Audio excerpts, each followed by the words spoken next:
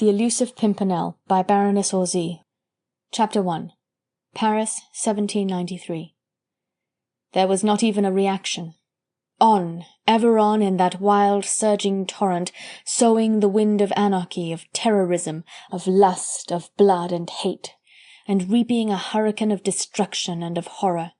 On, ever on, France, with Paris and all her children still, rushes blindly, madly on, defies the powerful coalition, Austria, England, Spain, Prussia, all joined together to stem the flow of carnage, defies the universe and defies God.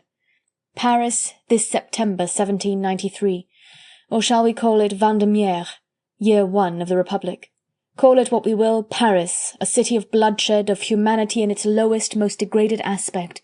France herself a gigantic, self-devouring monster, her fairest cities destroyed, Lyon razed to the ground, Toulon, Marseille, masses of blackened ruins, her bravest sons turned to lustful brutes or to abject cowards, seeking safety at the cost of any humiliation.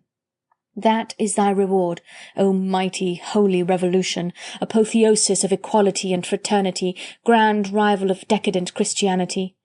5 weeks now since Marat, the bloodthirsty friend of the people, succumbed beneath the sheath-knife of a virgin patriot, a month since his murderess walked proudly, even enthusiastically, to the guillotine. There has been no reaction, only a great sigh, not of content or satisfied lust, but a sigh such as the man-eating tiger might heave after his first taste of long-coveted blood, a sigh for more. A king on the scaffold, a queen degraded and abased, awaiting death which lingers on the threshold of her infamous prison. 800 scions of ancient houses that have made the history of France, brave generals, Custine, Blanchelin, Houchard, Beauharnais, worthy patriots, noble-hearted women, misguided enthusiasts, all by the score and by the hundred up the few wooden steps which lead to the guillotine. An achievement of truth, and still that sigh for more. But for the moment, a few seconds only, Paris looked round her mighty self, and thought things over. The man-eating tiger, for the space of a sigh, licked his powerful jaws, and pondered. Something new, something wonderful. We have had a new constitution, a new justice, new laws, a new almanac. What next? Why, obviously. How comes it that great intellectual aesthetic Paris never thought of such a wonderful thing before? A new religion. Christianity is old and obsolete. Priests are aristocrats, wealthy oppressors of the people, the church but another form of wanton tyranny. Let us by all means have a new religion.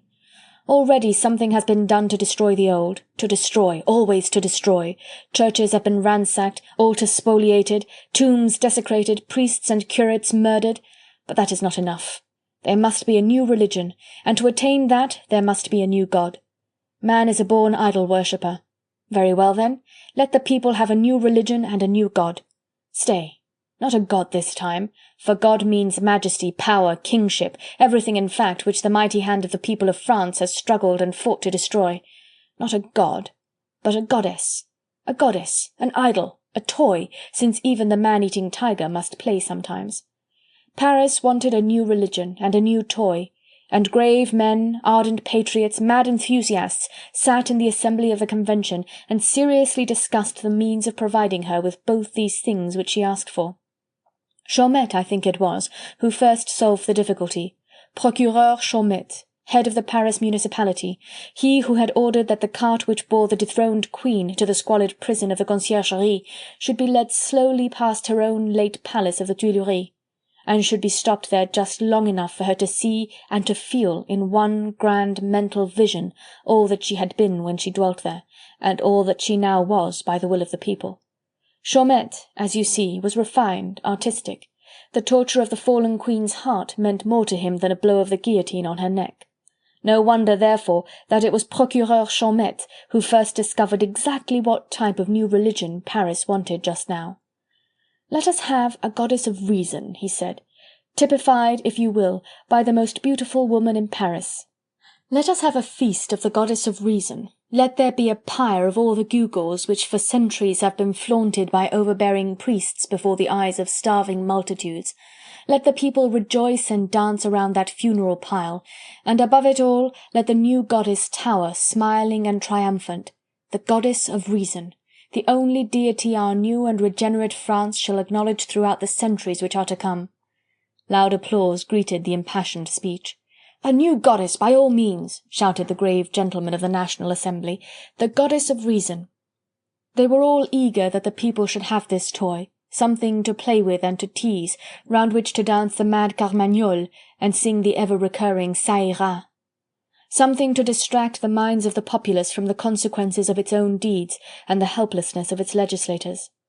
Procureur Chaumette enlarged upon his original idea.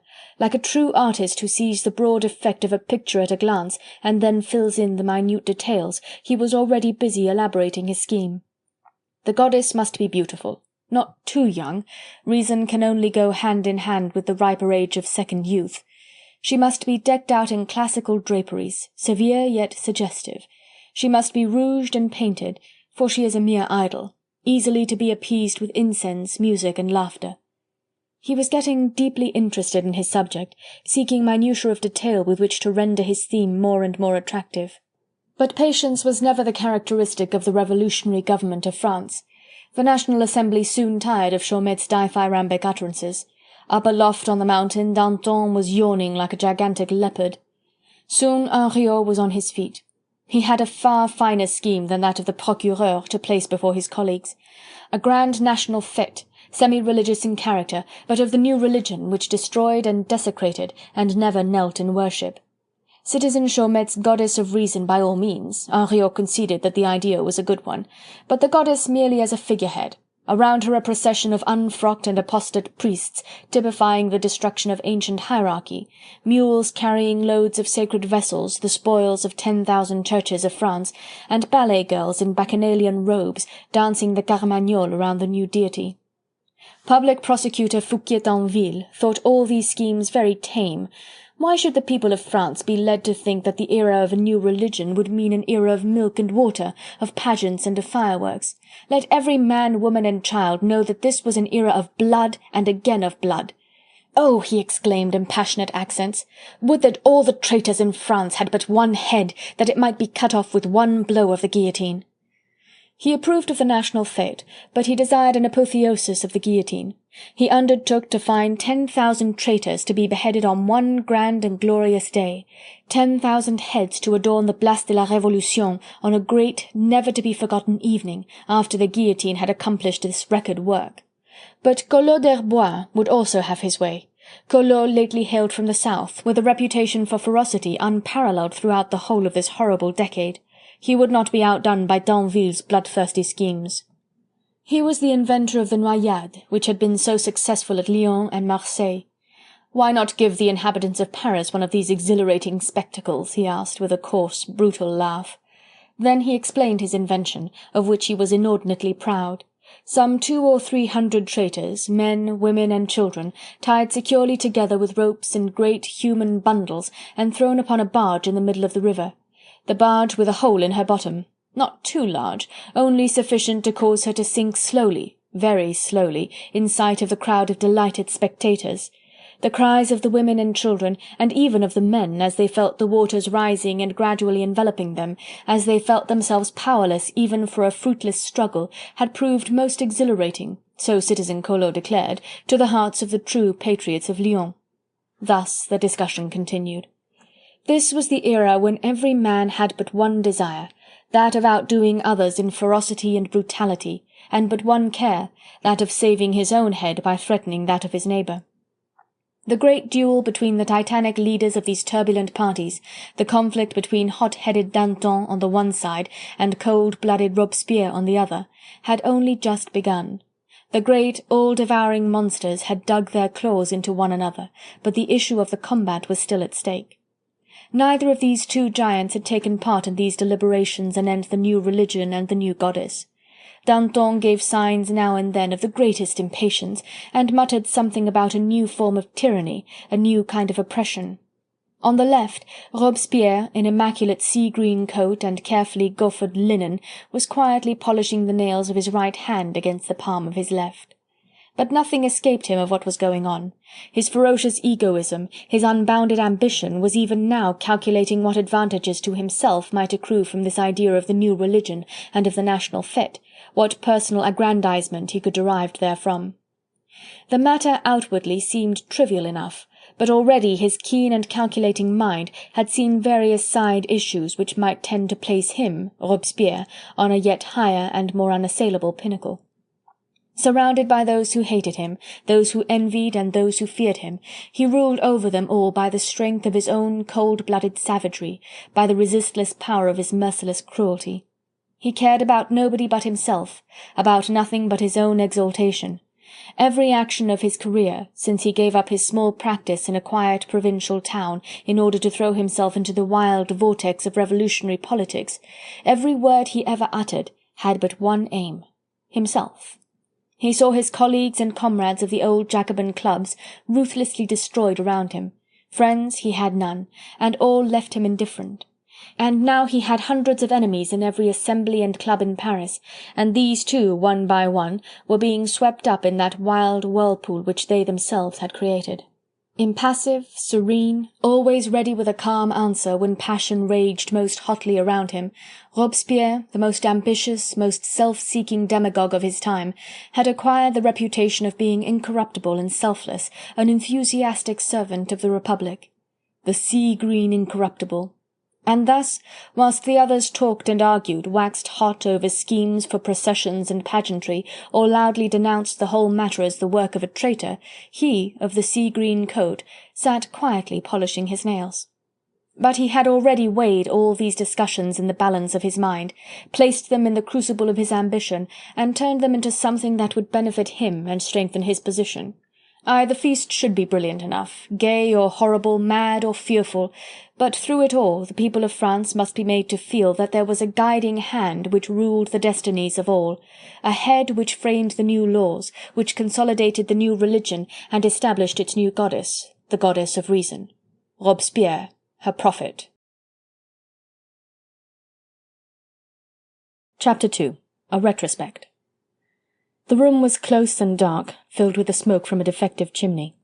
A tiny boudoir, once the dainty sanctum of imperious Marie Antoinette, a faint and ghostly odour, like unto the perfume of spectres, seemed still to cling to the stained walls and to the torn Gobelin tapestries.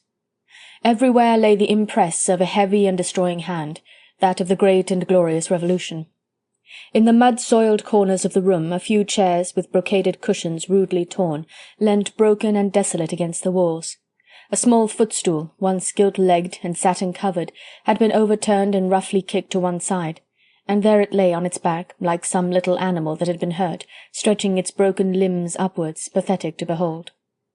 From the delicately wrought buhl table the silver inlay had been harshly stripped out of its bed of shell. Across the lunette, painted by Boucher and representing a chaste Diana surrounded by a bevy of nymphs, an uncouth hand had scribbled in charcoal the device of the Revolution: Liberté, Égalité, Fraternité ou la mort, whilst, as if to give a crowning point to the work of destruction, and to emphasize its motto, someone had decorated the portrait of Marie Antoinette with a scarlet cap, and had drawn a red and ominous line across her neck. And at the table 2 men were sitting in close and eager conclave. Between them a solitary tallow candle, unsnuffed and weirdly flickering, threw fantastic shadows upon the walls, and illumined with fitful and uncertain light the faces of the 2 men. How different were these in character! One high cheek-boned, with coarse, sensuous lips, and hair elaborately and carefully powdered; the other pale and thin-lipped, with the keen eyes of a ferret, and a high intellectual forehead, from which the sleek brown hair was smoothly brushed away. The first of these men was Robespierre, the ruthless and incorruptible demagogue. The other was citizen Chauvelin, ex-ambassador of the revolutionary government at the English court. The hour was late, and the noises from the great, seething city preparing for sleep came to this remote little apartment in the now deserted palace of the Tuileries merely as a faint and distant echo. It was 2 days after the Fructidor riots. Paul Déroulède and the woman Juliette Marny, both condemned to death, had been literally spirited away out of the cart which was conveying them from the Hall of Justice to the Luxembourg prison, and news had just been received by the Committee of Public Safety that at Lyons the Abbé du Mesnil and the ci-devant Chevalier d'Aigремont and the latter's wife and family, had effected a miraculous and wholly incomprehensible escape from the northern prison. But this was not all. When Arras fell into the hands of the revolutionary army, and a regular cordon was formed round the town, so that not a single royalist traitor might escape, some 60 women and children, 12 priests, the old aristocrats Chermeuil, Delville and Galipeau, and many others, managed to pass the barriers and were never recaptured. Raids were made on the suspected houses, in Paris chiefly where the escaped prisoners might have found refuge, or better still, where their helpers and rescuers might still be lurking. Fouquier-Tinville, public prosecutor, led and conducted these raids, assisted by that bloodthirsty vampire Merlin. They heard of a house in the Rue de l'Ancienne Comédie where an Englishman was said to have lodged for 2 days. They demanded admittance, and were taken to the rooms where the Englishman had stayed. These were bare and squalid, like hundreds of other rooms in the poorer quarters of Paris. The landlady, toothless and grimy, had not yet tidied up the one where the Englishman had slept. In fact, she did not know he had left for good. He had paid for his room a week in advance, and came and went as he liked, she explained to Citizen Tinville. She never bothered about him, as he never took a meal in the house, and he was only there 2 days. She did not know her lodger was English until the day he left. She thought he was a Frenchman from the south, as he certainly had a peculiar accent when he spoke. "It was the day of the riots," she continued. "He would go out, and I told him I did not think that the streets would be safe for a foreigner like him, for he always wore such very fine clothes, and I made sure that the starving men and women of Paris would strip them off his back when their tempers were roused. But he only laughed. He gave me a bit of paper and told me that if he did not return, I might conclude that he had been killed, and if the Committee of Public Safety asked me questions about him, I was just to show the bit of paper, and there would be no further trouble." She had talked volubly, more than a little terrified at Merlin's scowls, and the attitude of Citizen Tinville, who was known to be very severe if anyone committed any blunders. But the citizeness, her name was Brogard, and her husband's brother kept an inn in the neighbourhood of Calais. The citizeness Brogard had a clear conscience. She held a licence from the Committee of Public Safety for letting apartments, and she had always given due notice to the committee of the arrival and departure of her lodgers. The only thing was that if any lodger paid her more than ordinarily well for the accommodation, and he so desired it, she would send in the notice conveniently late, and conveniently vaguely worded as to the description, status and nationality of her more liberal patrons. This had occurred in the case of her recent English visitor, but she did not explain it quite like that to Citizen Fouquier-Tinville or to Citizen Merlin.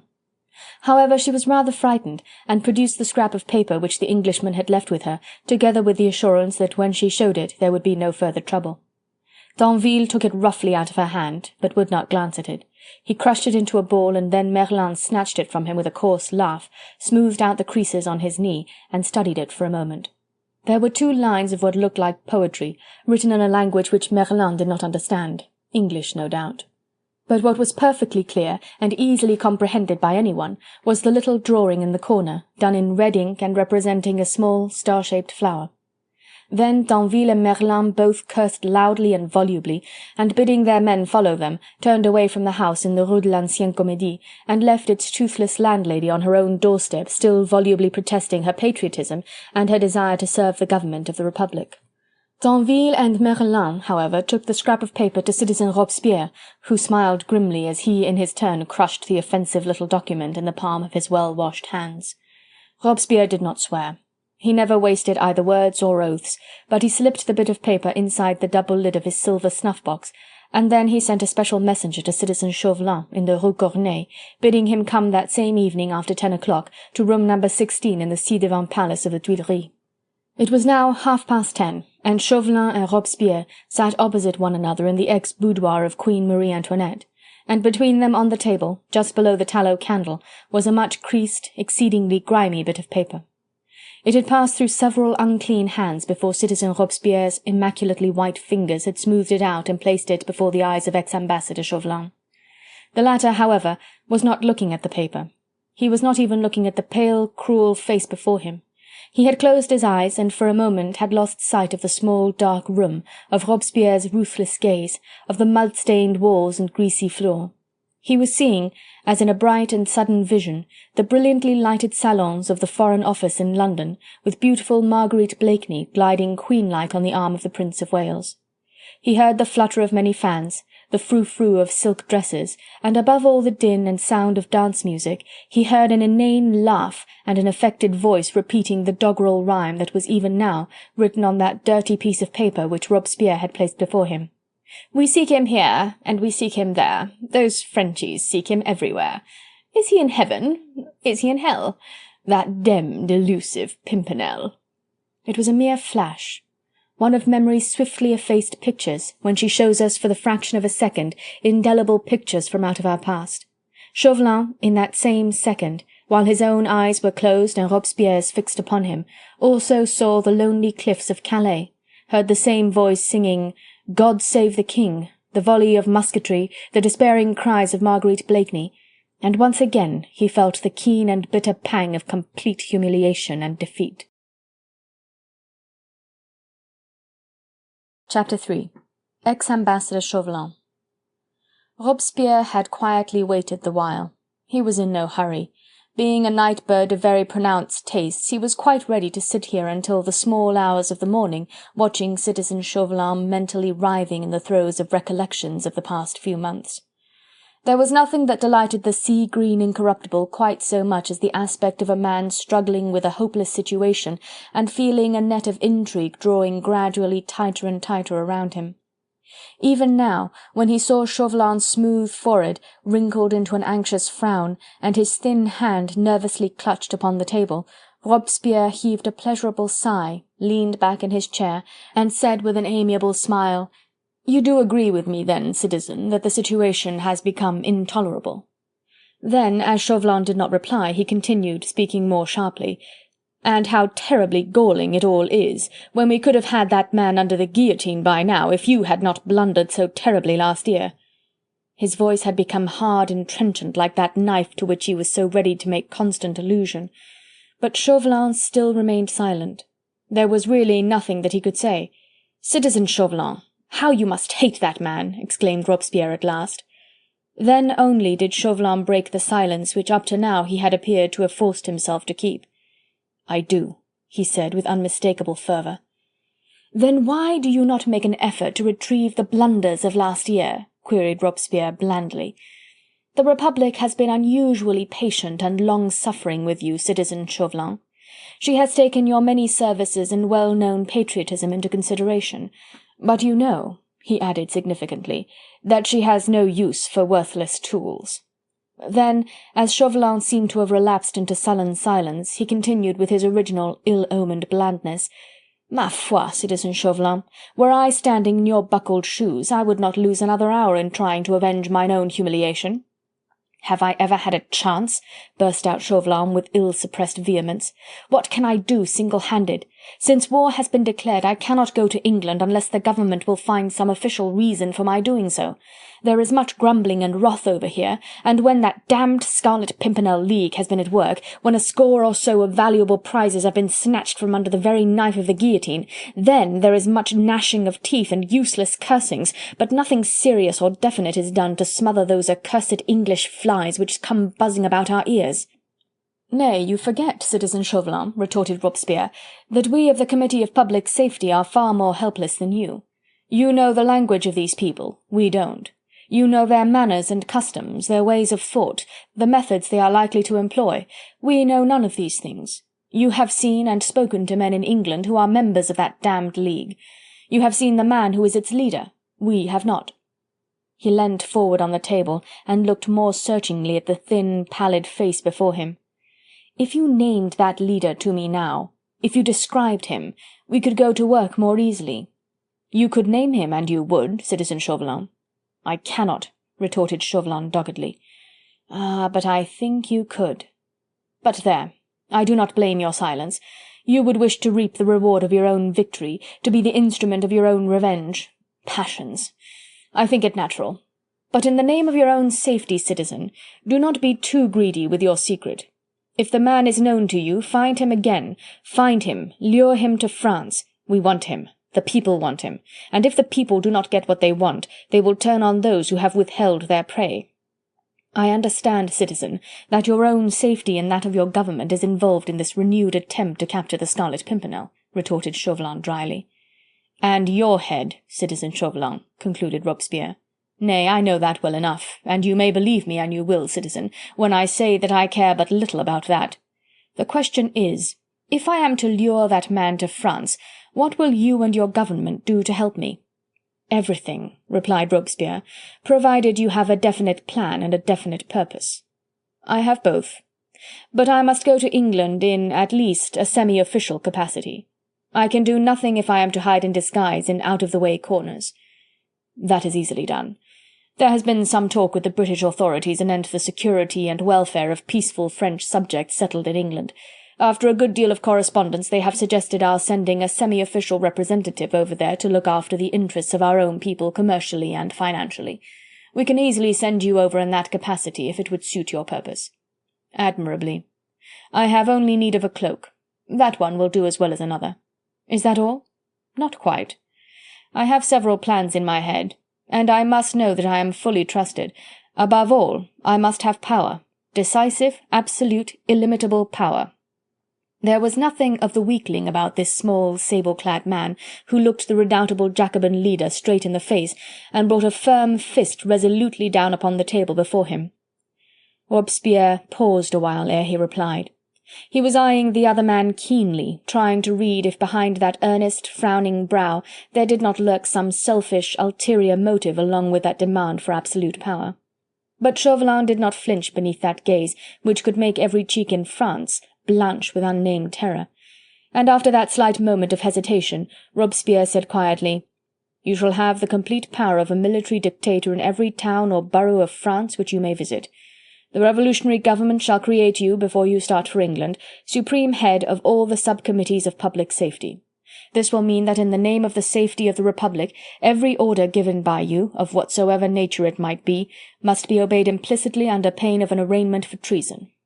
Chauvelin sighed a quick, sharp sigh of intense satisfaction, which he did not even attempt to disguise before Robespierre. "I shall want agents," he said, "or shall we say, spies. And, of course, money. You shall have both.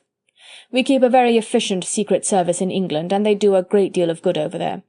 There is much dissatisfaction in their Midland counties. You remember the Birmingham riots? They were chiefly the work of our own spies. Then you know Candeille, the actress? She had found her way among some of those circles in London who have what they call liberal tendencies. I believe they are called Whigs. Funny name, isn't it? It means perruque, I think. Candeille has given charity performances in aid of our Paris poor in one or two of these Whig clubs, and incidentally, she has been very useful to us. A woman is always useful in such cases. I shall seek out the citizeness Candeille.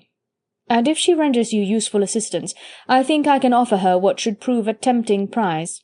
Women are so vain," he added, contemplating with rapt attention the enamel-like polish on his fingernails. "There is a vacancy in the Maison Molière, or, what might prove more attractive still, in connection with the proposed national fete and the new religion for the people, we have not yet chosen a goddess of reason. That should appeal to any feminine mind. The impersonation of a goddess, with processions, pageants, and the rest. Great importance and prominence given to one personality. What say you, citizen? If you really have need of a woman for the furtherance of your plans, you have that at your disposal which may enhance her zeal." "I thank you, citizen," rejoined Chauvelin calmly. "I always entertained a hope that some day the revolutionary government would call again on my services. I admit that I failed last year. The Englishman is resourceful. He has wits, and he is very rich. He would not have succeeded, I think, but for his money, and corruption and bribery are rife in Paris and on our coasts. He slipped through my fingers at the very moment when I thought that I held him most securely. I do admit all that, but I am prepared to redeem my failure of last year, and there is nothing more to discuss. I am ready to start." He looked round for his cloak and hat, and quietly readjusted the set of his necktie, but Robespierre detained him a while longer. That born mountebank, born torturer of the souls of men, had not gloated sufficiently yet on the agony of mind of this fellow man. Chauvelin had always been trusted and respected. His services in connection with the foreign affairs of the revolutionary government had been invaluable, both before and since the beginning of the European war. At one time he formed part of that merciless decemvirate which, with Robespierre at its head, meant to govern France by laws of bloodshed and of unparalleled ferocity. But the sea-green incorruptible had since tired of him, then had endeavoured to push him on one side, for Chauvelin was keen and clever, and, moreover, he possessed all those qualities of selfless patriotism which were so conspicuously lacking in Robespierre. His failure in bringing that interfering Scarlet Pimpernel to justice and the guillotine had completed Chauvelin's downfall. Though not otherwise molested, he had been left to moulder in obscurity during this past year. He would soon enough have been completely forgotten. Now he was not only to be given one more chance to regain public favour, but he had demanded powers which, in consideration of the aim in view, Robespierre himself could not refuse to grant him. But the incorruptible, ever envious and jealous, would not allow him to exult too soon. With characteristic blandness he seemed to be entering into all Chauvelin's schemes, to be helping in every way he could, for there was something at the back of his mind which he meant to say to the ex-ambassador before the latter took his leave, something which would show him that he was but on trial once again, and which would demonstrate to him with perfect clearness that over him there hovered the all-powerful hand of a master. "You have but to name the sum you want, citizen Chauvelin," said the incorruptible with an encouraging smile. "The government will not stint you, and you shall not fail for lack of authority or for lack of funds." "It is pleasant to hear that the government has such uncounted wealth," remarked Chauvelin with dry sarcasm. "Oh, the last few weeks have been very profitable," retorted Robespierre. "We have confiscated money and jewels from emigrant royalists to the tune of several million francs. You remember the traitor Juliette Marny, who escaped to England lately? Well, her mother's jewels and quite a good deal of gold were discovered by one of our most able spies to be under the care of a certain Abbé Fouquet, a calotin from Boulogne, devoted to the family, so it seems." "Yes?" queried Chauvelin indifferently. "Our men seized the jewels and gold, that is all. We don't know yet what we mean to do with the priest. The fisher-folk of Boulogne like him, and we can lay our hands on him at any time, if we want his old head for the guillotine. But the jewels were worth having. There's a historic necklace worth 500,000 at least." "Could I have it?" asked Chauvelin. Robespierre laughed and shrugged his shoulders. "You said it belonged to the Marny family," continued the ex-ambassador. "Juliette Marny is in England. I might meet her. I cannot tell what may happen, but I feel that the historic necklace might prove useful." "Just as you please," he added with renewed indifference. "It was a thought that flashed through my mind when you spoke, nothing more." "And to show you how thoroughly the government trusts you, citizen Chauvelin," replied Robespierre with perfect urbanity, "I will myself direct that the Marny necklace be placed unreservedly in your hands, and a sum of 50,000 francs for your expenses in England. You see," he added blandly, "we give you no excuse for a second failure." "I need none," retorted Chauvelin dryly, as he finally rose from his seat, with the sigh of satisfaction that this interview was ended at last. But Robespierre too had risen, and pushing his chair aside he took a step or two towards Chauvelin. He was a much taller man than the ex-ambassador. Spare and gaunt, he had a very upright bearing, and in the uncertain light of the candle he seemed to tower strangely and weirdly above the other man. The pale hue of his coat, his light-coloured hair, the whiteness of his linen, all helped to give his appearance at that moment a curious spectral effect. Chauvelin somehow felt an unpleasant shiver running down his spine as Robespierre, perfectly urbane and gentle in his manner, placed a long, bony hand upon his shoulder. "Citizen Chauvelin," said the incorruptible with some degree of dignified solemnity, "meseems that we very quickly understood one another this evening. Your own conscience, no doubt, gave you a premonition of what the purport of my summons to you would be. You say that you always hoped the revolutionary government would give you one great chance to redeem your failure of last year. I, for one, always intended that you should have that chance, for I saw, perhaps, just a little deeper into your heart than my colleagues. I saw not only enthusiasm for the cause of the people of France, not only abhorrence for the enemy of your country, I saw a purely personal and deadly hate of an individual man, the unknown and mysterious Englishman who proved too clever for you last year. And because I believe that hatred will prove sharper and more far-seeing than selfless patriotism, therefore I urged the Committee of Public Safety to allow you to work out your own revenge, and thereby to serve your country more effectually than any other, perhaps more pure-minded patriot would do. You go to England well provided with all that is necessary for the success of your plans, for the accomplishment of your own personal vengeance. The revolutionary government will help you with money, passports, safe conducts. It places its spies and agents at your disposal. It gives you practically unlimited power wherever you may go. It will not inquire into your motives, nor yet your means, so long as these lead to success.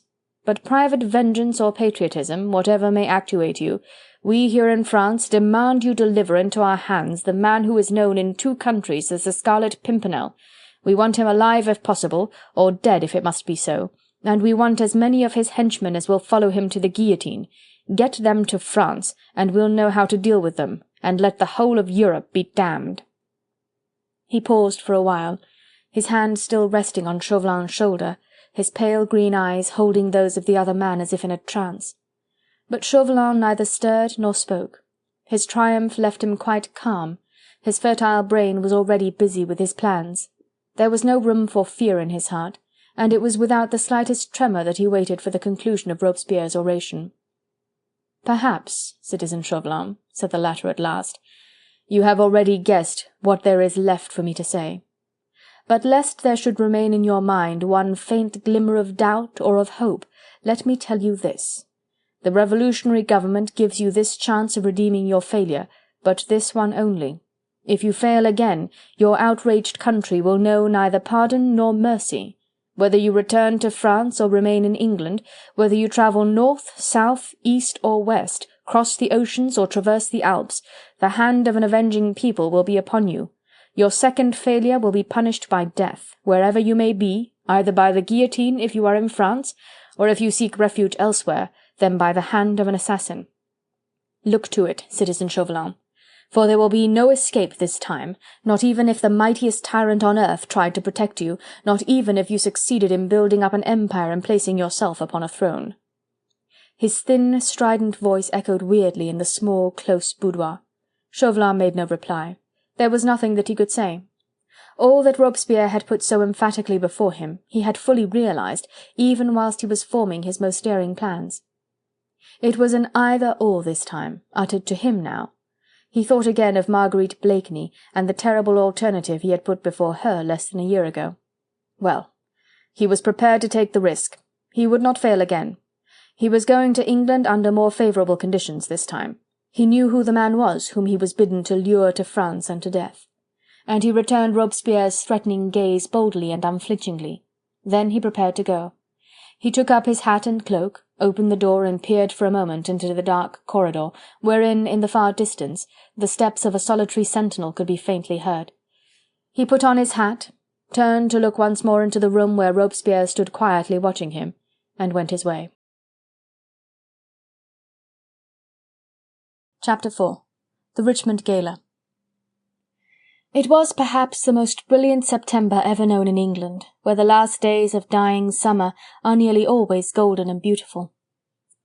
Strange that in this country, where that same season is so peculiarly radiant with a glory all its own, there should be no special expression in the language with which to accurately name it.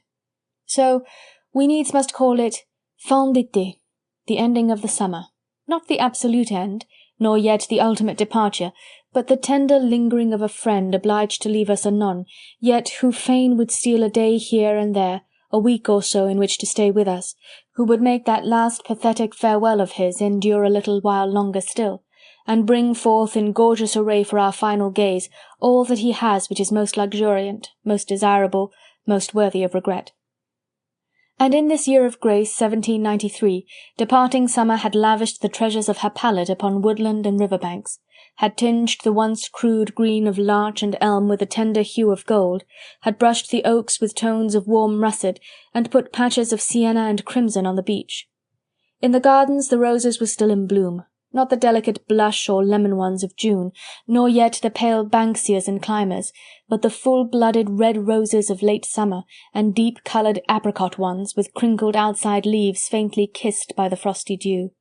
In sheltered spots the purple clematis still lingered, whilst the dahlias, brilliant of hue, seemed overbearing in their gorgeous insolence, flaunting their crudely coloured petals against sober backgrounds of mellow leaves, or the dull mossy tones of ancient encircling walls. The gala had always been held about the end of September. The weather on the riverside was most dependable then, and there was always sufficient sunshine as an excuse for bringing out Madame's last new muslin gown, or her pale-coloured quilted petticoat. Then the ground was dry and hard, good alike for walking and for setting up tents and booths, and of these there was of a truth a most goodly array this year. Mountebanks and jugglers from every corner of the world, so it seemed, for there was a man with a face as black as my lord's tricorn, and another with such flat yellow cheeks as made one think of batter pudding and spring aconite, of eggs and other very yellow things. There was a tent wherein dogs, all sorts of dogs, big, little, black, white, or tan, did things which no Christian with respect for his own backbone would have dared to perform, and another where a weird-faced old man made beanstalks and walking-sticks, coins of the realm and lace kerchiefs vanish into thin air. And as it was nice and hot, one could sit out upon the green and listen to the strains of the band, which discoursed sweet music, and watch the young people tread a measure on the sward. The quality had not yet arrived, for humbler folk had partaken of very early dinner so as to get plenty of fun and long hours of delight for the sixpenny toll demanded at the gates. There was so much to see and so much to do, games of bowls on the green, and a beautiful Aunt Sally, there was a skittle alley and 2 merry-go-rounds, there were performing monkeys and dancing bears, a woman so fat that 3 men with arms outstretched could not get round her, and a man so thin that he could put a lady's bracelet round his neck and her garter round his waist. There were some funny little dwarfs with pinched faces and a knowing manner, and a giant come all the way from Russia, so 'twas said. The mechanical toys too were a great attraction. You dropped a penny into a little slit in a box, and a doll would begin to dance and play the fiddle. And there was the magic mill, where for another modest copper a row of tiny figures, wrinkled and old and dressed in the shabbiest of rags, marched in weary procession up a flight of steps into the mill, only to emerge again the next moment at a further door of this wonderful building, looking young and gay, dressed in gorgeous finery and tripping a dance measure as they descended some steps and were finally lost to view.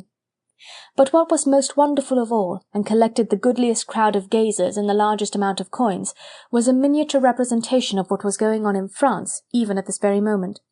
And you could not help but be convinced of the truth of it all, so cleverly was it done. There was a background of houses and a very red-looking sky. Too red, some people said, but were immediately quashed by the dictum of the wise, that the sky represented a sunset, as anyone who looked could see. Then there were a number of little figures no taller than your hand, but with little wooden faces and arms and legs, just beautifully made little dolls, and these were dressed in kirtles and breeches, all rags mostly, and little coats and wooden shoes. They were massed together in groups with their arms all turned upwards. And in the centre of this little stage, on an elevated platform, there were miniature wooden posts close together, and with a long flat board at right angles at the foot of the posts, and all painted a bright red. At the further end of the boards was a miniature basket, and between the 2 posts at the top was a miniature knife which ran up and down in a groove, and was drawn by a miniature pulley. Folk who knew said that this was a model of a guillotine. And lo and behold, when you dropped a penny into a slot just below the wooden stage, the crowd of little figures started waving their arms up and down, and another little doll would ascend the elevated platform and lie down on the red board at the foot of the wooden posts. Then a figure dressed in brilliant scarlet put out an arm, presumably to touch the pulley, and the tiny knife would rattle down onto the poor little reclining doll's neck, and its head would roll off into the basket beyond. Then there was a loud whir of wheels, a buzz of internal mechanism, and all the little figures would stop dead with arms outstretched, whilst the beheaded doll rolled off the board and was lost to view, no doubt preparatory to going through the same gruesome pantomime again. It was very thrilling and very terrible.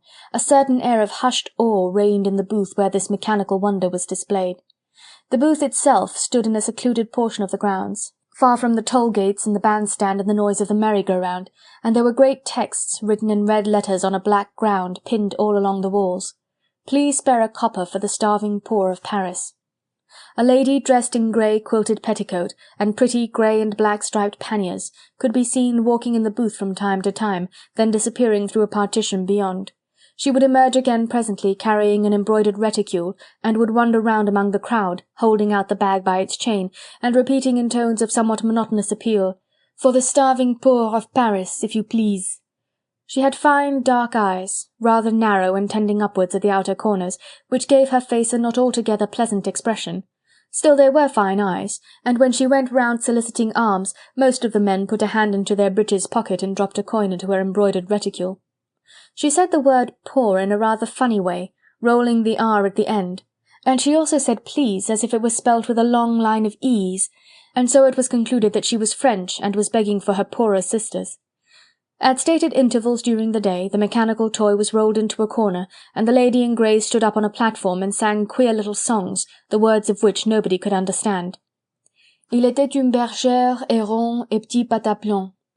But it all left an impression of sadness and of suppressed awe upon the minds and susceptibilities of the worthy Richmond yokels come with their wives or sweethearts to enjoy the fun of the fair, and gladly did everyone emerge out of that melancholy booth into the sunshine, the brightness, and the noise. "Lud, but she do give me the creeps," said Mistress Polly, the pretty barmaid from the Bell Inn down by the river, "and I must say I don't see why we English folk should send our hard-earned pennies to those murdering ruffians over the water.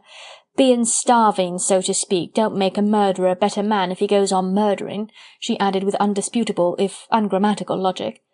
"Come, let's look at something more cheerful now." And without waiting for anyone else's assent, she turned towards the more lively portion of the grounds, closely followed by a ruddy-faced, somewhat sheepish-looking youth, who very obviously was her attendant swain. It was getting on for 3 o'clock now, and the quality were beginning to arrive. Lord Anthony Dewhurst was already there, chucking every pretty girl under the chin, to the annoyance of her beau. Ladies were arriving all the time, and the humbler feminine hearts were constantly set a-flutter at sight of rich brocaded gowns, and the new Charlottes, all crinkled velvet and soft marabou, which were so becoming to the pretty faces beneath.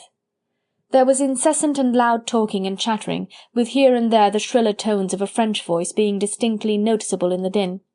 There were a good many French ladies and gentlemen present, easily recognizable even in the distance, for their clothes were of more sober hue and of lesser richness than those of their English compeers. But they were great lords and ladies nevertheless, dukes and duchesses and countesses, come to England for fear of being murdered by those devils in their own country. Richmond was full of them just now, as they were made right welcome both at the palace and at the magnificent home of Sir Percy and Lady Blakeney.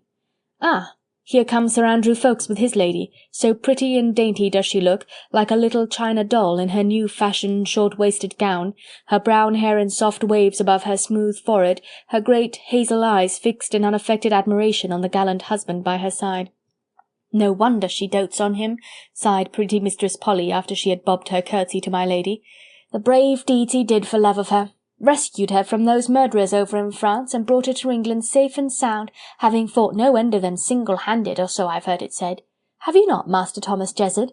And she looked defiantly at her meek-looking cavalier. "Bah!" replied Master Thomas with quite unusual vehemence in response to the disparaging look in her brown eyes. "'Tis not he who did it all, as well you know, Mistress Polly. Sir Andrew Ffoulkes is a gallant gentleman, you may take your Bible oath on that, but he that fights the murdering frog-eaters single-handed is he whom they call the Scarlet Pimpernel, the bravest gentleman in all the world." Then, as at mention of the national hero, he thought that he detected in Mistress Polly's eyes an enthusiasm which he could not very well ascribe to his own individuality, he added with some pique, "But they do say that this same Scarlet Pimpernel is mightily ill-favoured, and that's why no one ever sees him. They say he is fit to scare the crows away, and that no Frenchy can look twice at his face, for it's so ugly, and so they let him get out of the country rather than look at him again."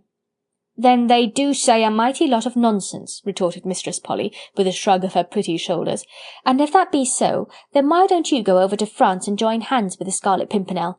I'll warrant no Frenchman'll want to look twice at your face."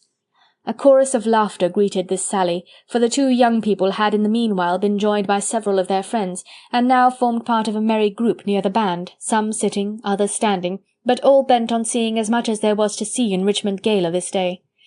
There was Johnny Cullen, the grocer's apprentice from Twickenham, and Ursula Queckett, the baker's daughter, and several young-uns from the neighbourhood, as well as some older folk. And all of them enjoyed a joke when they heard one, and thought Mistress Polly's retort mightily smart. But then Mistress Polly was possessed of £200 all her own, left to her by her grandmother, and on the strength of this extensive fortune had acquired a reputation for beauty and wit not easily accorded to a wench that had been penniless. But Mistress Polly was also very kind-hearted. She loved to tease Master Jezzard, who was an indefatigable hanger-on at her pretty skirts, and whose easy conquest had rendered her somewhat contemptuous, but at the look of perplexed annoyance and bewildered distress on the lad's face, her better nature soon got the upper hand. She realized that her remark had been unwarrantably spiteful, and wishing to make atonement, she said with a touch of coquetry which quickly spread balm over the honest yokel's injured vanity, "La, Master Jezzard, you do seem to make a body say some queer things. But there, You must own 'tis mighty funny about that Scarlet Pimpernel," she added, appealing to the company in general, just as if Master Jezzard had been disputing the fact. "Why won't he let anyone see who he is? And those who know him won't tell. Now I have it for a fact from my lady's own maid Lucy that the young lady as is stopping at Lady Blakeney's house has actually spoken to the man. She came over from France come a fortnight tomorrow, she and the gentleman they call Monsieur Deroulede. They both saw the Scarlet Pimpernel and spoke to him. He brought them over from France. Then why won't they say?" "Say what?" commented Johnny Cullen, the apprentice. "Who this mysterious Scarlet Pimpernel is." "Perhaps he isn't," said old Clutterbuck, who was clerk of the vestry at the church of St. John's the Evangelist. "Yes," he added sententiously, for he was fond of his own sayings, and usually liked to repeat them before he had quite done with them.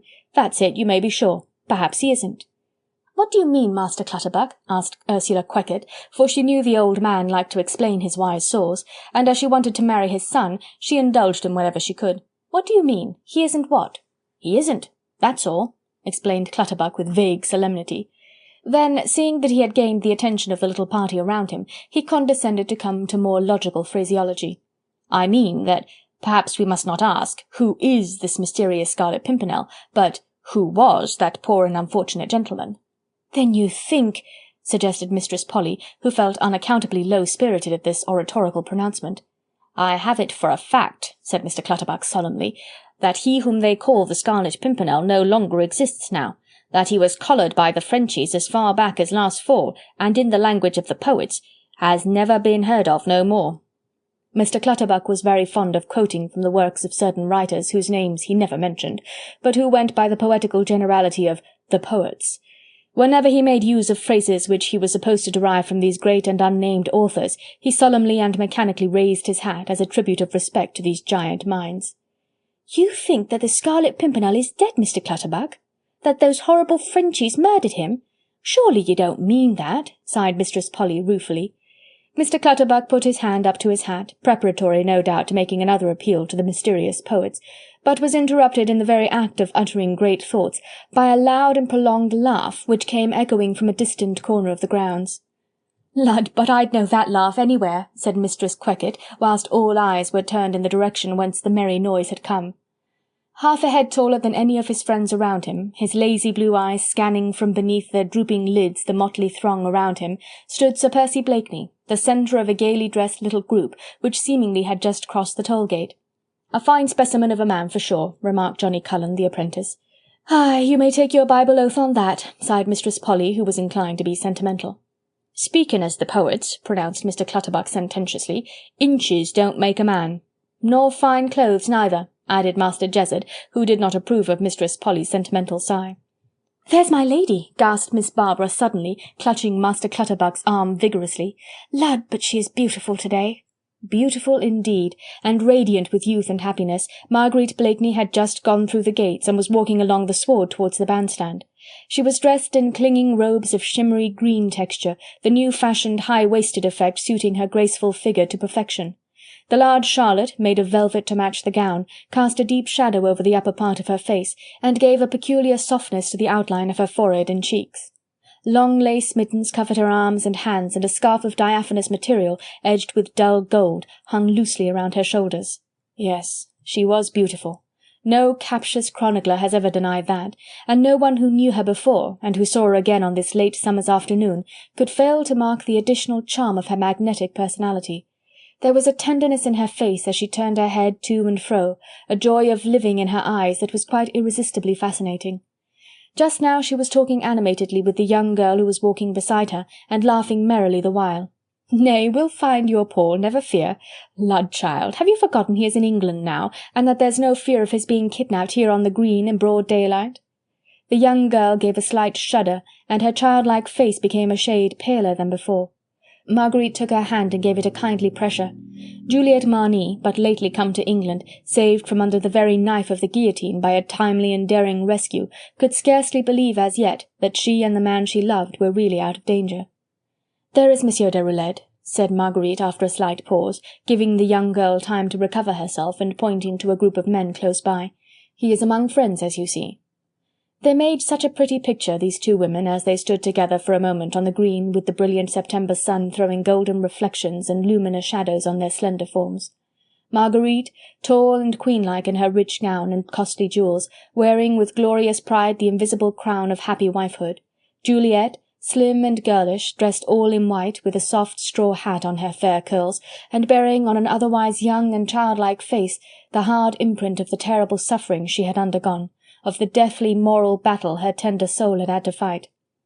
Soon a group of friends joined them, Paul Déroulède among these, also Sir Andrew and Lady Ffoulkes, and strolling slowly towards them, his hands buried in the pockets of his fine cloth breeches, his broad shoulders set to advantage in a coat of immaculate cut, priceless lace ruffles at neck and wrist, came the inimitable Sir Percy. Chapter 5. Sir Percy and his Lady.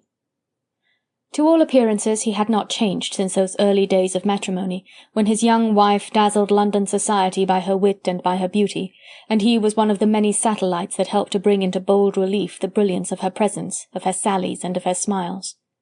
His friends alone, mayhap, and of these only an intimate few, had understood that beneath that self-same lazy manner, those shy and awkward ways, that half inane, half cynical laugh, there now lurked an undercurrent of tender and passionate happiness.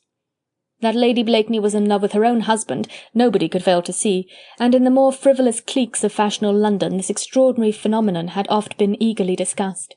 A monstrous thing of a truth for a woman of fashion to adore her own husband, was the universal pronouncement of the gaily decked little world that centred around Carlton House and Ranelagh. Not that Sir Percy Blakeney was unpopular with the fair sex, far be it from the voracious chronicler's mind even to suggest such a thing. The ladies would have voted any gathering dull if Sir Percy's witty sallies did not bring from end to end of the dancing-hall, if his new satin coat and broidered waistcoat did not call for comment or admiration. But that was the frivolous set, to which Lady Blakeney had never belonged. It was well known that she had always viewed her good-natured husband as the most willing and most natural butt for her caustic wit. She still was fond of aiming a shaft or two at him, and he was still equally ready to let the shaft glance harmlessly against the flawless shield of his own imperturbable good humour. But now, contrary to all precedent, to all usages and customs of London society, Marguerite seldom was seen at routs or at the opera without her husband. She accompanied him to all the races, and even one night, oh horror, had danced the gavotte with him. Society shuddered and wondered, tried to put Lady Blakeney's sudden infatuation down to foreign eccentricity, and finally consoled itself with the thought that, after all, this nonsense could not last, and that she was too clever a woman and he too perfect a gentleman to keep up this abnormal state of things for any length of time. In the meanwhile, the ladies averred that this matrimonial love was a very one-sided affair. No one could assert that Sir Percy was anything but politely indifferent to his wife's obvious attentions. His lazy eyes never once lighted up when she entered a ballroom, and there were those who knew for a fact that her ladyship spent many lonely days in her beautiful home at Richmond, whilst her lord and master absented himself with persistent if unchivalrous regularity. His presence at the gala had been a surprise to everyone, for all thought him still away, fishing in Scotland or shooting in Yorkshire, anywhere save close to the apron-strings of his doting wife. He himself seemed conscious of the fact that he had not been expected at this end-of-summer fete, for as he strolled forward to meet his wife and Juliet Marny, and acknowledged with a bow here and a nod there the many greetings from subordinates and friends, there was quite an apologetic air about his good-looking face, and an obvious shyness in his smile. But Marguerite gave a happy little laugh as she saw him coming towards her. "Oh, Sir Percy," she said gaily, "and pray have you seen the show? I vow 'tis the maddest, merriest throng I've seen for many a day. Nay, but for the sighs and shudders of my poor little Juliet, I should be enjoying one of the liveliest days of my life." She patted Juliet's arm affectionately. "Do not shame me before Sir Percy," murmured the young girl, casting shy glances at the elegant cavalier before her, vainly trying to find in the indolent, foppish personality of this society butterfly some trace of the daring man of action, the bold adventurer who had snatched her and her lover from out the very tumbril that bore them both to death. "I know I ought to be gay," she continued with an attempt at a smile. "I ought to forget everything, save what I owe to—" Sir Percy's laugh broke in on her half-finished sentence. "Lud! And to think of all that I ought not to forget," he said loudly. "Tony here has been clamouring for iced punch this last half-hour, and I promised to find a booth wherein the noble liquid is properly dispensed. Within half an hour from now his Royal Highness will be here. I assure you, Mademoiselle Juliette, that from that time onwards I have to endure the qualms of the damned, for the heir to Great Britain's throne always contrives to be thirsty when I am satiated, which is Tantalus's torture magnified 1,000-fold, or to be satiated when my parched palate most requires solace. In either case I am a most pitiable man." "In either case you contrive to talk a deal of nonsense, Sir Percy," said Marguerite gaily. "What else would your ladyship have me do this lazy hot afternoon?" "Come and view the booths with me," she said. "I am dying for a sight of the fat woman and the lean man, the pig-faced child, the dwarfs and the giants. There, Monsieur de Roulede," she added, turning to the young Frenchman who was standing close beside her, "take Mademoiselle Juliette to hear the clavecin players. I vow she is tired of my company." The gaily dressed group was breaking up. Juliette and Paul Déroulède were only too ready to stroll off arm in arm together, and Sir Andrew Ffoulkes was ever in attendance on his young wife. For one moment Marguerite caught her husband's eye. No one was within earshot. "Percy," she said. "Yes, my dear." "When did you return?" "Early this morning." "You crossed over from Calais?" "From Boulogne." "Why did you not let me know sooner?" "I could not, dear. I arrived at my lodgings in town looking a disgusting object. I could not appear before you until I had washed some of the French mud from off my person. Then His Royal Highness demanded my presence. He wanted news of the Duchesse de Verneuil, whom I had the honour of escorting over from France. By the time I had told him all that he wished to hear, there was no chance of finding you at home, and I thought I should see you here." Marguerite said nothing for a moment, but her foot impatiently tapped the ground, and her fingers were fidgeting with the gold fringe of her scarf. The look of joy, of exquisite happiness, seemed to have suddenly vanished from her face. There was a deep furrow between her brows. She sighed a short, sharp sigh, and cast a rapid upward glance at her husband. He was looking down at her, smiling good-naturedly, a trifle sarcastically perhaps, and the frown on her face deepened. "Percy," she said abruptly. "Yes, my dear." "These anxieties are terrible to bear. You have been twice over to France within the last month, dealing with your life as lightly as if it did not now belong to me. When will you give up these mad adventures, and leave others to fight their own battles and to save their own lives as best they may?" She had spoken with increased vehemence, although her voice was scarce raised above a whisper. Even in her sudden, passionate anger, she was on her guard not to betray his secret. He did not reply immediately, but seemed to be studying the beautiful face on which heartbroken anxiety was now distinctly imprinted.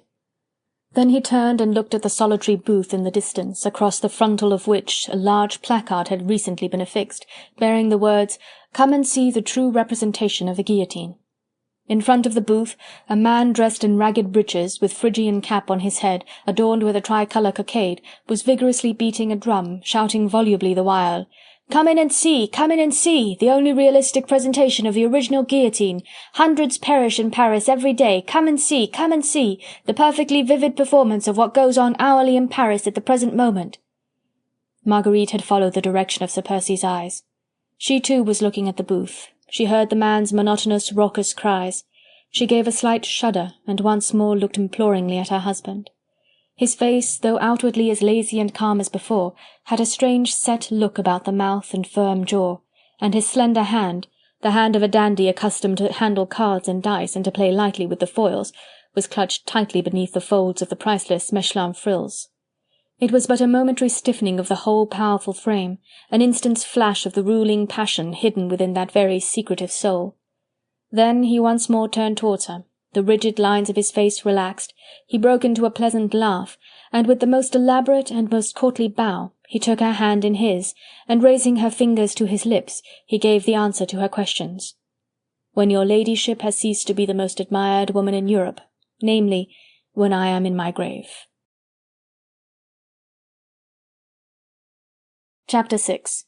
For the Poor of Paris.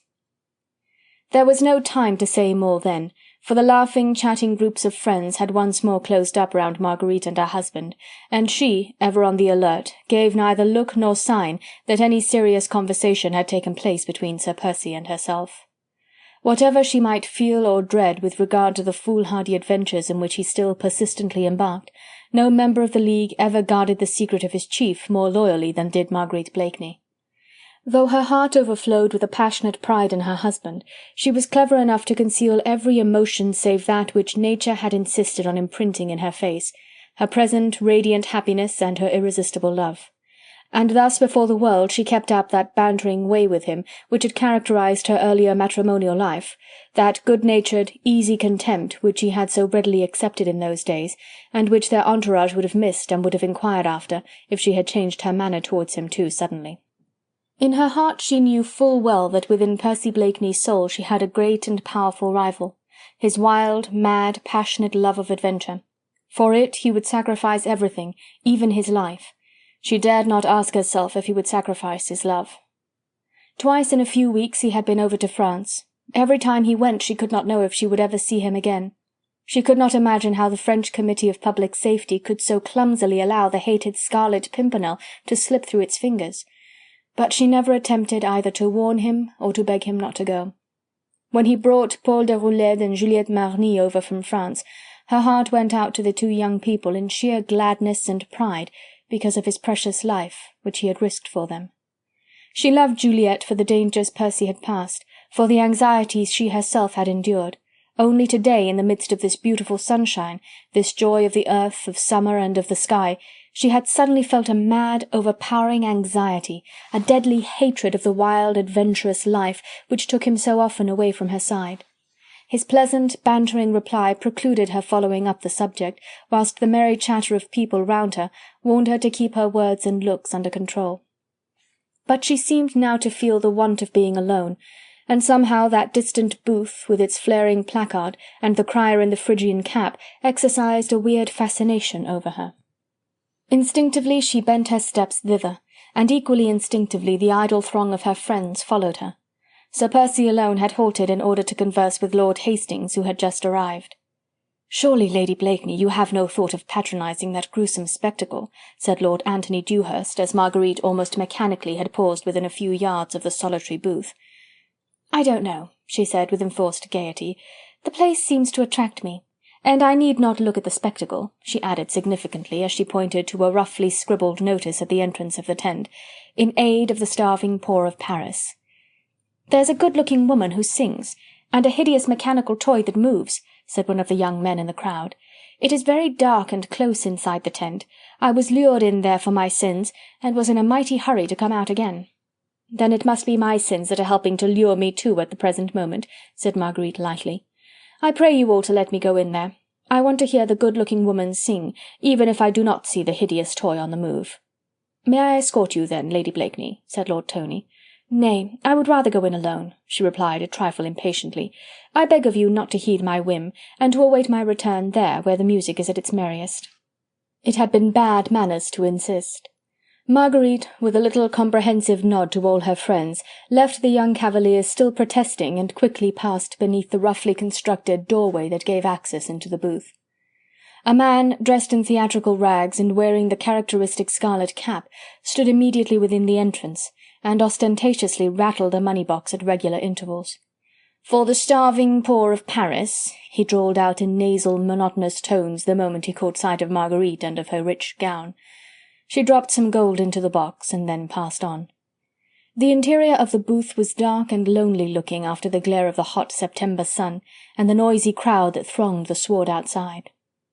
Evidently a performance had just taken place on the elevated platform beyond, for a few yokels seemed to be lingering in a desultory manner, as if preparatory to going out.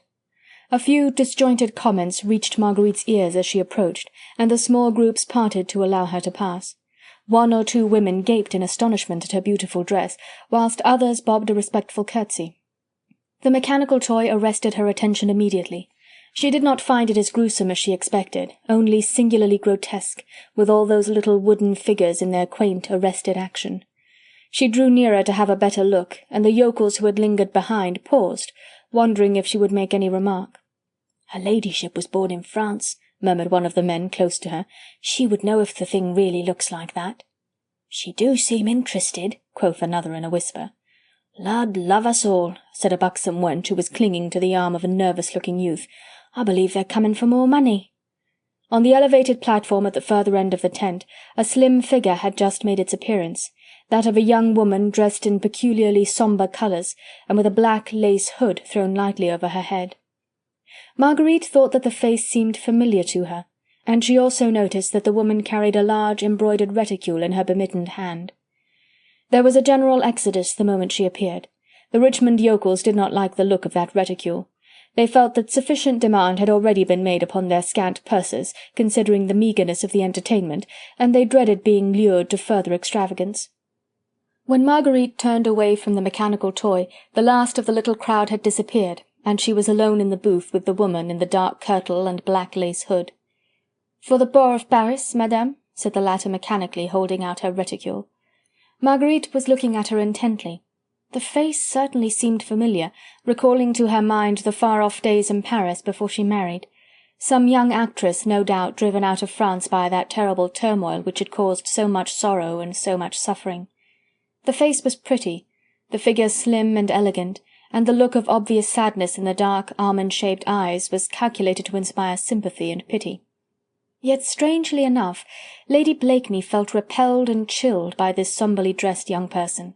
An instinct which she could not have explained, and which she felt had no justification, warned her that somehow or other the sadness was not quite genuine, the appeal for the poor not quite heartfelt. Nevertheless, she took out her purse, and dropping some few sovereigns into the capacious reticule, she said very kindly, "I hope that you are satisfied with your day's work, madame. I fear me our British country folk hold the strings of their purses somewhat tightly these times." The woman sighed and shrugged her shoulders. "Oh, madame," she said with a tone of great dejection, "one does what one can for one's starving countrymen, but it is very hard to elicit sympathy over here for them, poor dears."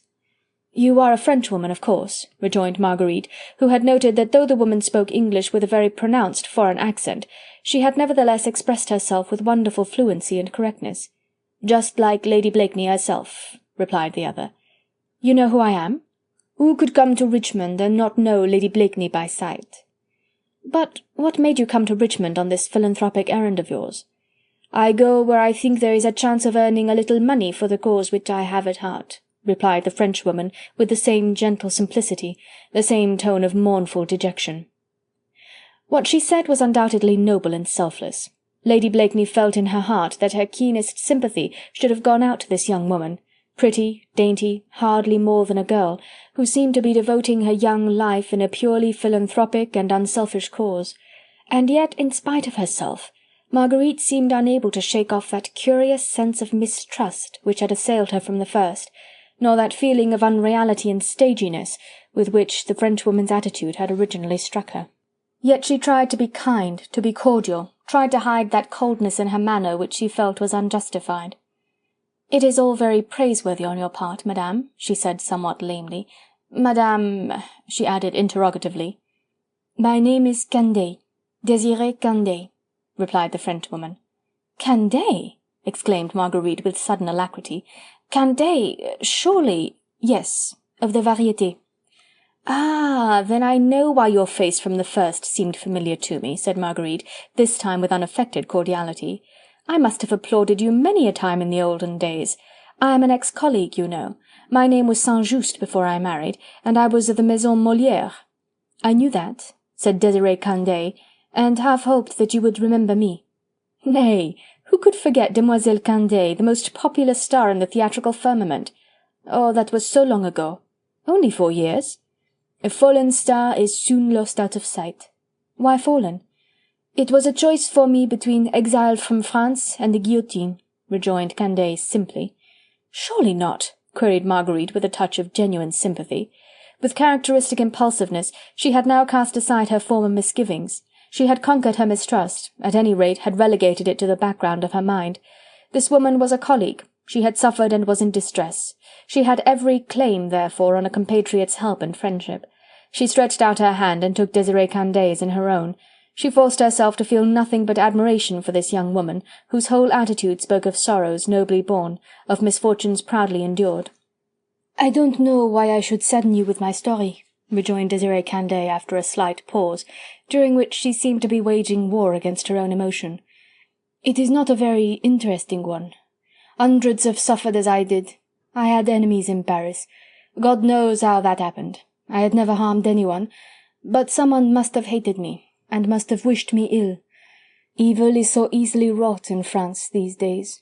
A denunciation, a perquisition, an accusation, then the flight from Paris, the forged passports, the disguise, the bribe, the hardships, the squalid hiding-places. Oh, I have gone through it all, tasted every kind of humiliation, endured every kind of insult. Remember that I was not a noble aristocrat, a duchess or an impoverished countess," she added with marked bitterness, "or perhaps the English cavaliers whom the popular voice has called the League of the Scarlet Pimpernel would have taken some interest in me. I was only a poor actress, and that to find my way out of France alone, or else perish on the guillotine." "I am so sorry," said Marguerite simply. "Tell me how you got on once you were in England," she continued after a while, seeing that Desiree Candeille seemed absorbed in thought. "I had a few engagements at first," replied the Frenchwoman. "I played at Sadler's Wells and with Mrs. Jordan at Covent Garden, but the Aliens Bill put an end to my chances of livelihood. No manager cared to give me a part, and so—" "And so?" "Oh, I had a few jewels and I sold them. A little money and I live on that. But when I played at Covent Garden I contrived to send part of my salary over to some of the poorer clubs of Paris. My heart aches for those that are starving. Poor wretches. They are misguided and misled by self-seeking demagogues. It hurts me to feel that I can do nothing more to help them, and eases my self-respect if by singing at public fairs I can still send a few francs to those who are poorer than myself." She had spoken with ever-increasing passion and vehemence. Marguerite, with eyes fixed into vacancy, seeing neither the speaker nor her surroundings, seeing only visions of those same poor wreckages of humanity who had been goaded into thirst for blood when their shrunken bodies should have been clamouring for healthy food, Marguerite, thus absorbed, had totally forgotten her earlier prejudices, and now completely failed to note all that was unreal, stagey, theatrical, in the oratorical declamations of the ex-actress from the Variétés. Preeminently true and loyal herself, in spite of the many deceptions and treacheries which she had witnessed in her life, she never looked for falsehood or for cant in others. Even now she only saw before her a woman who had been wrongfully persecuted, who had suffered and had forgiven those who had caused her to suffer. She bitterly accused herself for her original mistrust of this noble-hearted, unselfish woman who was content to tramp around in an alien country, bartering her talents for a few coins, in order that some of those who were the originators of her sorrows might have bread to eat and a bed in which to sleep. "Mademoiselle," she said warmly, "truly you shame me, who am also French-born, with the many sacrifices you so nobly make for those who should have first claim on my own sympathy. Believe me, if I have not done as much as duty demanded of me in the cause of my starving compatriots, it has not been for lack of goodwill. Is there any way now," she added eagerly, "in which I can help you? Putting aside the question of money, wherein I pray you to command my assistance, what can I do to be of useful service to you?" "You are very kind, Lady Blakeney," said the other hesitatingly. "Well, what is it? I see there is something in your mind." "It is perhaps difficult to express, but people say I have a good voice. I sing some French ditties. They are a novelty in England, I think.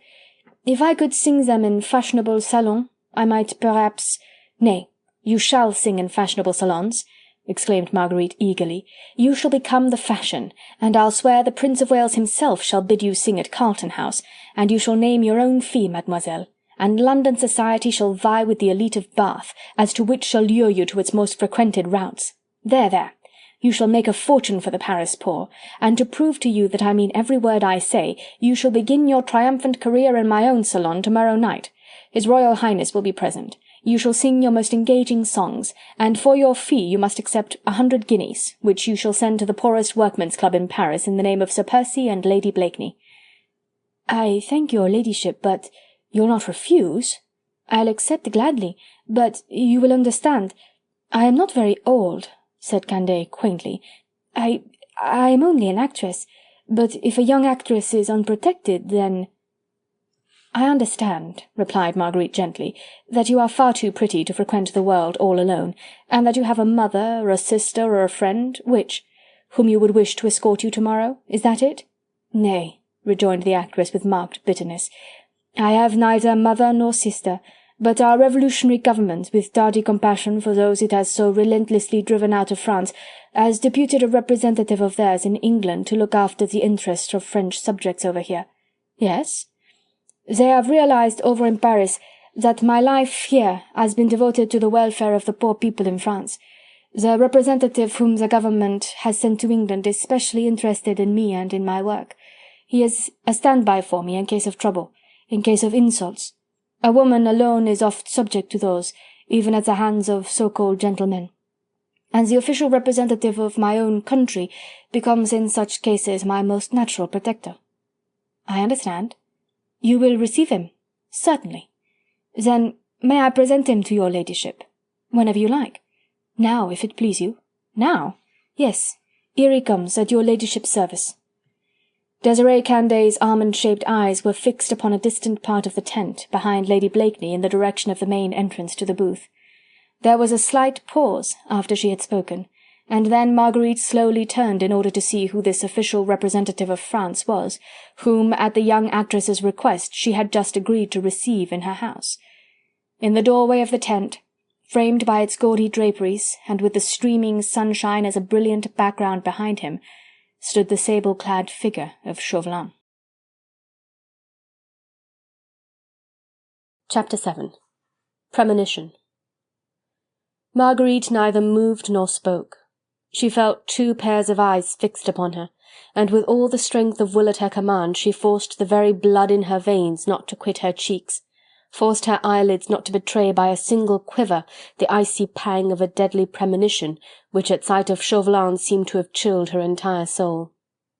There he stood before her, dressed in his usual sombre garments, a look almost of humility in those keen grey eyes of his, which a year ago, on the cliffs of Calais, had peered down at her with such relentless hate.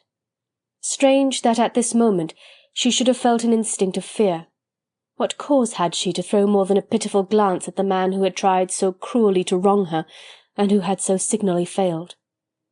Having bowed very low and very respectfully, Chauvelin advanced towards her, with all the airs of a disgraced courtier craving audience from his queen.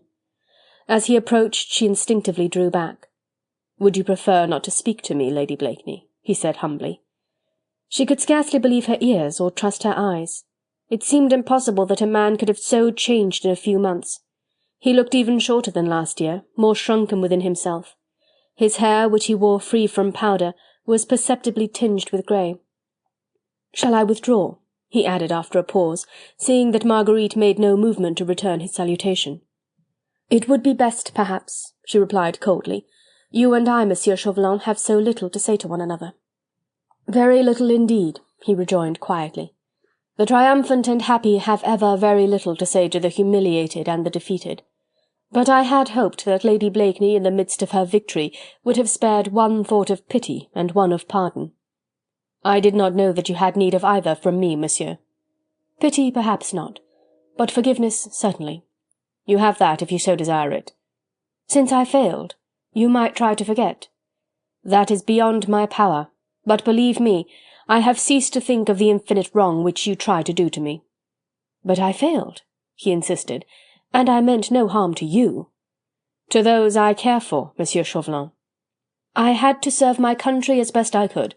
I meant no harm to your brother. He is safe in England now, and the Scarlet Pimpernel was nothing to you."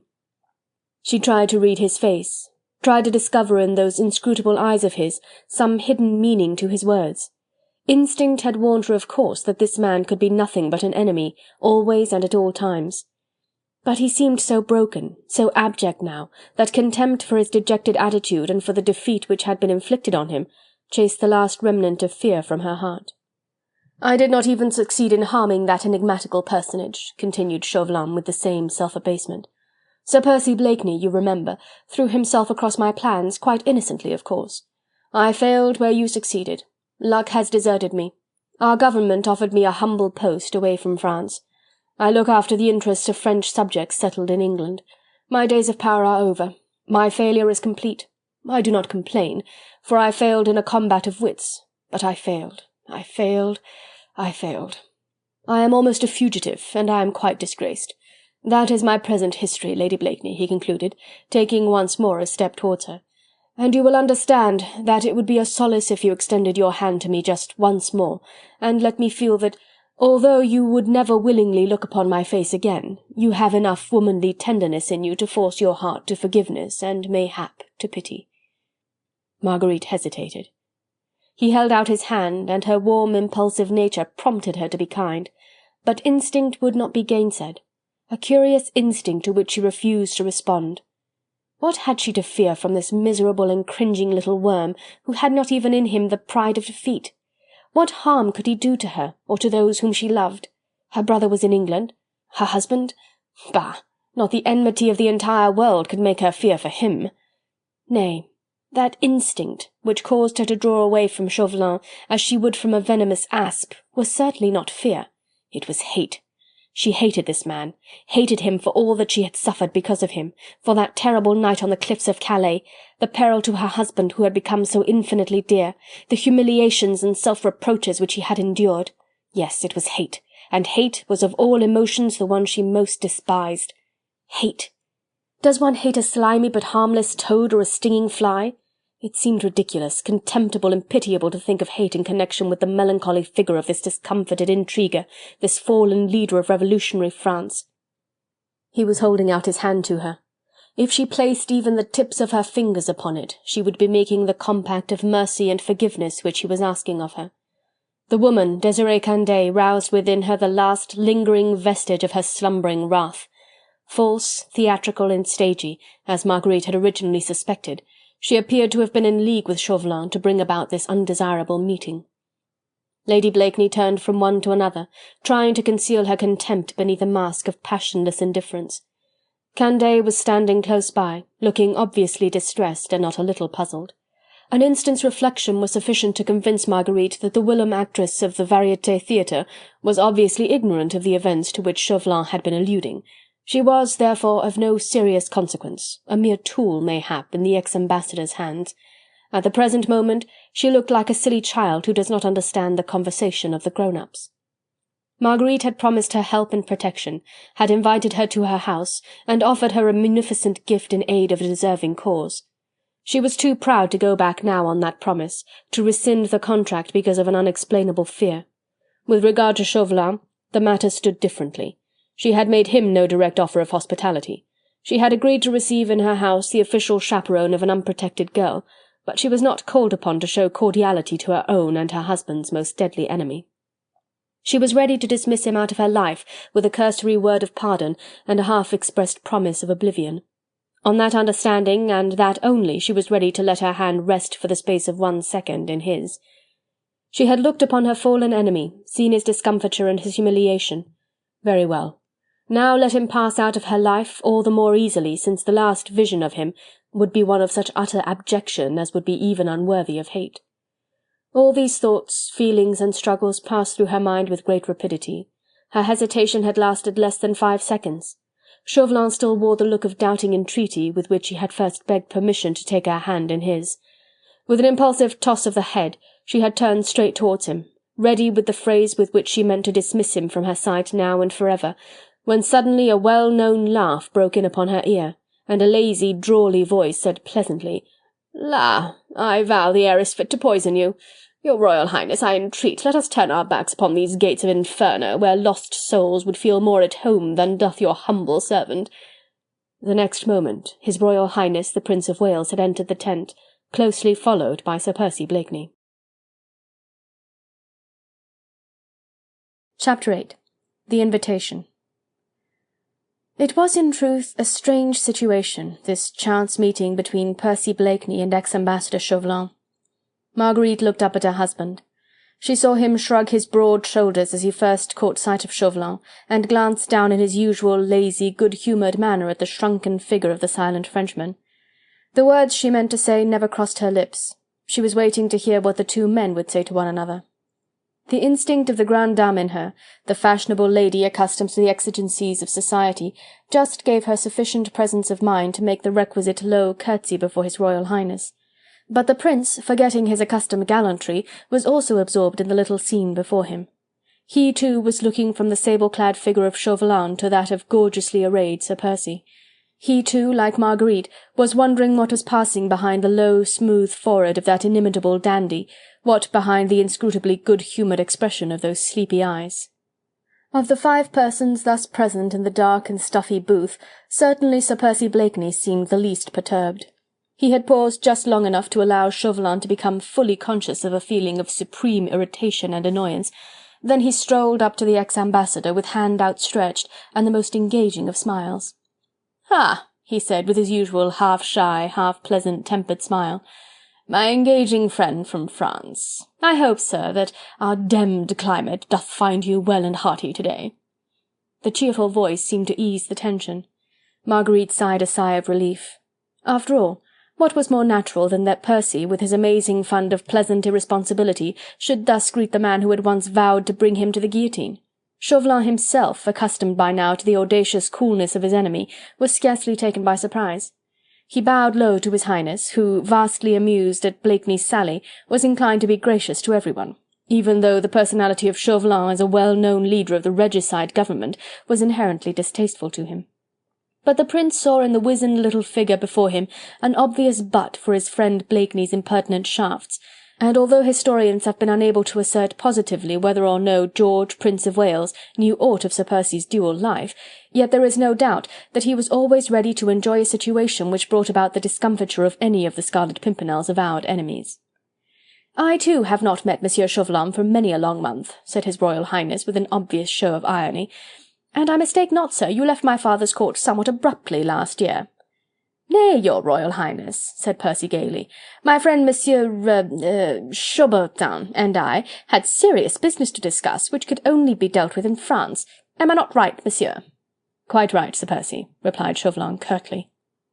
"We had to discuss abominable soup in Calais, had we not?" continued Blakeney in the same tone of easy banter, "and wine that I vowed was vinegar. Monsieur Chaubertin, no, I beg your pardon, Chauvelin. Monsieur Chauvelin and I quite agreed upon that point. The only matter on which we were not quite at one was the question of snuff." "Snuff?" laughed his Royal Highness, who seemed vastly amused. "Yes, your Royal Highness, snuff. Monsieur Chauvelin here had, if I may be allowed to say so vitiated a taste in snuff that he prefers it with an admixture of pepper. Is that not so, Monsieur Chaubertin?" "Chauvelin, Sir Percy," remarked the ex-ambassador dryly. He was determined not to lose his temper, and looked urbane and pleasant, whilst his impudent enemy was enjoying a joke at his expense. Marguerite, the while, had not taken her eyes off the keen, shrewd face. Whilst the three men talked, she seemed suddenly to have lost her sense of the reality of things. The present situation appeared to her strangely familiar, like a dream which she had dreamt oft times before.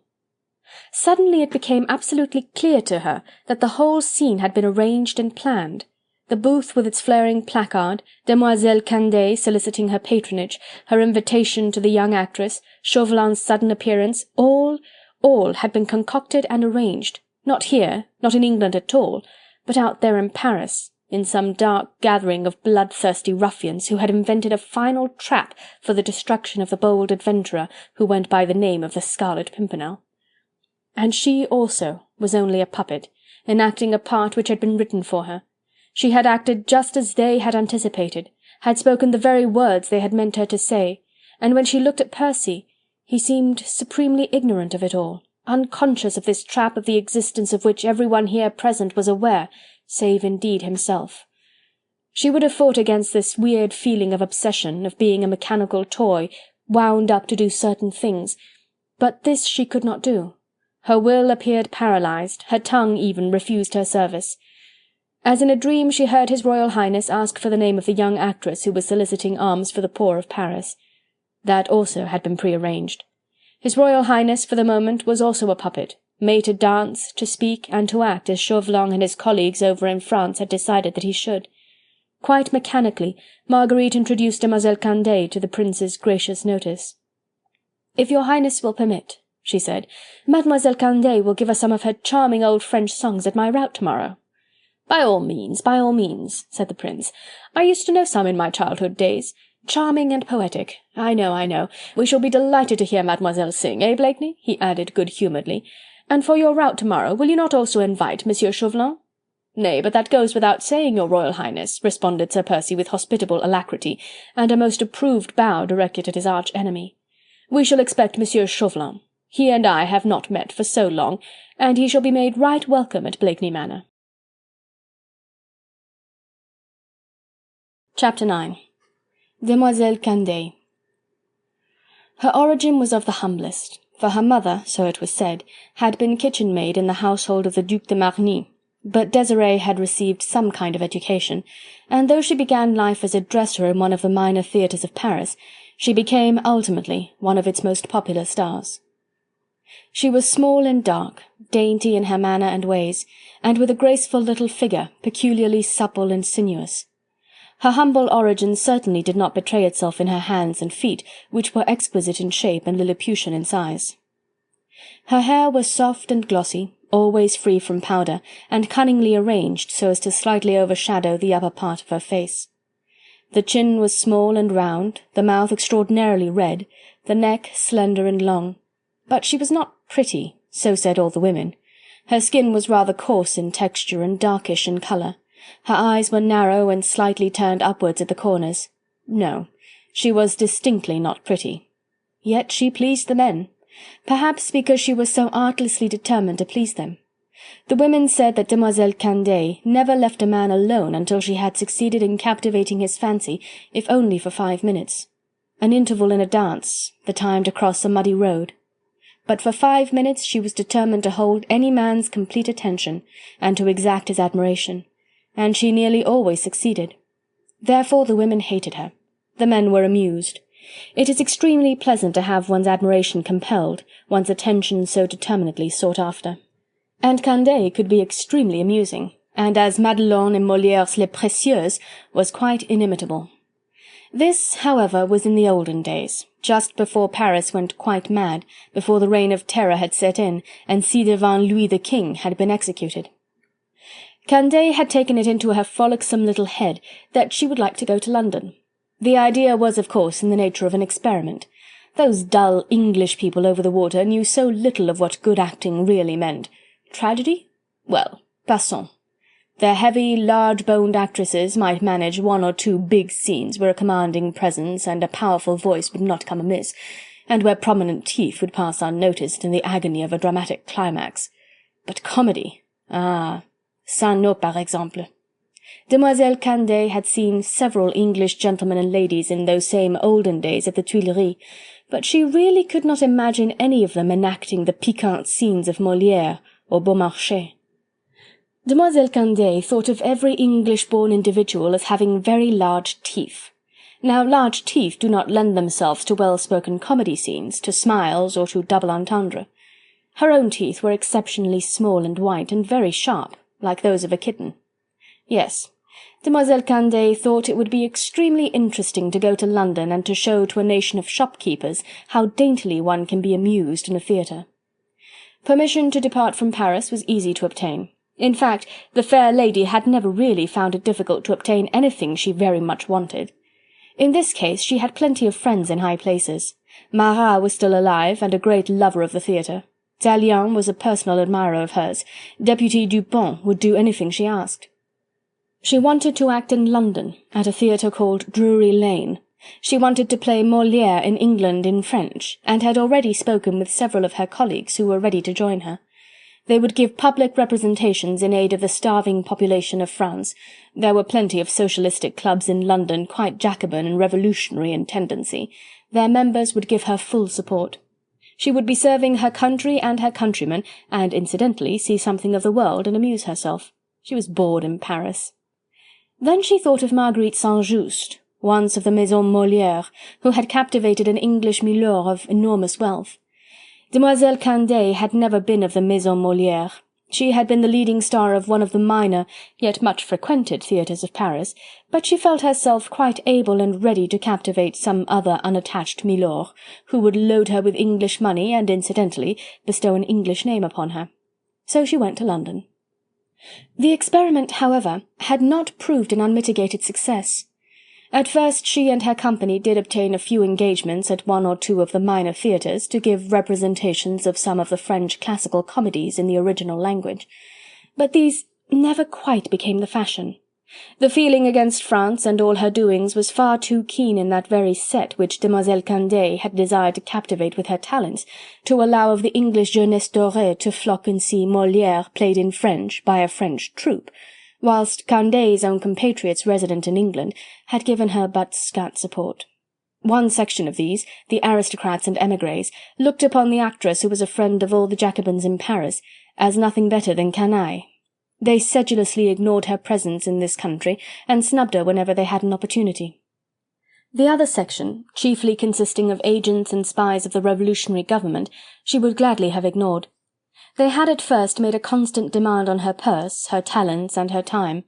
Then she grew tired of them, and felt more and more chary of being identified with a set which was in such ill odour with that very same jeunesse dorée whom Candeille had desired to please. In her own country she was and always had been a good Republican. Marat had given her her first start in life by his violent praises of her talent in his widely circulated paper. She had been associated in Paris with the whole coterie of artists and actors, every one of them Republican to a man.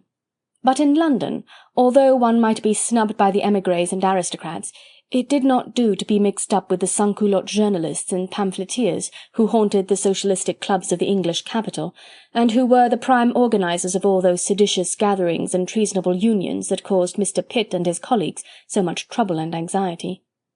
One by one Désirée Candeille's comrades, male and female, who had accompanied her to England, returned to their own country. When war was declared, some of them were actually sent back under the provisions of the Aliens Bill. But Désirée had stayed on. Her old friends in Paris had managed to advise her that she would not be very welcome there just now. The sans-culotte journalists of England, the agents and spies of the revolutionary government, had taken their revenge of the frequent snubs inflicted upon them by the young actress, and in those days the fact of being unwelcome in France was apt to have a more lurid and more dangerous significance. Candeille did not dare return, at any rate not for the present. She trusted to her own powers of intrigue and her well-known fascinations to reconquer the friendship of the Jacobin clique, and she once more turned her attention to the affiliated socialistic clubs of England. But between the proverbial two stools Demoiselle Candeille soon came to the ground. Her machinations became known in official quarters, her connection with all the seditious clubs of London was soon bruited abroad, and one evening Désirée found herself confronted with a document addressed to her, from the office of His Majesty's Privy Seal, wherein it was set forth that, pursuant to the Statute 33 George 3rd, Cap 5, she, Désirée Candeille, a French subject now resident in England, was required to leave this kingdom by order of His Majesty within 7 days, and that in the event of the said Désirée Candeille refusing to comply with this order, she would be liable to commitment, brought to trial and sentenced to imprisonment for a month, and afterwards to removal within a limited time under pain of transportation for life. This meant that Demoiselle Candeille had exactly 7 days in which to make complete her reconciliation with her former friends, who now ruled Paris and France with a relentless and perpetually blood-stained hand. No wonder that during the night which followed the receipt of this momentous document, Demoiselle Candeille suffered gravely from insomnia. She dared not go back to France. She was ordered out of England. What was to become of her? This was just 3 days before the eventful afternoon of the Richmond Gala, and 24 hours after ex-ambassador Chauvelin had landed in England. Candeille and Chauvelin had since then met at the Cercle des Jacobins Français in Soho Street, and now Frère Désirée found herself in lodgings in Richmond, the evening of the day following the gala, feeling that her luck had not altogether deserted her. One conversation with citizen Chauvelin had brought the fickle jade back to Demoiselle Candeille's service. Nay, more, the young actress saw before her visions of intrigue, of dramatic situations, of pleasant little bits of revenge, all of which was meat and drink and air to breathe for Demoiselle Désirée. She was to sing in one of the most fashionable salons in England. That was very pleasant. The Prince of Wales would hear and see her. That opened out a vista of delightful possibilities. And all she had to do was to act a part dictated to her by citizen Chauvelin, to behave as he directed, to move in the way he wished. Well, that was easy enough, since the part which she would have to play was one peculiarly suited to her talents. She looked at herself critically in the glass. Her maid Fanchon, a little French waif picked up in the slums of Soho, helped to readjust a stray curl which had rebelled against the comb. "Now for the necklace, mademoiselle," said Fanchon with suppressed excitement.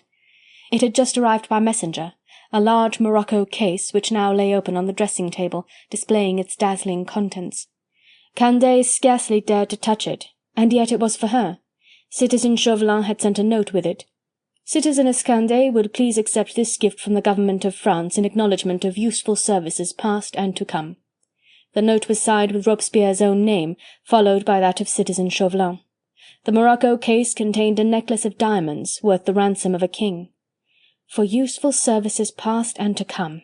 And there were promises of still further rewards, a complete pardon for all defalcations, a place within the charmed circle of the Comédie Française, a grand pageant and apotheosis with citizeness Candeille impersonating the goddess of reason in the midst of a grand national fete, and the acclamations of excited Paris, and all in exchange for the enactment of a part, simple and easy, outlined for her by Chauvelin. How strange, how inexplicable! Candeille took the necklace up in her trembling fingers and gazed musingly at the priceless gems. She had seen the jewels before, long, long ago, round the neck of the Duchesse de Marny, in whose service her own mother had been. She, as a child, had often gazed at and admired the great lady, who seemed like a wonderful fairy from an altogether different world, to the poor little kitchen slut. How wonderful are the vagaries of fortune! Désirée Candeille, the kitchen-maid's daughter, now wearing her ex-mistress's jewels. She supposed that these had been confiscated when the last of the Marnys, the girl Juliet, had escaped from France, confiscated and now sent to her, Candeille, as a reward or as a bribe. In either case they were welcome. The actress's vanity was soothed. She knew Juliet Marny was in England, and that she would meet her tonight at Lady Blakeney's. After the many snubs which she had endured from French aristocrats settled in England, the actress felt that she was about to enjoy an evening of triumph. The intrigue excited her. She did not quite know what schemes Chauvelin was aiming at, what ultimate end he had had in view when he commanded her services and taught her the part which he wished her to play. That the schemes were vast and the end mighty she could not doubt. The reward she had received was proof enough of that. Little Fanchon stood there in speechless admiration whilst her mistress still fondly fingered the magnificent necklace. "Mademoiselle will wear the diamond tonight?" she asked with evident anxiety. She would have been bitterly disappointed to have seen the beautiful thing once more relegated to its dark morocco case. "Oh yes, Fanchon," said Candeille with a sigh of great satisfaction. "See that they are fastened quite securely, my girl." She put the necklace round her shapely neck, and Fanchon looked to see that the clasp was quite secure. There came the sound of loud knocking at the street door. "That is Monsieur Chauvelin come to fetch me with the chaise. Am I quite ready, Fanchon?" asked Désirée Candeille. "Oh yes, mademoiselle," sighed the little maid, "and mademoiselle looks very beautiful tonight." "Lady Blakeney is very beautiful too, Fanchon," rejoined the actress naively, "but I wonder if she will wear anything as fine as the Marny necklace." The knocking at the street door was repeated. Candeille took a final satisfied survey of herself in the glass. She knew her part, and felt that she had dressed well for it. She gave a final affectionate little tap to the diamonds round her neck, took her cloak and hood from Fanchon, and was ready to go.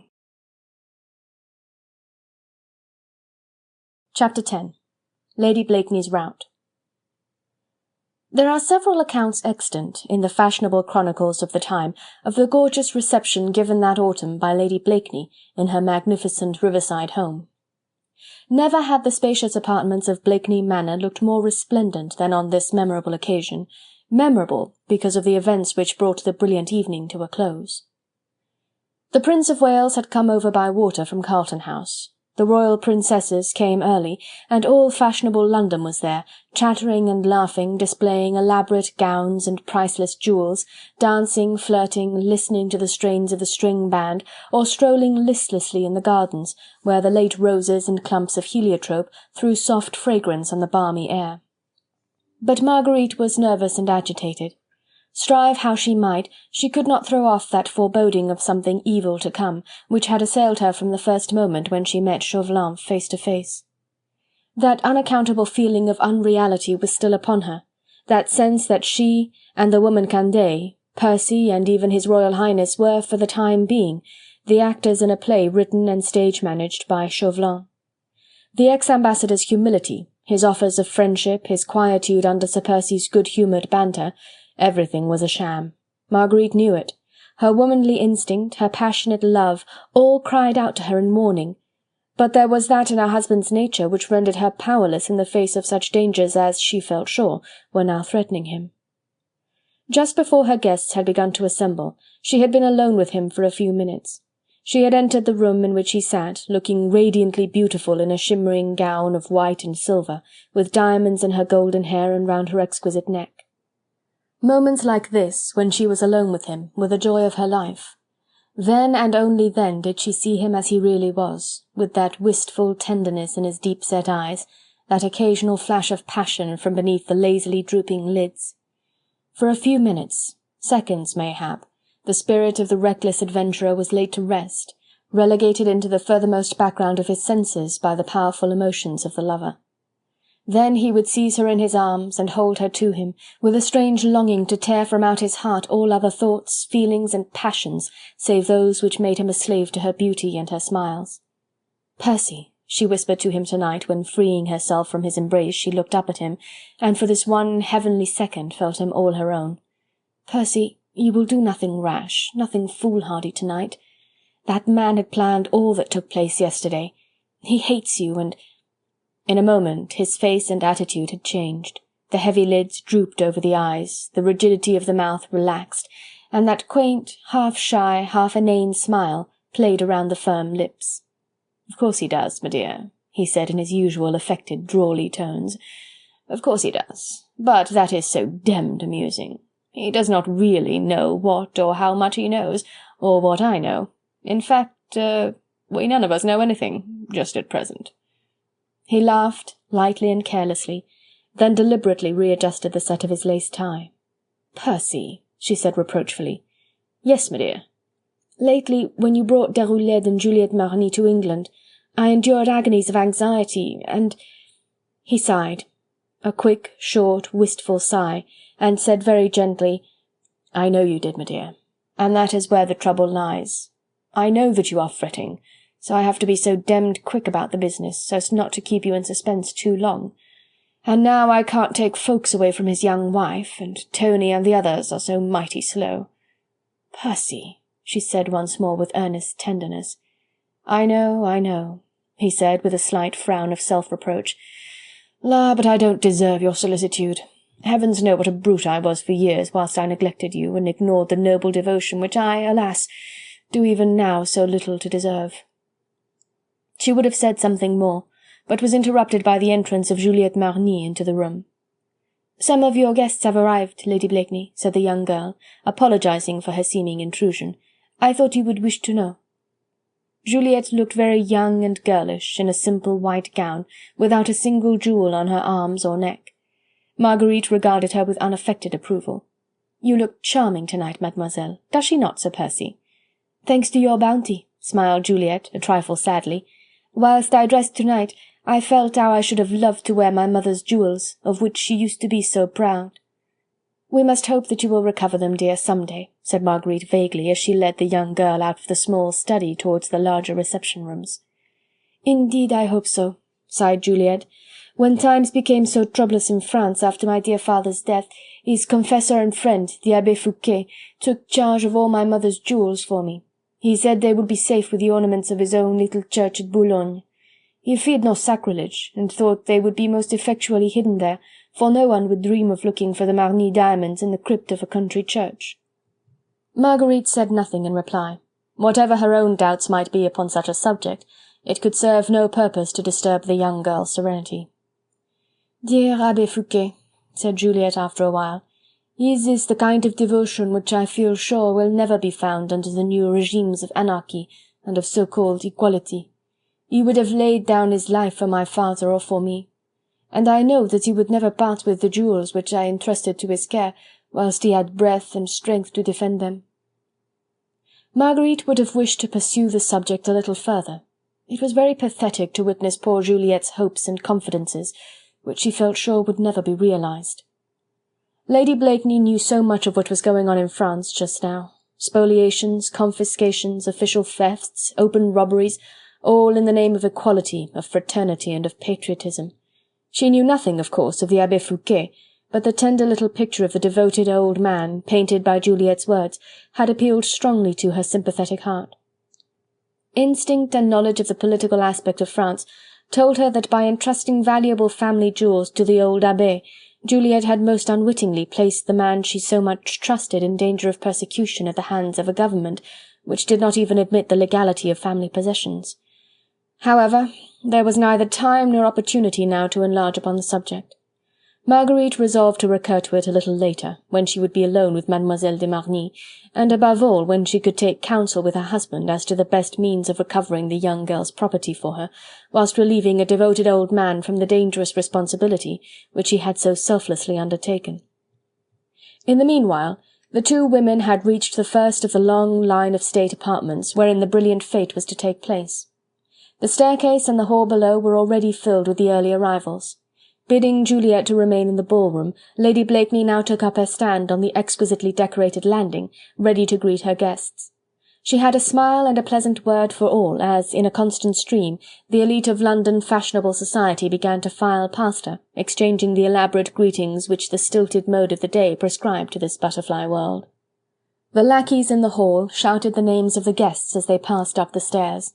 Names celebrated in politics, in worlds of sport, of science, or of art, great historic names, humble, newly made ones, noble, illustrious titles. The spacious rooms were filling fast. His Royal Highness, so 'twas said, had just stepped out of his barge. The noise of laughter and chatter was incessant, like unto a crowd of gaily plumaged birds. Huge bunches of apricot-coloured roses in silver vases made the air heavy with their subtle perfume. Fans began to flutter. The string band struck the preliminary chords of the gavotte. At that moment the lackeys at the foot of the stairs called out in stentorian tones, "Mademoiselle Désirée Candeille and Monsieur Chauvelin." Marguerite's heart gave a slight flutter. She felt a sudden tightening of her throat. She did not see Candeille at first, only the slight figure of Chauvelin dressed all in black as usual, with head bent and hands clasped behind his back. He was slowly mounting the wide staircase, between a double row of brilliantly attired men and women, who looked with no small measure of curiosity at the ex-ambassador from revolutionary France. Demoiselle Candeille was leading the way up the stairs. She paused on the landing in order to make before her hostess a most perfect and most elaborate curtsy. She looked smiling and radiant, beautifully dressed, a small wreath of wrought gold leaves in her hair, her only jewel an absolutely regal one, a magnificent necklace of diamonds round her shapely throat. Chapter 11. The Challenge. It all occurred just before midnight, in one of the smaller rooms which lead an enfilade from the principal ballroom. Dancing had been going on for some time, but the evening was close, and there seemed to be a growing desire on the part of Lady Blakeney's guests to wander desultorily through the gardens and glass-houses, or sit about where some measure of coolness could be obtained. There was a rumour that a new and charming French artiste was to sing a few peculiarly ravishing songs unheard in England before.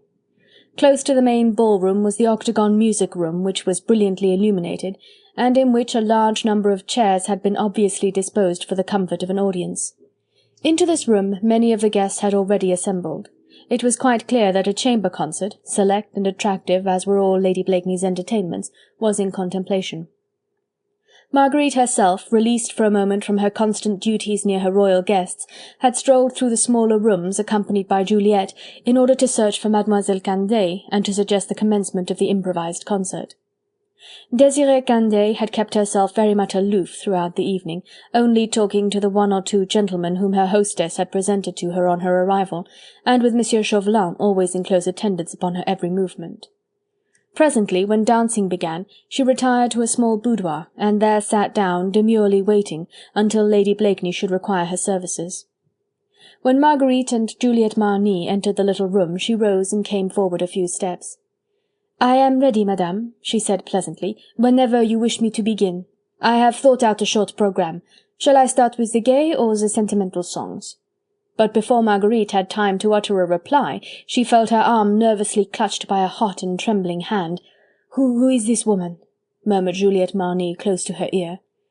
The young girl looked pale and very agitated, and her large eyes were fixed in unmistakable wrath upon the French actress before her. A little startled, not understanding Juliet's attitude, Marguerite tried to reply lightly. "This is Mademoiselle Candeille, Juliet dear," she said, affecting the usual formal introduction, "of the Variété Theatre of Paris. Mademoiselle Désirée Candeille, who will sing some charming French ditties for us tonight." While she spoke, she kept a restraining hand on Juliet's quivering arm. Already, with the keen intuition which had been on the qui-vive the whole evening, she scented some mystery in this sudden outburst on the part of her young protégée. But Juliet did not heed her. She felt surging up in her young, overburdened heart all the wrath and the contempt of the persecuted fugitive aristocrat against the triumphant usurper. She had suffered so much from that particular class of the risen kitchen-wench of which the woman before her was so typical an example. Years of sorrow, of poverty were behind her, loss of fortune, of kindred, of friends, she, even now a pauper, living on the bounty of strangers. And all this through no fault of her own. The fault of her class, mayhap, but not hers. She had suffered much, and was still overwrought and nerve-strung. For some reason she could not afterwards have explained, she felt spiteful and uncontrolled, goaded into stupid fury by the look of insolence and of triumph with which Candeille calmly regarded her.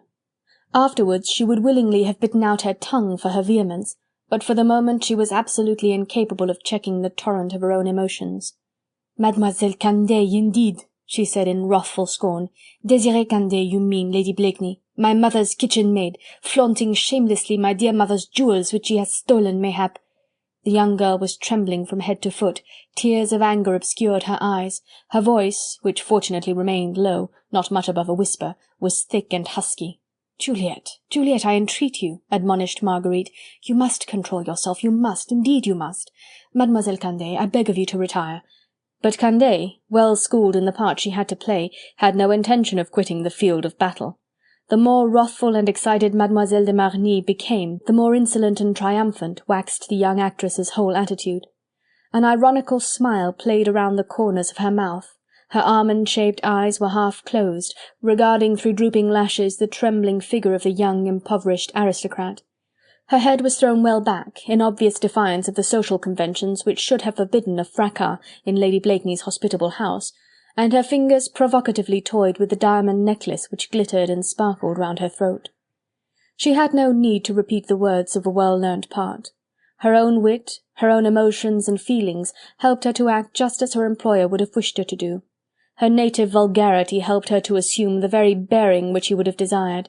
In fact, at this moment, Désirée Candeille had forgotten everything save the immediate present. A more than contemptuous snub from one of those penniless aristocrats who had rendered her own sojourn in London so unpleasant and unsuccessful. She had suffered from these snubs before, but had never had the chance of forcing an esclandre as a result of her own humiliation. That spirit of hatred for the rich and idle classes, which was so characteristic of revolutionary France, was alive and hot within her. She had never had an opportunity, she, the humble fugitive actress from a minor Paris theatre, to retort with forcible taunts to the ironical remarks made at and before her by the various poverty-stricken but haughty émigrés who swarmed in those very same circles of London society into which she herself had vainly striven to penetrate.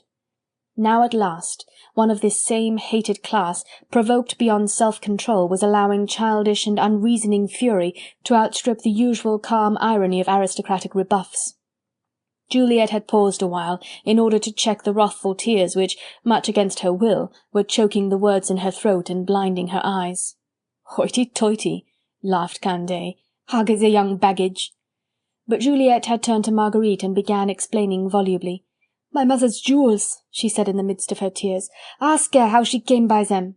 When I was obliged to leave the home of my fathers, stolen from me by the revolutionary government, I contrived to retain my mother's jewels. You remember, I told you just now, the Abbé Fouquet, dear old man, saved them for me, that and a little money which I had.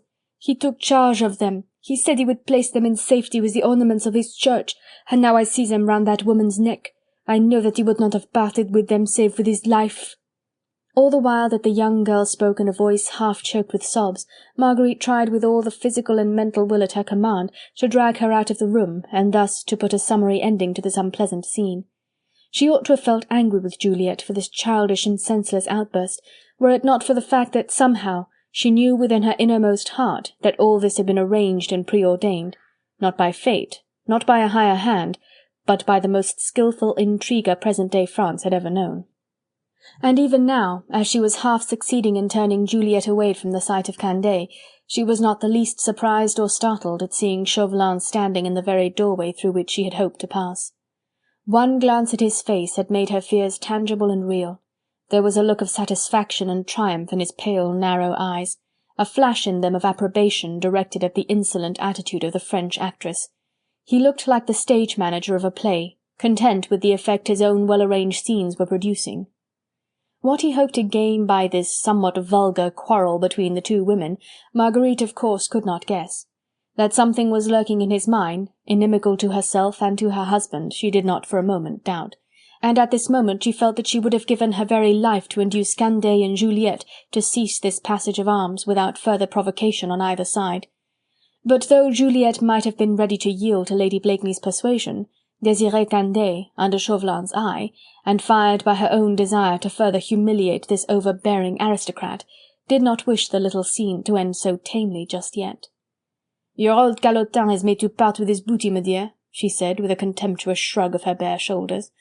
"Paris and France have been starving these many years past. A paternal government seized all it could, with which to reward those that served it well, whilst all that would have been brought bread and meat for the poor was being greedily stowed away by shameless traitors." Juliet winced at the insult. "Oh," she moaned, as she buried her flaming face in her hands. Too late now did she realize that she had deliberately stirred up a mud-heap and sent noisome insects buzzing about her ears. "Mademoiselle," said Marguerite authoritatively, "I must ask you to remember that Mademoiselle de Marny is my friend, and that you are a guest in my house." "I try not to forget it," rejoined Candeille lightly, "but of a truth you must admit, citizeness, that it would require the patience of a saint to put up with the insolence of a penniless baggage, who but lately has had to stand her trial in her own country for impurity of conduct." There was a moment's silence, whilst Marguerite distinctly heard a short sigh of satisfaction escaping from the lips of Chauvelin. Then a pleasant laugh broke upon the ears of the 4 actors who were enacting the dramatic little scene, and Sir Percy Blakeney, immaculate in his rich white satin coat and filmy lace ruffles, exquisite in manners and courtesy, entered the little boudoir, and with his long back slightly bent, his arm outstretched in a graceful and well-studied curve, he approached Mademoiselle Désirée Candeille. "May I have the honour," he said with his most elaborate air of courtly deference, "of conducting Mademoiselle to her chaise?" In the doorway just behind him stood His Royal Highness the Prince of Wales, chatting with apparent carelessness to Sir Andrew Ffoulkes and Lord Anthony Dewhurst. A curtain beyond the open door was partially drawn aside, disclosing 1 or 2 brilliantly dressed groups strolling desultorily through the further rooms. The 4 persons assembled in the little boudoir had been so absorbed by their own passionate emotions and the violence of their quarrel that they had not noticed the approach of Sir Percy Blakeney and of his friends. Juliet and Marguerite certainly were startled, and Candeille was evidently taken unawares. Chauvelin alone seemed quite indifferent, and stood back a little when Sir Percy advanced, in order to allow him to pass. But Candeille recovered quickly enough from her surprise. Without heeding Blakeney's proffered arm, she turned with all the airs of an insulted tragedy queen towards Marguerite. "So 'tis I," she said with affected calm, "who am to bear every insult in a house in which I was bidden as a guest. I am turned out like some intrusive and importunate beggar, and I, the stranger in this land, am destined to find that amidst all these brilliant English gentlemen there is not one man of honour. Monsieur Chauvelin," she added loudly, "our beautiful country has, meseems, deputed you to guard the honour as well as the worldly goods of your unprotected compatriots. I call upon you, in the name of France, to avenge the insults offered to me tonight." She looked round defiantly from one to the other of the several faces, which were now turned towards her, but no one for the moment spoke or stirred. Juliet, silent and ashamed, had taken Marguerite's hand in hers, and was clinging to it as if wishing to draw strength of character and firmness of purpose through the pores of the other woman's delicate skin. Sir Percy, with backbone still bent in a sweeping curve, had not relaxed his attitude of uttermost deference. The Prince of Wales and his friends were viewing the scene with slightly amused aloofness. For a moment, seconds at most, there was dead silence in the room, during which time it almost seemed as if the beating of several hearts could be distinctly heard. Then Chauvelin, courtly and urbane, stepped calmly forward. "Believe me, citizeness," he said, addressing Candeille directly and with marked emphasis, "I am entirely at your command. But am I not helpless, seeing that those who have so grossly insulted you are of your own irresponsible, if charming, sex?" Like a great dog after a nap, Sir Percy Blakeney straightened his long back and stretched it out to its full length. "La," he said pleasantly, "my ever-engaging friend from Calais. Sir, your servant. Meseems we are ever destined to discuss amiable matters in an amiable spirit. A glass of punch, Monsieur... Chauvelin?" "I must ask you, Sir Percy," rejoined Chauvelin sternly, "to view this matter with becoming seriousness." "Seriousness is never becoming, sir," said Blakeney, politely smothering a slight yawn, "and it is vastly unbecoming in the presence of ladies." "Am I to understand then, Sir Percy," said Chauvelin, "that you are prepared to apologize to Mademoiselle Candeille for the insults offered to her by Lady Blakeney?" Sir Percy again tried to smother that tiresome little yawn, which seemed most distressing when he desired to be most polite. Then he flicked off a grain of dust from his immaculate lace ruffle, and buried his long, slender hands in the capacious pockets of his white satin breeches. Finally he said with the most good-natured of smiles, "Sir, have you seen the latest fashion in cravats? I would wish to draw your attention to the novel way in which we in England tie a Mechlin-edged bow."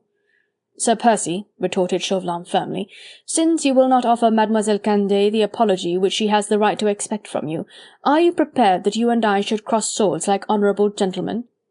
Blakeney laughed his usual pleasant, somewhat shy laugh, shook his powerful frame, and looked from his altitude of 6 feet 3 inches down on the small, sable-clad figure of ex-ambassador Chauvelin. "The question is, sir," he said slowly, "should we then be two honourable gentlemen crossing swords?" "Sir Percy." "Sir." Chauvelin, who for one moment had seemed ready to lose his temper, now made a sudden effort to resume a calm and easy attitude, and said quietly, "Of course, if one of us is coward enough to shirk the contest." He did not complete the sentence, but shrugged his shoulders expressive of contempt. The other side of the curtained doorway a little crowd had gradually assembled, attracted hither by the loud and angry voices which came from that small boudoir. Host and hostess had been missed from the reception-rooms for some time. His Royal Highness, too, had not been seen for the quarter of an hour. Like flies attracted by the light, one by one or in small isolated groups, some of Lady Blakeney's guests had found their way to the room adjoining the royal presence. As His Highness was standing in the doorway itself, no one could of course cross the threshold, but everyone could see into the room, and could take stock of the various actors in the little comedy. They were witnessing a quarrel between the French envoy and Sir Percy Blakeney, wherein the former was evidently in deadly earnest, and the latter merely politely bored. Amused comments flew to and fro. Laughter and a babble of irresponsible chatter made an incessant chirruping accompaniment to the duologue between the two men. But at this stage, the Prince of Wales, who hitherto had seemingly kept aloof from the quarrel, suddenly stepped forward and abruptly interposed the weight of his authority and of his social position between the bickering adversaries. "Tush, man," he said impatiently, turning more especially towards Chauvelin, "you talk at random. Sir Percy Blakeney is an English gentleman, and the laws of this country do not admit of duelling, as you understand it in France, and I for one certainly could not allow—" "Pardon, your Royal Highness," interrupted Sir Percy with irresistible bonhomie. "Your Highness does not understand the situation. My engaging friend here does not propose that I should transgress the laws of this country, but that I should go over to France with him and fight him there, where duelling and other little matters of that sort are allowed." "Yes, quite so," rejoined the Prince. "I understand Monsieur Chauvelin's desire. But what about you, Blakeney?" "Oh," replied Sir Percy lightly, "I have accepted his challenge, of course." Chapter 12. Time, Place, Conditions. It would be very difficult indeed to say why, at Blakeney's lightly spoken words, an immediate silence should have fallen upon all those present. All the actors in the little drawing-room drama, who had played their respective parts so unerringly up to now, had paused a while, just as if an invisible curtain had come down, marking the end of a scene and the interval during which the players might recover strength and energy to resume their roles. The Prince of Wales, as foremost spectator, said nothing for the moment, and beyond the doorway, the audience there assembled seemed suddenly to be holding its breath, waiting, eager, expectant, palpitating, for what would follow now. Only here and there the gentle frou-frou of a silk skirt, the rhythmic flutter of a fan, broke those few seconds' deadly, stony silence. And yet it was all simple enough. A fracas between two ladies, the gentleman interposing, a few words of angry expostulation, then the inevitable suggestion of Belgium or of some other country where the childish and barbarous custom of settling such matters with a couple of swords had not been as yet systematically stamped out. The whole scene, with but slight variations, had occurred scores of times in London drawing-rooms. English gentlemen had scores of times crossed the Channel for the purpose of settling similar quarrels in continental fashion. Why should the present situation appear so abnormal? Sir Percy Blakeney, an accomplished gentleman, was past master in the art of fence, and looked more than a match in strength and dexterity for the meagre, sable-clad little opponent who had so summarily challenged him to cross over to France in order to fight a duel. But somehow everyone had a feeling at this moment that this proposed duel would be unlike any other combat ever fought between two antagonists. Perhaps it was the white, absolutely stony and unexpressive face of Marguerite which suggested a latent tragedy. Perhaps it was the look of unmistakable horror in Juliet's eyes, or that of triumph in those of Chauvelin, or even that certain something in his Royal Highness's face which seemed to imply that the Prince, careless man of the world as he was, would have given much to prevent this particular meeting from taking place. Be that as it may, there is no doubt that a certain wave of electrical excitement swept over the little crowd assembled there, the while the chief actor in the little drama, the inimitable dandy Sir Percy Blakeney himself, appeared deeply engrossed in removing a speck of powder from the wide black satin ribbon which held his gold-rimmed eyeglass. "Gentlemen," said his Royal Highness suddenly, "we are forgetting the ladies. My Lord Hastings," he added, turning to one of the gentlemen who stood close to him, "I pray you to remedy this unpardonable neglect. Men's quarrels are not fit for ladies' dainty ears." Sir Percy looked up from his absorbing occupation. His eyes met those of his wife. She was like a marble statue, hardly conscious of what was going on around her. But he, who knew every emotion which swayed that ardent and passionate nature, guessed that beneath that stony calm there lay a mad, almost unconquerable impulse, and that was to shout to all these puppets here the truth, the awful, the unanswerable truth, to tell them what this challenge really meant, a trap, wherein one man consumed with hatred and desire for revenge hoped to entice a brave and fearless foe into a death-dealing snare. Full well did Percy Blakeney guess that for the space of 1 second his most cherished secret hovered upon his wife's lips. One turn of the balance of fate, one breath from the mouth of an unseen sprite, and Marguerite was ready to shout, "Do not allow this monstrous thing to be! The Scarlet Pimpernel, whom you all admire for his bravery and love for his daring, stands before you now, face to face with his deadliest enemy, who is here to lure him to his doom." For that momentous second, therefore, Percy Blakeney held his wife's gaze with the magnetism of his own. All there was in him of love, of entreaty, of trust, and of command, went out to her through that look, with which he kept her eyes riveted upon his face. Then he saw the rigidity of her attitude relax. She closed her eyes in order to shut out the whole world from her suffering soul. She seemed to be gathering all the mental force of which her brain was capable for one great effort of self-control. Then she took Juliet's hand in hers, and turned to go out of the room. The gentlemen bowed as she swept past them, her rich silken gown making a soft "shh, shh, shh" as she went. She nodded to some, curtsied to the Prince, and had at the last moment the supreme courage and pride to turn her head once more towards her husband, in order to reassure him finally that his secret was as safe with her now, in this hour of danger, as it had been in the time of triumph. She smiled and passed out of his sight, preceded by Candeille, who, escorted by one of the gentlemen, had become singularly silent and subdued. In the little room now there only remained a few men. Sir Andrew Ffoulkes had taken the precaution of closing the door after the ladies had gone. Then his Royal Highness turned once more to Monsieur Chauvelin, and said with an obvious show of indifference, "Faith, monsieur, meseems we are all enacting a farce which can have no final act. I vow that I cannot allow my friend Blakeney to go over to France at your bidding. Your government now will not allow my father's subjects to land on your shores without a special passport, and then only for a specific purpose." "La, your Royal Highness," interposed Sir Percy, "I pray you have no fear for me on that score. My engaging friend here has, and I mistake not, a passport ready for me in the pocket of his sable-hued coat, and as we are hoping effectually to spit one another over there, gadzooks, but there's the specific purpose. Is it not true, sir," he added, turning once more to Chauvelin, "that in the pocket of that exquisitely cut coat of yours you have a passport, name in blank perhaps, which you had specially designed for me?" It was so carelessly, so pleasantly said, that no one save Chauvelin guessed the real import of Sir Percy's words. Chauvelin, of course, knew their inner meaning. He understood that Blakeney wished to convey to him the fact that he was well aware that the whole scene tonight had been prearranged, and that it was willingly and with eyes wide open that he walked into the trap which the revolutionary patriot had so carefully laid for him. "The passport will be forthcoming in due course, sir," retorted Chauvelin evasively, "when our seconds have arranged all formalities." "Seconds be demmed, sir," rejoined Sir Percy placidly. "You do not propose, I trust, that we travel a whole caravan to France?" "Time, place and conditions must be settled, Sir Percy," replied Chauvelin. "You are too accomplished a cavalier, I feel sure, to wish to arrange such formalities yourself."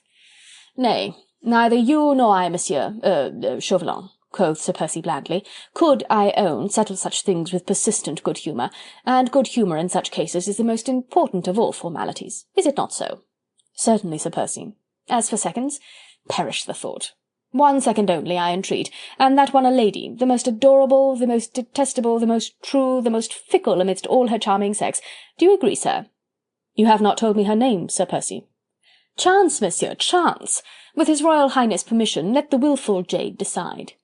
I do not understand. 3 throws of the dice, monsieur. Time, place, conditions, you said.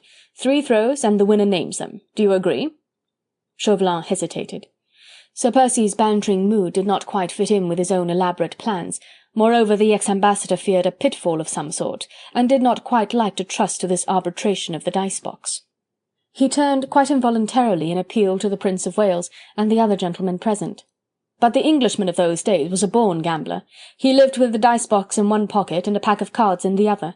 The Prince himself was no exception to this rule, and the first gentleman in England was the most avowed worshipper of hazard in the land. "Chance, by all means," quoth His Highness gaily. "Chance, chance," repeated the others eagerly. In the midst of so hostile a crowd, Chauvelin felt it unwise to resist. Moreover, 1 second's reflection had already assured him that this throwing of the dice could not seriously interfere with the success of his plans.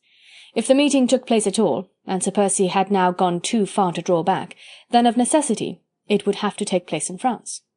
The question of time and conditions of the fight, which at best would be only a farce, only a means to an end, could not be of paramount importance. Therefore he shrugged his shoulders with well-marked indifference and said lightly, "As you please." There was a small table in the centre of the room, with a settee and 2 or 3 chairs arranged close to it. Around this table now an eager little group had congregated. The Prince of Wales in the forefront, unwilling to interfere, scarce knowing what madcap plans were floating through Blakeney's adventurous brain, but excited in spite of himself at this momentous game of hazard, the issues of which seemed so nebulous, so vaguely fraught with dangers. Close to him were Sir Andrew Ffoulkes, Lord Anthony Dewhurst, Lord Grenville, and perhaps a half-score gentlemen, young men about town mostly, gay and giddy butterflies of fashion, who did not even attempt to seek in this strange game of chance any hidden meaning, save that it was one of Blakeney's irresponsible pranks. And in the centre of the compact group, Sir Percy Blakeney, in his gorgeous suit of shimmering white satin, one knee bent upon a chair, and leaning with easy grace, dice-box in hand, across the small gilt-legged table. Beside him, ex-ambassador Chauvelin, standing with arms folded behind his back, watching every movement of his brilliant adversary, like some dark-plumaged hawk hovering near a bird of paradise. "Place first, monsieur?" suggested Sir Percy. "As you will, sir," assented Chauvelin. He took up a dice-box which one of the gentlemen handed to him, and the 2 men threw. "'Tis mine, monsieur," said Blakeney carelessly, "mine to name the place where shall occur this historic encounter twixt the busiest man in France and the most idle fop that e'er disgraced these 3 kingdoms. Just for the sake of argument, sir, what place would you suggest?" "Oh, the exact spot is immaterial, Sir Percy," replied Chauvelin coldly. "The whole of France stands at your disposal." "Aye, I thought as much, but could not be quite sure of such boundless hospitality," retorted Blakeney imperturbably. "Do you care for the woods around Paris, sir?" "Too far from the coast, sir. I might be seasick crossing over the Channel, and glad to get the business over as soon as possible. No, not Paris, sir. Rather, let us say, Boulogne. Pretty little place, Boulogne, do you not think so?" "Undoubtedly, Sir Percy."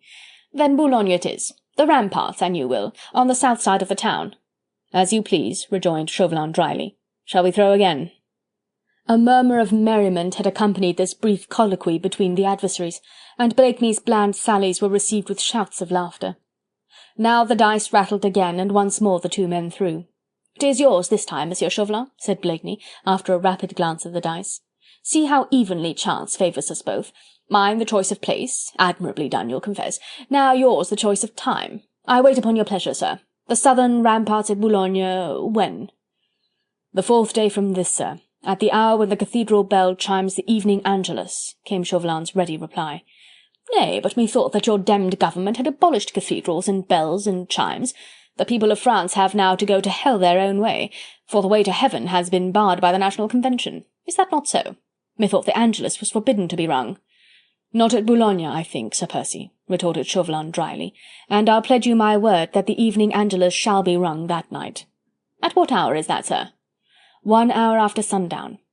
"But why 4 days after this? Why not 2 or 3? I might have asked, why the southern ramparts, Sir Percy? Why not the western? I chose the 4th day, does it not suit you? Asked Chauvelin ironically. Suit me? Why, sir, nothing could suit me better, rejoined Blakeney with his pleasant laugh. Zounds, but I call it marvellous, demmed marvellous.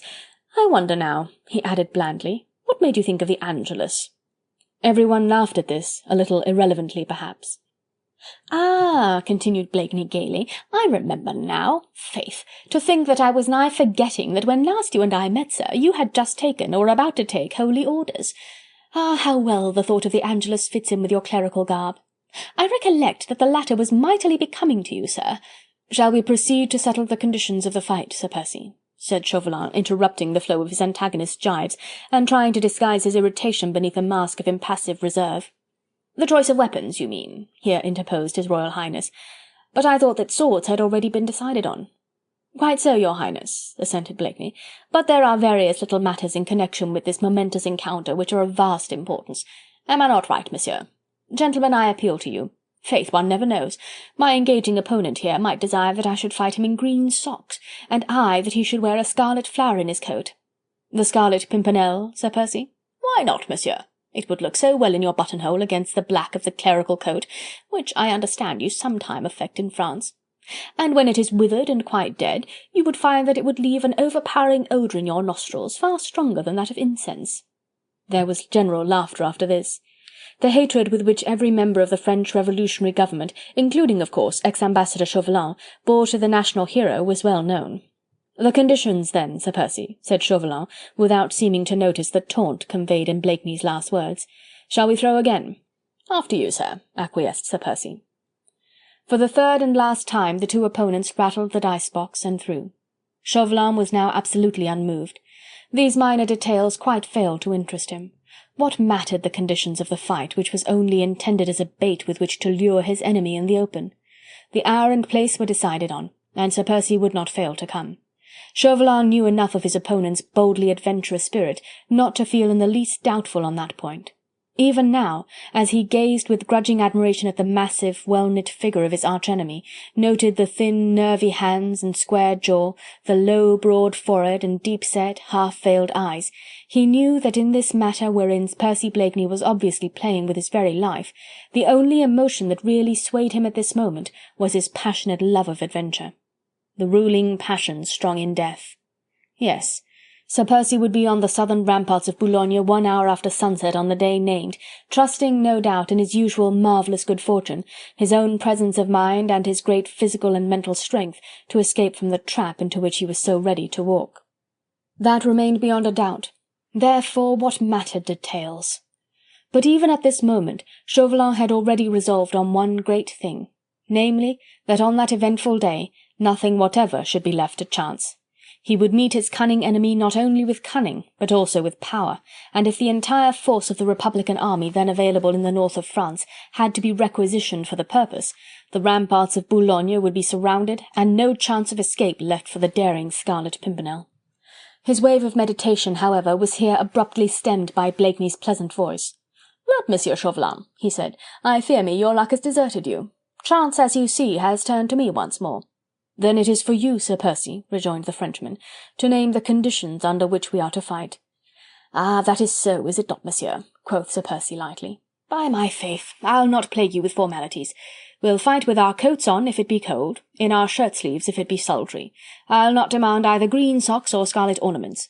I'll even try and be serious for the space of 2 minutes, sir, and confine my whole attention, the product of my infinitesimal brain, to thinking out some pleasant detail for this duel, which might be acceptable to you. Thus, sir, the thought of weapons springs to my mind. Swords, you said, I think. Sir, I will e'en restrict my choice of conditions to that of the actual weapons with which we are to fight. Folks, I pray you," he added, turning to his friend, "the pair of swords which lie across the top of my desk at this moment." "We'll not ask a menial to fetch them, eh, monsieur?" he continued gaily, as Sir Andrew Ffoulkes, at a sign from him, had quickly left the room. "What need to bruit our pleasant quarrel abroad? You will like the weapons, sir, and you shall have your own choice from the pair. You are a fine fencer, I feel sure, and you shall decide if a scratch or two or a more serious wound shall be sufficient to avenge Mademoiselle Candeille's wounded vanity." Whilst he prattled so gaily on, there was dead silence among all those present. The prince had his shrewd eyes steadily fixed upon him, obviously wondering what this seemingly irresponsible adventurer held at the back of his mind. There is no doubt that everyone felt oppressed, and that a strange murmur of anticipatory excitement went round the little room, when a few seconds later Sir Andrew Ffoulkes returned with 2 sheathed swords in his hand. Blakeney took them from his friend and placed them on the little table in front of ex-ambassador Chauvelin. The spectators strained their necks to look at the 2 weapons. They were exactly similar one to the other, both encased in plain black leather sheaths, with steel ferrules polished to shine like silver. The handles too were of plain steel, with just the grip fashioned in a twisted basket pattern of the same highly tempered metal. "What think you of these weapons, monsieur?" asked Blakeney, who was carelessly leaning against the back of a chair. Chauvelin took up one of the 2 swords and slowly drew it out from its scabbard, carefully examining the brilliant, narrow steel blade as he did so. "A little old-fashioned in style and make, Sir Percy," he said, closely imitating his opponent's easy demeanour. "A trifle heavier, perhaps, than we in France have been accustomed to lately, but nevertheless a beautifully tempered piece of steel." "Of a truth there's not much the matter with the tempering, monsieur," quoth Blakeney. "The blades were fashioned at Toledo just 200 years ago." "Ah, here I see an inscription," said Chauvelin, holding the sword close to his eyes, the better to see the minute letters engraved in the steel. "The name of the original owner. I myself bought them when I travelled in Italy from one of his descendants." "Lorenzo Giovanni Cenci," said Chauvelin, spelling the Italian names quite slowly. "The greatest blackguard that ever trod this earth. You, no doubt, monsieur, know his history better than we do. Rapine, theft, murder, nothing came amiss to Signor Lorenzo, neither the deadly drug in the cup nor the poisoned dagger." He had spoken lightly, carelessly, with that same tone of easy banter which he had not forsaken throughout the evening, and the same drawly manner which was habitual to him. But at these last words of his, Chauvelin gave a visible start, and then abruptly replaced the sword, which he had been examining, upon the table. He threw a quick, suspicious glance at Blakeney, who, leaning back against the chair and one knee resting on the cushioned seat, was idly toying with the other blade, the exact pair to the one which the ex-ambassador had so suddenly put down. "Well, monsieur," quoth Sir Percy after a slight pause, and meeting with a swift glance of lazy irony his opponent's fixed gaze, "are you satisfied with the weapons? Which of the 2 shall be yours and which mine?" "Of a truth, Sir Percy," murmured Chauvelin, still hesitating. "Nay, monsieur," interrupted Blakeney with pleasant bonhomie, "I know what you would say. Of a truth there is no choice between this pair of perfect twins. One is as exquisite as the other. And yet you must take one and I the other, this or that, whichever you prefer. You shall take it home with you tonight, and practise thrusting at a haystack or at a bobbin, as you please. The sword is yours to command until you have used it against my unworthy person, yours until you bring it out 4 days hence, on the southern ramparts of Boulogne, when the cathedral bells chime the evening Angelus. Then you shall cross it against its faithless twin. There, monsieur, they are of equal length, of equal strength and temper, a perfect pair. Yet I pray you choose." He took up both the swords in his hands, and carefully balancing them by the extreme tip of their steel-bound scabbards, he held them out towards the Frenchman.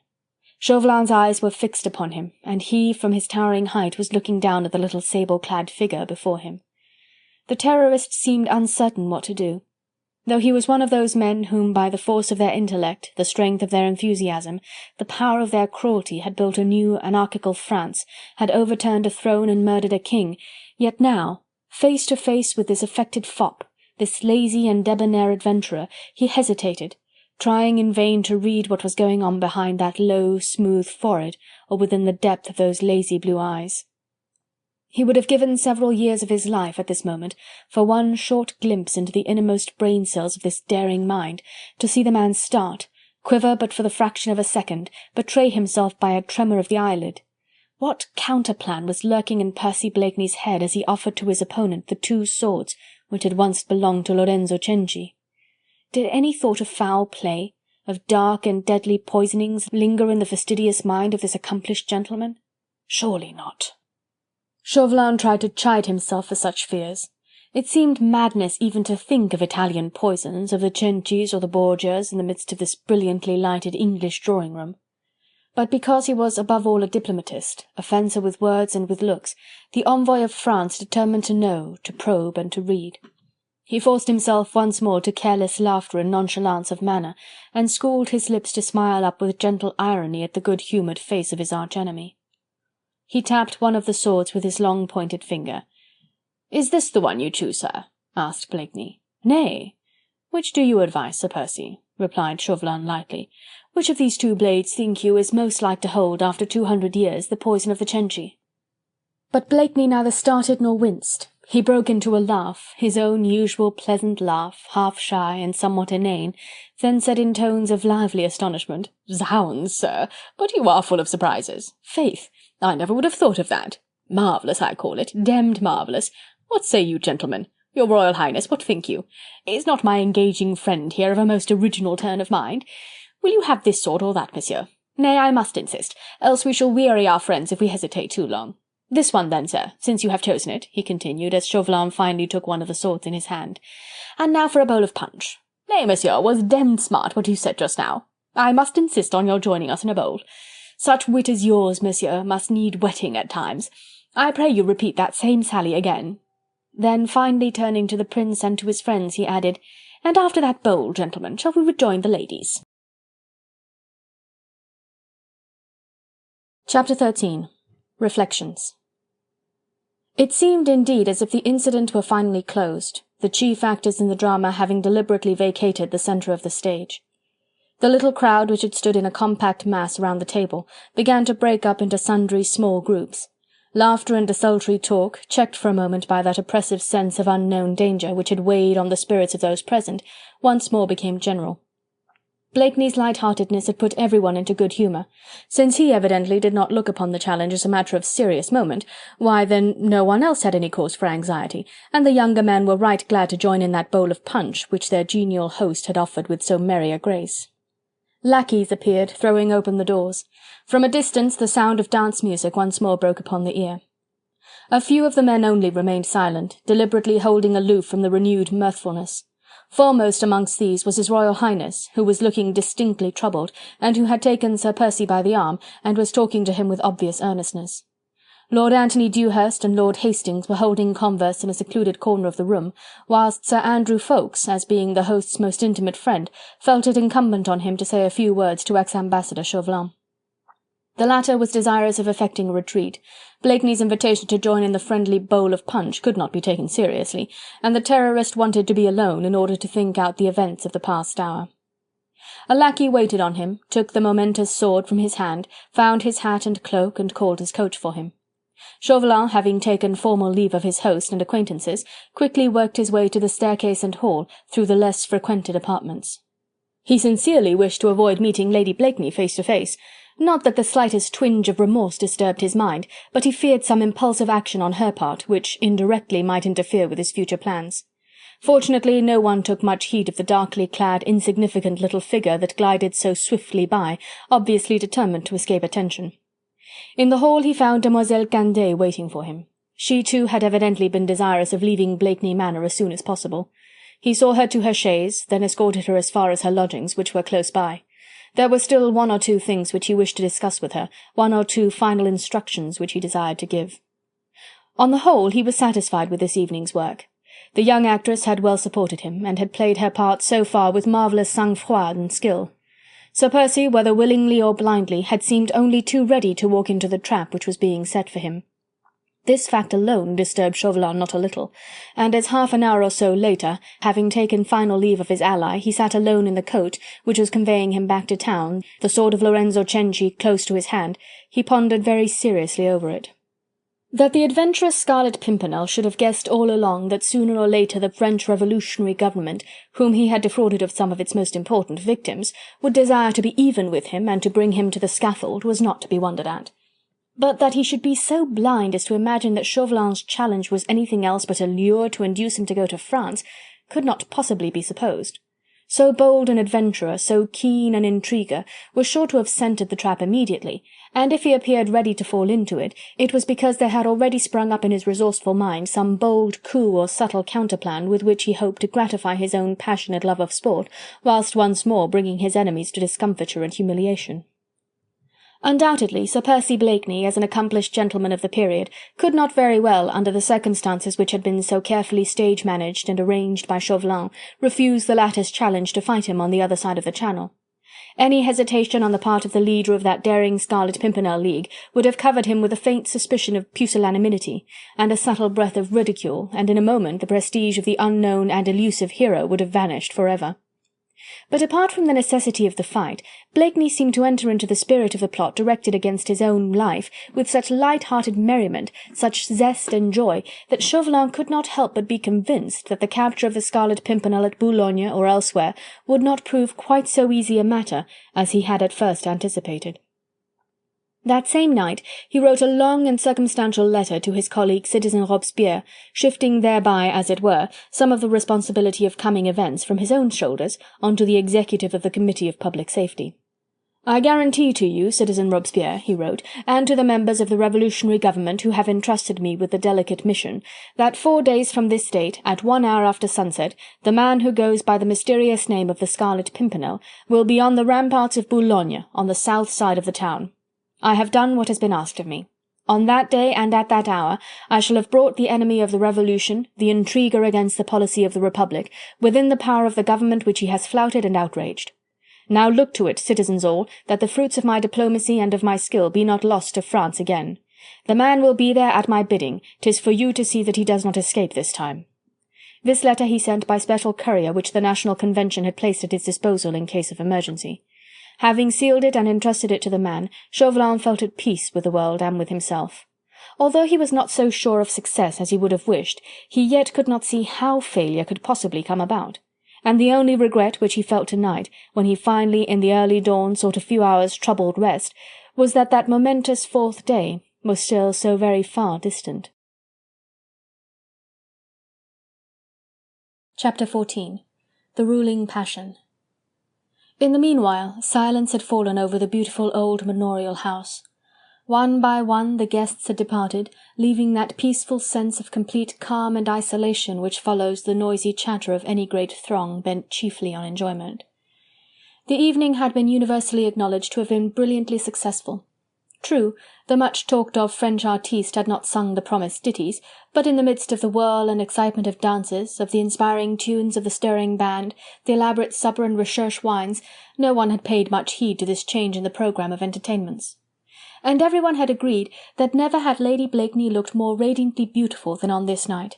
She seemed absolutely indefatigable, a perfect hostess, full of charming little attentions towards everyone, although more than ordinarily absorbed by her duties towards her many royal guests. The dramatic incidents which had taken place in the small boudoir had not been much bruited abroad. It was always considered bad form in those courtly days to discuss men's quarrels before ladies, and in this instance, those who were present when it all occurred instinctively felt that their discretion would be appreciated in high circles, and held their tongues accordingly. Thus the brilliant evening was brought to a happy conclusion without a single cloud to mar the enjoyment of the guests. Marguerite performed a veritable miracle of fortitude, forcing her very smiles to seem natural and gay, chatting pleasantly, even wittily, upon every known fashionable topic of the day, laughing merrily the while her poor aching heart was filled with unspeakable misery. Now, when everybody had gone, when the last of her guests had bobbed before her the prescribed curtsy, to which she had invariably responded with the same air of easy self-possession, now at last she felt free to give rein to her thoughts, to indulge in the luxury of looking her own anxiety straight in the face, and to let the tension of her nerves relax. Sir Andrew Ffoulkes had been the last to leave, and Percy had strolled out with him as far as the garden gate, for Lady Ffoulkes had left in her chaise some time ago, and Sir Andrew meant to walk to his home, not many yards distant from Blakeney Manor. In spite of herself, Marguerite felt her heartstrings tighten as she thought of this young couple so lately wedded. People smiled a little when Sir Andrew Ffoulkes' name was mentioned. Some called him effeminate, others uxorious. His fond attachment for his pretty little wife was thought to pass the bounds of decorum. There was no doubt that since his marriage the young man had greatly changed. His love of sport and adventure seemed to have died out completely, yielding evidently to the great, more overpowering love, that for his young wife. Suzanne was nervous for her husband's safety. She had sufficient influence over him to keep him at home when other members of the brave little League of the Scarlet Pimpernel followed their leader with mad zest on some bold adventure. Marguerite too at first had smiled in kindly derision when Suzanne Ffoulkes, her large eyes filled with tears, had used her wiles to keep Sir Andrew tied to her own dainty apron-strings. But somehow lately, with that gentle contempt which she felt for the weaker man, there had mingled a half-acknowledged sense of envy. How different twixt her and her husband! Percy loved her truly and with a depth of passion proportionate to his own curious dual personality. It was sacrilege almost to doubt the intensity of his love, but nevertheless she had at all times a feeling as if he were holding himself and his emotions in check, as if his love, as if she, Marguerite, his wife, were but secondary matters in his life, as if her anxieties, her sorrow when he left her, her fears for his safety, were but small episodes in the great book of life which he had planned out and conceived for himself. Then she would hate herself for such thoughts. They seemed like doubts of him. Did any man ever love a woman, she asked herself, as Percy loved her? He was difficult to understand, and perhaps— oh, that was an awful perhaps— perhaps there lurked somewhere in his mind a slight mistrust of her. She had betrayed him once, unwittingly 'tis true. Did he fear she might do so again? And tonight, after her guests had gone, she threw open the great windows that gave on the beautiful terrace, with its marble steps leading down to the cool river beyond. Everything now seemed so peaceful and still. The scent of the heliotrope made the night air swoon with its intoxicating fragrance. The rhythmic murmur of the waters came gently echoing from below, and from far away there came the melancholy cry of a night-bird on the prowl. That cry made Marguerite shudder. Her thoughts flew back to the episodes of this night and to Chauvelin, the dark bird of prey with his mysterious death-dealing plans, his subtle intrigues which all tended towards the destruction of one man, his enemy, the husband whom Marguerite loved. Oh, how she hated these wild adventures which took Percy away from her side!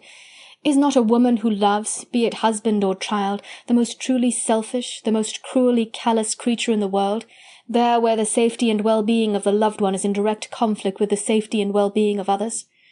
She would right gladly have closed her eyes to every horror perpetrated in France.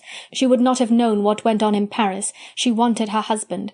And yet, month after month, with but short intervals, she saw him risk that precious life of his, which was the very essence of her own soul, for others, always for others. And she, Marguerite, his wife, was powerless to hold him back, powerless to keep him beside her, when that mad fit of passion seized him to go on one of these wild quests, wherefrom she always feared he could not return alive. And this, although she might use every noble artifice, every tender wile of which a loving and beautiful wife is capable. At times like those, her own proud heart was filled with hatred and envy towards everything that took him away from her, and tonight all these passionate feelings which she felt were quite unworthy of her and of him seemed to surge within her soul more tumultuously than ever. She was longing to throw herself in his arms, to pour out into his loving ear all that she suffered, in fear and anxiety, and to make one more appeal to his tenderness and to that passion which had so often made him forget the world at her feet. And so instinctively she walked along the terrace toward that more secluded part of the garden, just above the river bank, where she had so oft wandered hand in hand with him, in the honeymoon of their love. There great clumps of old-fashioned cabbage roses grew in untidy splendour, and belated lilies sent intoxicating odours into the air, whilst the heavy masses of Egyptian and Michaelmas daisies looked like ghostly constellations in the gloom. She thought Percy must soon be coming this way. Though it was so late, she knew that he would not go to bed. After the events of the night, his ruling passion, strong in death, would hold him in its thrall. She too felt wide awake, and unconscious of fatigue. When she reached the secluded path beside the river, she peered eagerly up and down, and listened for a sound. Presently it seemed to her that above the gentle clapper of the waters she could hear a rustle and the scrunching of the fine gravel under carefully measured footsteps. She waited a while.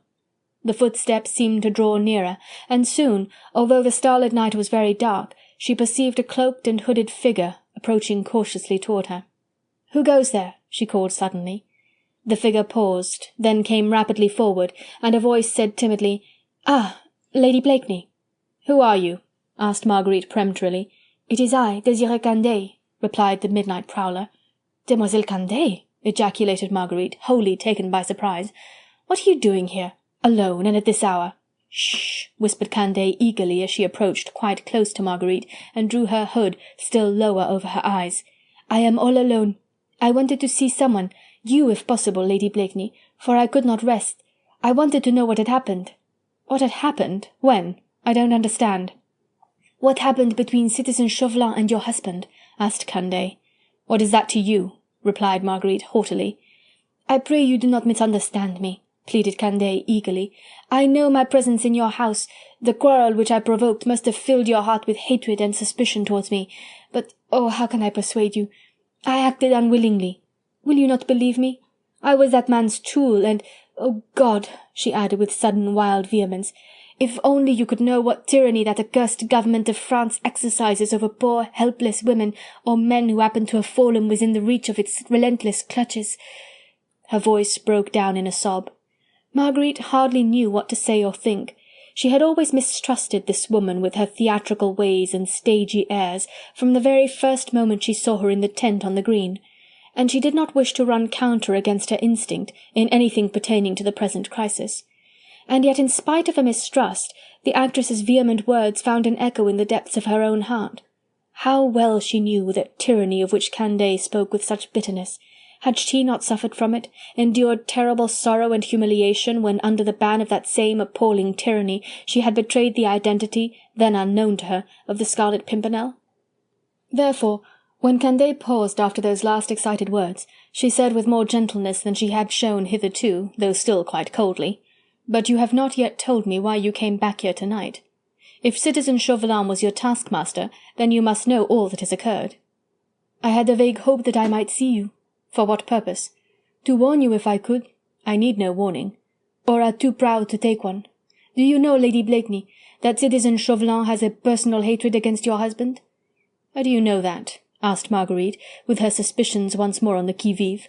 She could not understand Candeille's attitude.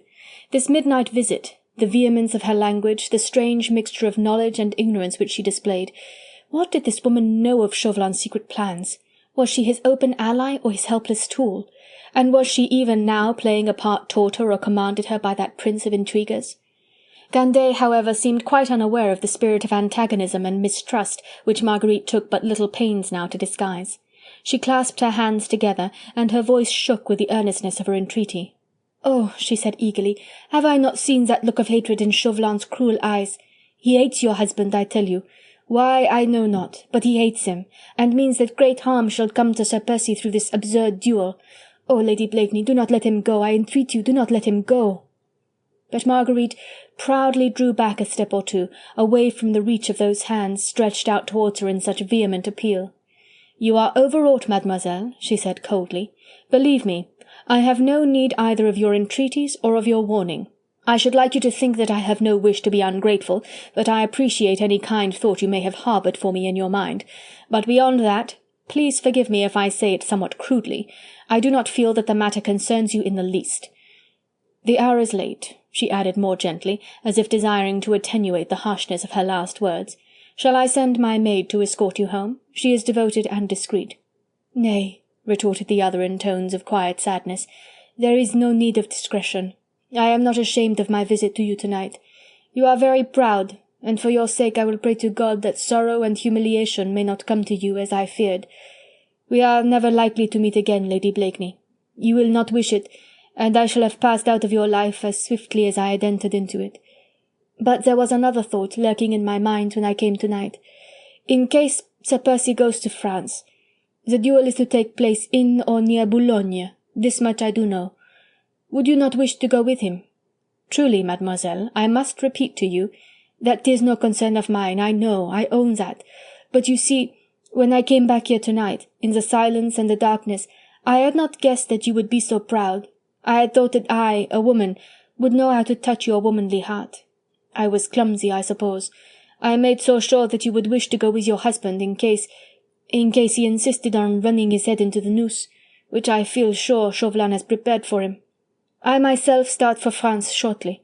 Citizen Chauvelin has provided me with the necessary passport for myself and my maid, who was to have accompanied me.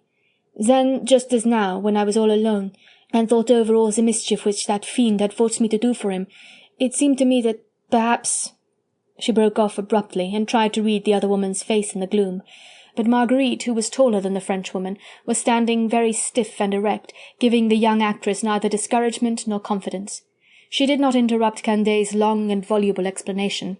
Vaguely she wondered what it was all about, and even now, when the Frenchwoman paused, Marguerite said nothing, but watched her quietly as she took a folded paper from the capacious pocket of her cloak, and then held it out with a look of timidity towards Lady Blakeney. "My maid need not come with me," said Désirée Candeille humbly. "I would far rather travel alone. This is her passport, and... oh, you need not take it out of my hand," she added in tones of bitter self-deprecation, as Marguerite made no sign of taking the paper from her. "See, I will leave it here among the roses. You mistrust me now. It is only natural. Presently, perhaps, calmer reflection will come. You will see that my purpose now is selfless, that I only wish to serve you and him." She stooped and placed the folded paper in the midst of a great clump of centifolium roses, and then, without another word, she turned and went her way. For a few moments, whilst Marguerite still stood there, puzzled and vaguely moved, she could hear the gentle frou-frou of the other woman's skirts against the soft sand of the path, and then a long-drawn sigh that sounded like a sob. Then all was still again. The gentle midnight breeze caressed the tops of the ancient oaks and elms behind her, drawing murmurs from their dying leaves like unto the whisperings of ghosts. Marguerite shuddered with a slight sense of cold. Before her, amongst the dark clump of leaves and the roses, invisible in the gloom, there fluttered with a curious melancholy flapping the folded paper placed there by Candeille. She watched it for a while, as disturbed by the wind it seemed ready to take its flight towards the river. Anon it fell to the ground, and Marguerite, with sudden overpowering impulse, stooped and picked it up. Then, clutching it nervously in her hand, she walked rapidly back towards the house. Chapter 15. Farewell. As she neared the terrace, she became conscious of several forms moving about at the foot of the steps, some few feet below where she was standing. Soon she saw the glimmer of lanterns, heard whispering voices and the lapping of the water against the side of a boat. Anon a figure, laden with cloaks and sundry packages, passed down the steps close beside her. Even in the darkness Marguerite recognized Benyon, her husband's confidential valet. Without a moment's hesitation she flew along the terrace towards the wing of the house occupied by Sir Percy. She had not gone far before she discerned his tall figure, walking leisurely along the path which here skirted part of the house. He had on his large caped coat, which was thrown open in front, displaying a grey travelling suit of fine cloth. His hands were as usual buried in the pockets of his breeches, and on his head he wore the folding chapeau bras which he habitually affected. Before she had time to think or to realize that he was going, before she could utter one single word, she was in his arms, clinging to him with passionate intensity, trying in the gloom to catch every expression of his eyes, every quiver of the face now bent down so close to her. "Percy, you cannot go, she pleaded. She had felt his strong arms closing round her, his lips seeking hers, her eyes, her hair, her clinging hands, which dragged at his shoulders in a wild agony of despair. "If you really loved me, Percy," she murmured, "you would not go, you would not go." He would not trust himself to speak. It well nigh seemed as if his sinews cracked with the violent effort at self-control. Oh, how she loved him when she felt in him the passionate lover, the wild, untamed creature that he was at heart, on whom the frigid courtliness of manner sat but as a thin veneer. This was his own real personality. There was little now of the elegant and accomplished gentleman of fashion, schooled to hold every emotion in check, to hide every thought, every desire save that for amusement or for display. She, feeling her power and his weakness now, gave herself wholly to his embrace, not grudging one single passionate caress, yielding her lips to him, the while she murmured, "You cannot go, you cannot, why should you go? It is madness to leave me, I cannot let you go." Her arms clung tenderly round him, her voice was warm and faintly shaken with suppressed tears, and as he wildly murmured, "Don't, for pity's sake," she almost felt that her love would be triumphant. "For pity's sake I'll go on pleading, Percy," she whispered. "Oh, my love, my dear, do not leave me. We have scarce had time to savour our happiness. We have such arrears of joy to make up. Do not go, Percy. There's so much I want to say to you. Nay, you shall not, she added with sudden vehemence. "Look me straight in the eyes, my dear, and tell me if you can leave now." He did not reply, but almost roughly he placed his hand over her tear-dimmed eyes, which were turned up to his, in an agony of tender appeal. Thus he blindfolded her with that wild caress. She should not see, no, not even she, that for the space of a few seconds stern manhood was well nigh vanquished by the magic of her love. All that was most human in him, all that was weak in this strong and untamed nature, cried aloud for peace and luxury and idleness, for long summer afternoons spent in lazy content, for the companionship of horses and dogs and of flowers, with no thought or cares save those for the next evening's gavotte, no graver occupation save that of sitting at her feet. And during these few seconds, whilst his hand lay across her eyes, the lazy, idle fop of fashionable London was fighting a hand-to-hand fight with the bold leader of a band of adventurers, and his own passionate love for his wife ranged itself with fervent intensity on the side of his weaker self. Forgotten were the horrors of the guillotine, the calls of the innocent, the appeal of the helpless, forgotten the daring adventures, the excitements, the hair's-breadth escapes. For those few seconds, heavenly in themselves, he only remembered her, his wife, her beauty and her tender appeal to him. She would have pleaded again, for she felt that she was winning in this fight. Her instinct, that unerring instinct of the woman who loves and feels herself beloved, told her that for the space of an infinitesimal fraction of time his iron will was inclined to bend, but he checked her pleading with a kiss. Then there came a change. Like a gigantic wave carried inwards by the tide, his turbulent emotion seemed suddenly to shatter itself against a rock of self-control. Was it a call from the boatmen below, a distant scrunching of feet upon the gravel? Who knows? Perhaps only a sigh in the midnight air, a ghostly summons from the land of dreams that recalled him to himself. Even as Marguerite was still clinging to him with an ardent fervour of her own passion, she felt the rigid tension of his arms relax, the power of his embrace weaken, the wild love-light become dim in his eyes. He kissed her fondly, tenderly, and with infinite gentleness smoothed away the little damp curls from her brow. There was a wistfulness now in his caress, and in his kiss there was the finality of a long farewell. "'Tis time I went," he said, "or we shall miss the tide." These were the first coherent words he had spoken since first she had met him here in this lonely part of the garden, and his voice was perfectly steady, conventional, and cold. An icy pang shot through Marguerite's heart. It was as if she had been abruptly wakened from a beautiful dream. "You're not going, Percy," she murmured, and her own voice now sounded hollow and forced. "Oh, if you loved me, you would not go." "If I love you?" Nay, in this at least there was no dream, no coldness in his voice when he repeated those words with such a sigh of tenderness, such a world of longing, that the bitterness of her great pain vanished, giving place to tears. He took her hand in his. The passion was momentarily conquered, forced within his innermost soul by his alter ego, that second personality in him, the cold-blooded and coolly calculating adventurer who juggled with his life and tossed it recklessly upon the sea of chance, twixt a doggerel and a smile. But the tender love lingered on, fighting the enemy a while longer, the wistful desire was there for her kiss, the tired longing for the exquisite repose of her embrace. He took her hand in his, and bent his lips to it, and with the warmth of his kiss upon it she felt a moisture like a tear. "I must go, dear," he said after a little while. "Why? Why?" she repeated obstinately. "Am I nothing, then? Is my life of no account, my sorrows, my fears, my misery?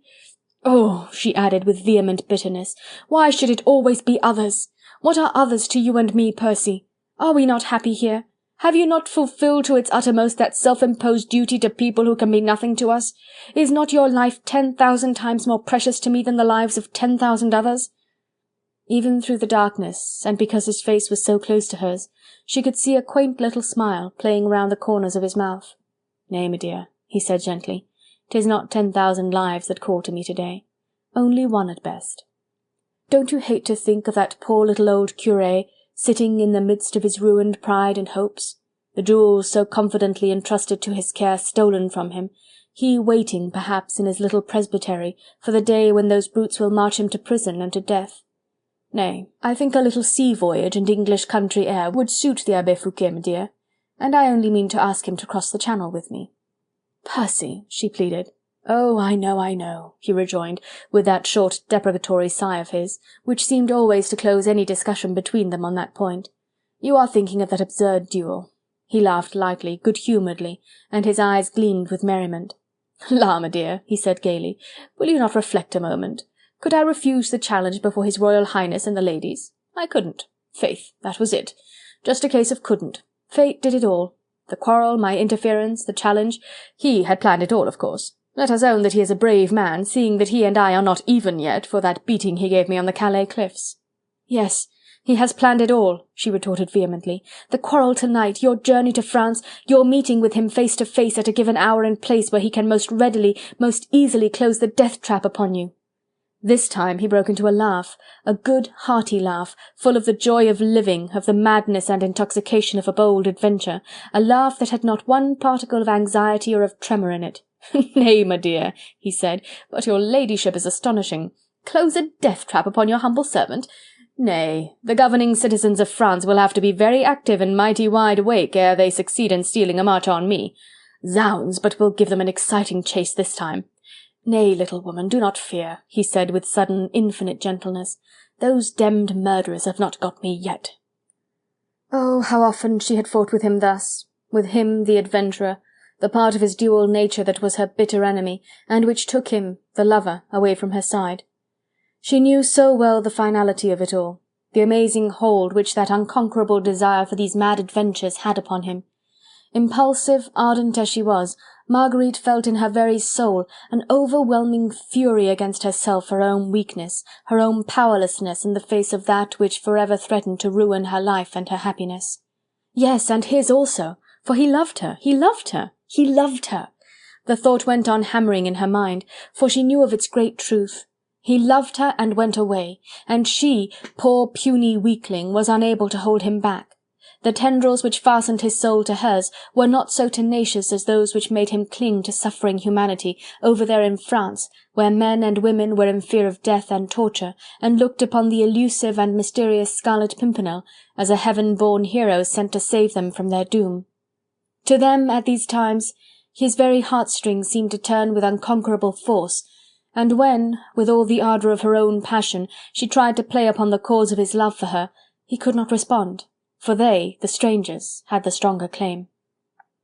And yet through it all she knew that this love of humanity, this mad desire to serve and to help, in no way detracted from his love for her.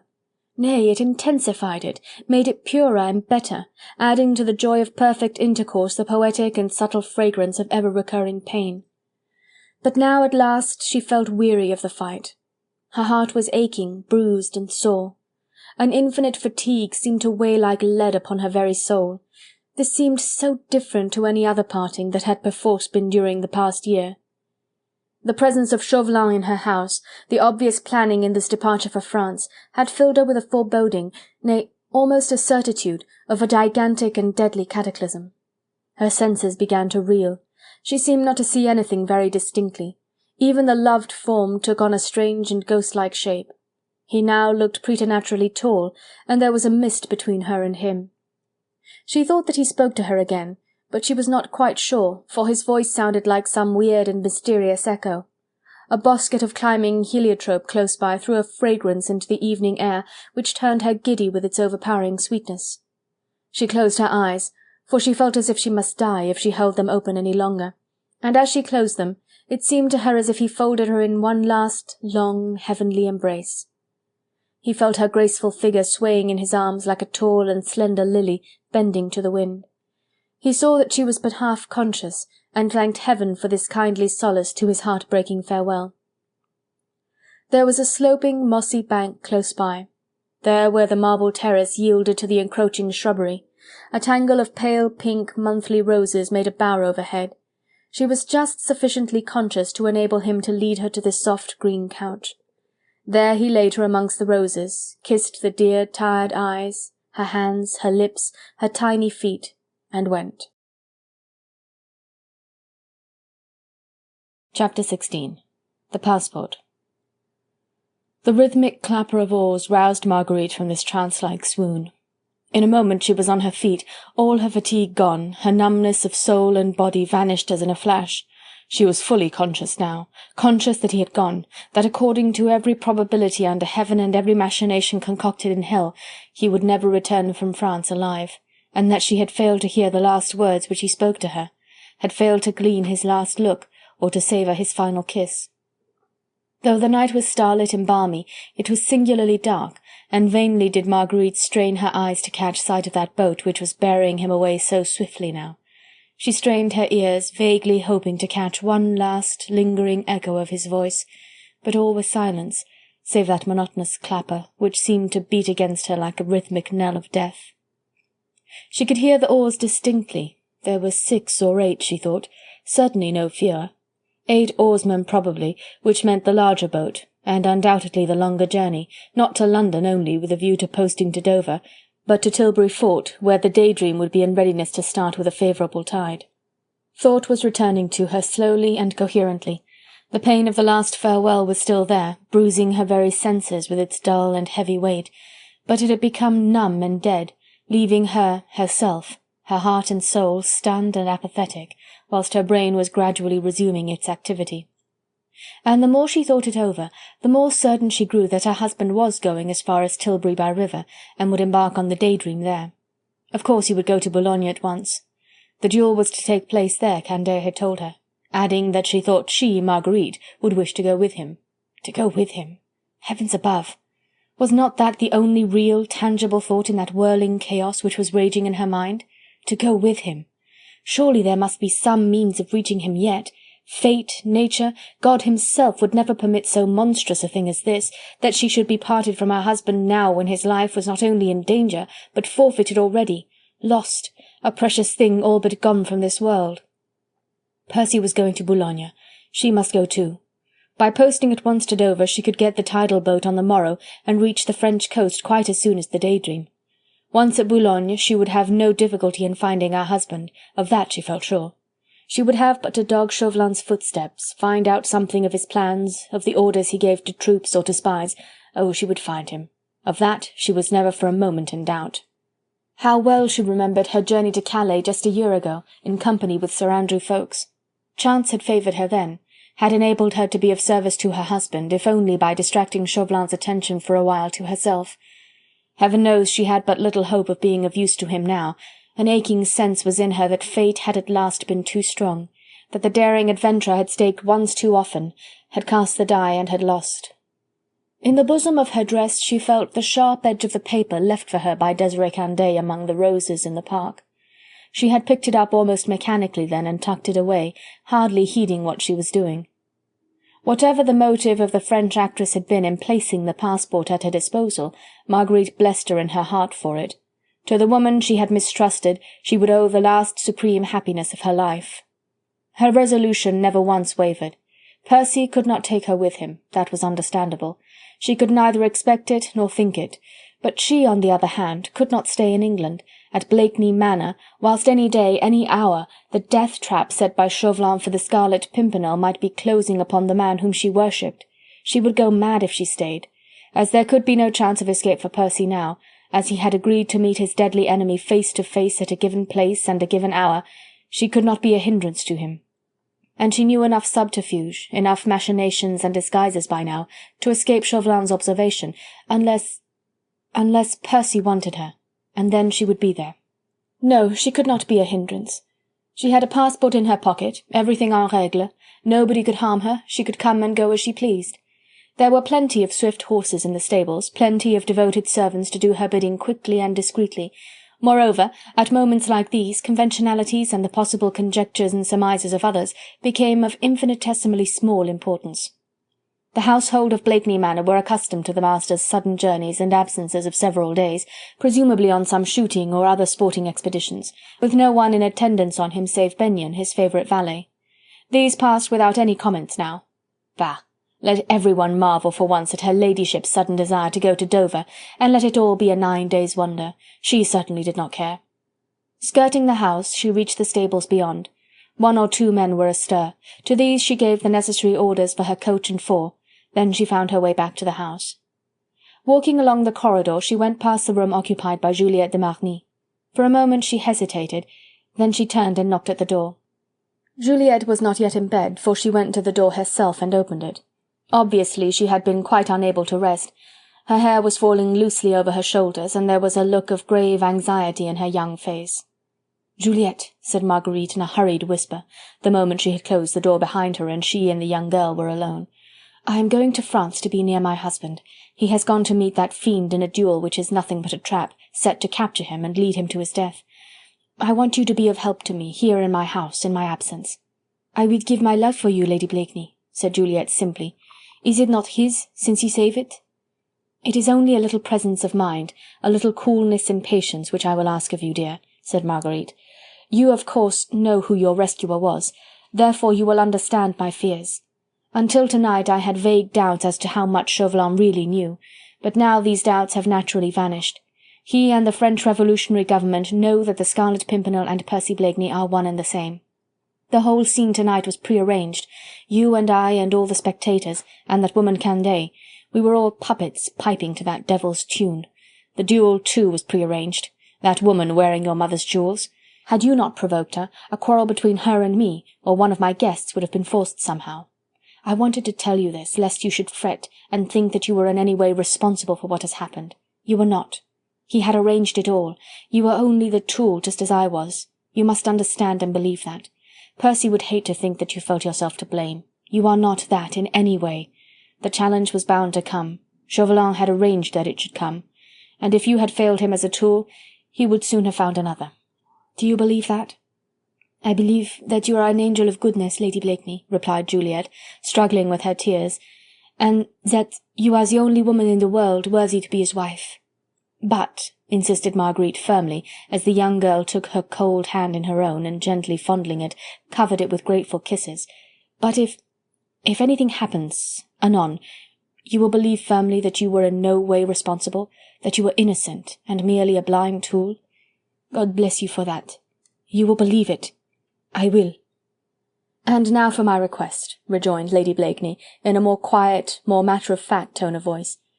"You must represent me here when I am gone.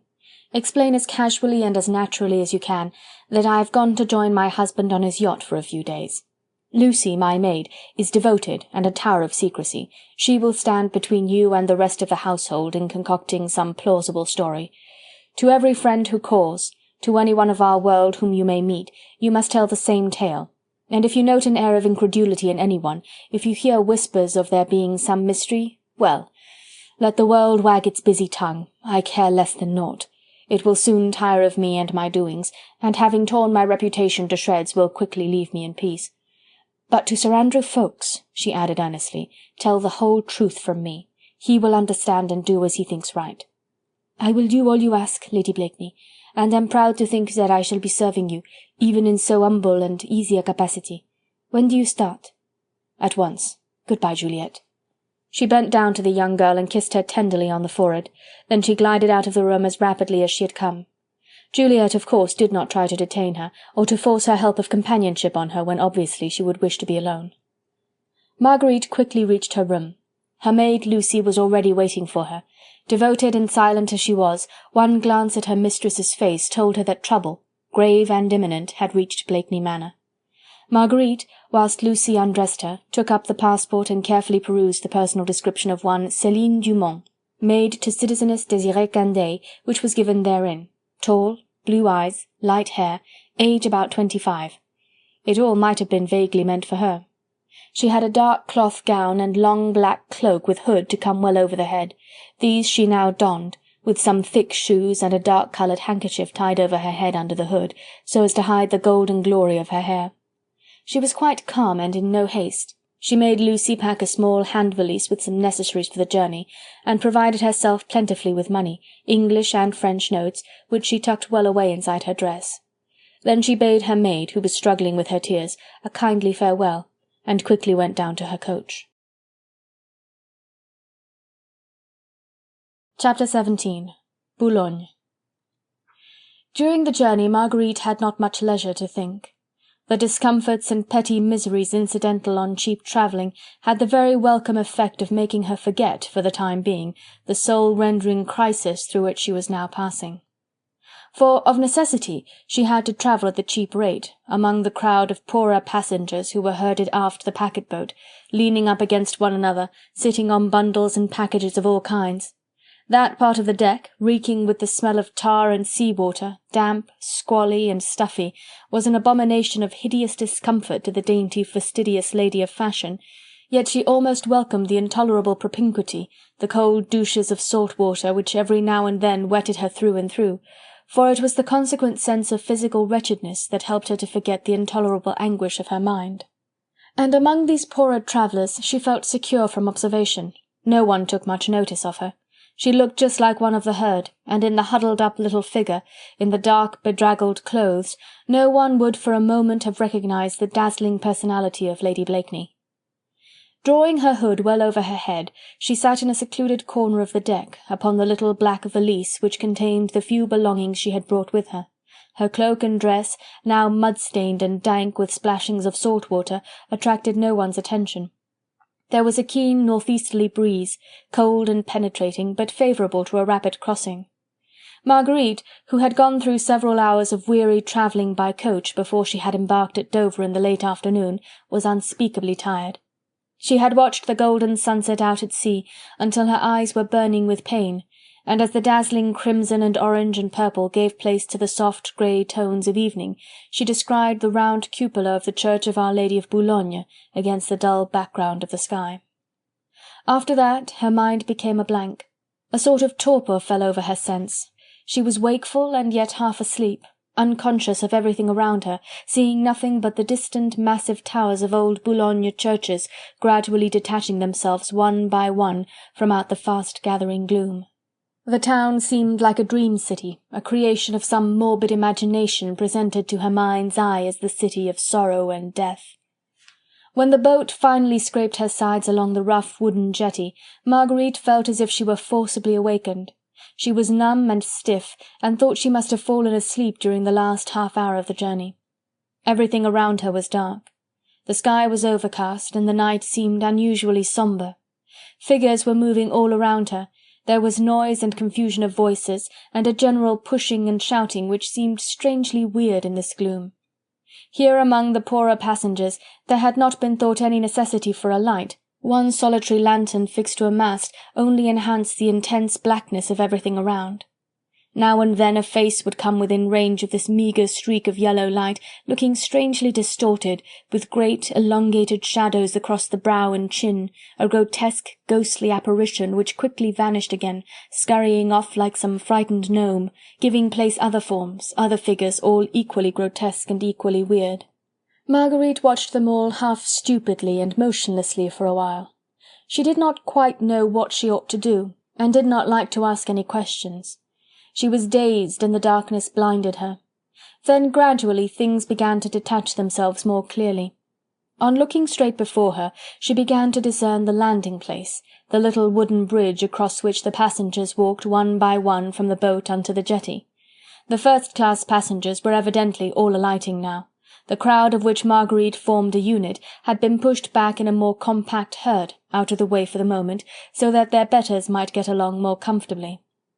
Beyond the landing stage a little booth had been erected, a kind of tent, open in front and lighted up within by a couple of lanterns. Under this tent there was a table, behind which sat a man dressed in some sort of official-looking clothes, and wearing the tricolour scarf across his chest.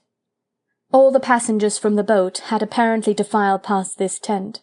Marguerite could see them now quite distinctly, the profiles of the various faces as they paused for a moment in front of the table, being brilliantly illuminated by one of the lanterns. 2 sentinels wearing the uniform of the National Guard stood each side of the table. The passengers, one by one, took out their passport as they went by, handed it to the man in the official dress, who examined it carefully, very lengthily, then signed it and returned the paper to its owner. But at times he appeared doubtful, folded the passport and put it down in front of him. The passenger would protest. Marguerite could not hear what was said, but she could see that some argument was attempted, quickly dismissed by a peremptory order from the official. The doubtful passport was obviously put on one side for further examination, and the unfortunate owner thereof detained, until he or she had been able to give more satisfactory references to the representatives of the Committee of Public Safety, stationed at Boulogne. This process of examination necessarily took a long time. Marguerite was getting horribly tired, her feet ached, and she scarcely could hold herself upright. Yet she watched all these people mechanically, making absurd little guesses in her weary mind as to whose passport would find favour in the eyes of the official, and whose would be found suspect and inadequate. Suspect! A terrible word these times, since Merlin's terrible law decreed now that every man, woman or child who was suspected by the Republic of being a traitor was a traitor in fact. How sorry she felt for those whose passports were detained, who tried to argue so needlessly, and who were finally led off by a soldier who had stepped out from somewhere in the dark and had to await further examination, probably imprisonment and often death. As to herself, she felt quite safe. The passport given to her by Chauvelin's own accomplice was sure to be quite en règle. Then suddenly her heart seemed to give a sudden leap, and then to stop in its beating for a second or two. In one of the passengers, a man who was just passing in front of the tent, she had recognized the form and profile of Chauvelin. He had no passport to show, but evidently the official knew who he was, for he stood up and saluted, and listened deferentially whilst the ex-ambassador apparently gave him a few instructions. It seemed to Marguerite that these instructions related to two women who were close behind Chauvelin at the time, and who presently seemed to file past without going through the usual formalities of showing their passports. But of this she could not be quite sure. The women were closely hooded and veiled, and her own attention had been completely absorbed by this sudden appearance of her deadly enemy. Yet what more natural than that Chauvelin should be here now? His object accomplished, he had no doubt posted to Dover just as she had done. There was no difficulty in that, and a man of his type and importance would always have unlimited means and money at his command to accomplish any journey he might desire to undertake. There was nothing strange or even unexpected in the man's presence here, and yet somehow it had made the whole awful reality more tangible, more wholly unforgettable. Marguerite remembered his abject words to her when first she had seen him at the Richmond fete. He said that he had fallen into disgrace, that having failed in his service to the Republic, he had been relegated to a subordinate position, pushed aside with contumely to make room for better, abler men. Well, all that was a lie, of course, a cunning method of gaining access into her house, of that she had already been convinced, when Candeille provoked the esclandre which led to the challenge. That on French soil he seemed in anything but a subsidiary position, that he appeared to rule rather than to obey, could in no way appear to Marguerite in the nature of surprise. As the actress had been a willing tool in the cunning hands of Chauvelin, so were probably all these people around her. Where others cringed in the face of officialism, the ex-ambassador had stepped forth as a master. He had shown a badge, spoken a word mayhap, and the man in the tent who had made other people tremble, stood up deferentially and obeyed all commands. It was all very simple and very obvious, but Marguerite's mind has been asleep, and it was the sight of the sable-clad little figure which had roused it from its happy torpor. In a moment now her brain was active and alert, and presently it seemed to her as if another figure, taller than those around, had crossed the barrier immediately in the wake of Chauvelin. Then she chided herself for her fancies. It could not be her husband, not yet. He had gone by water, and would scarcely be in Boulogne before the morning. Ah, now at last came the turn of the second-class passengers. There was a general bousculade, and the human bundle began to move. Marguerite lost sight of the tent and its awe-inspiring appurtenances. She was a mere unit again in this herd on the move. She, too, progressed along slowly, one step at a time.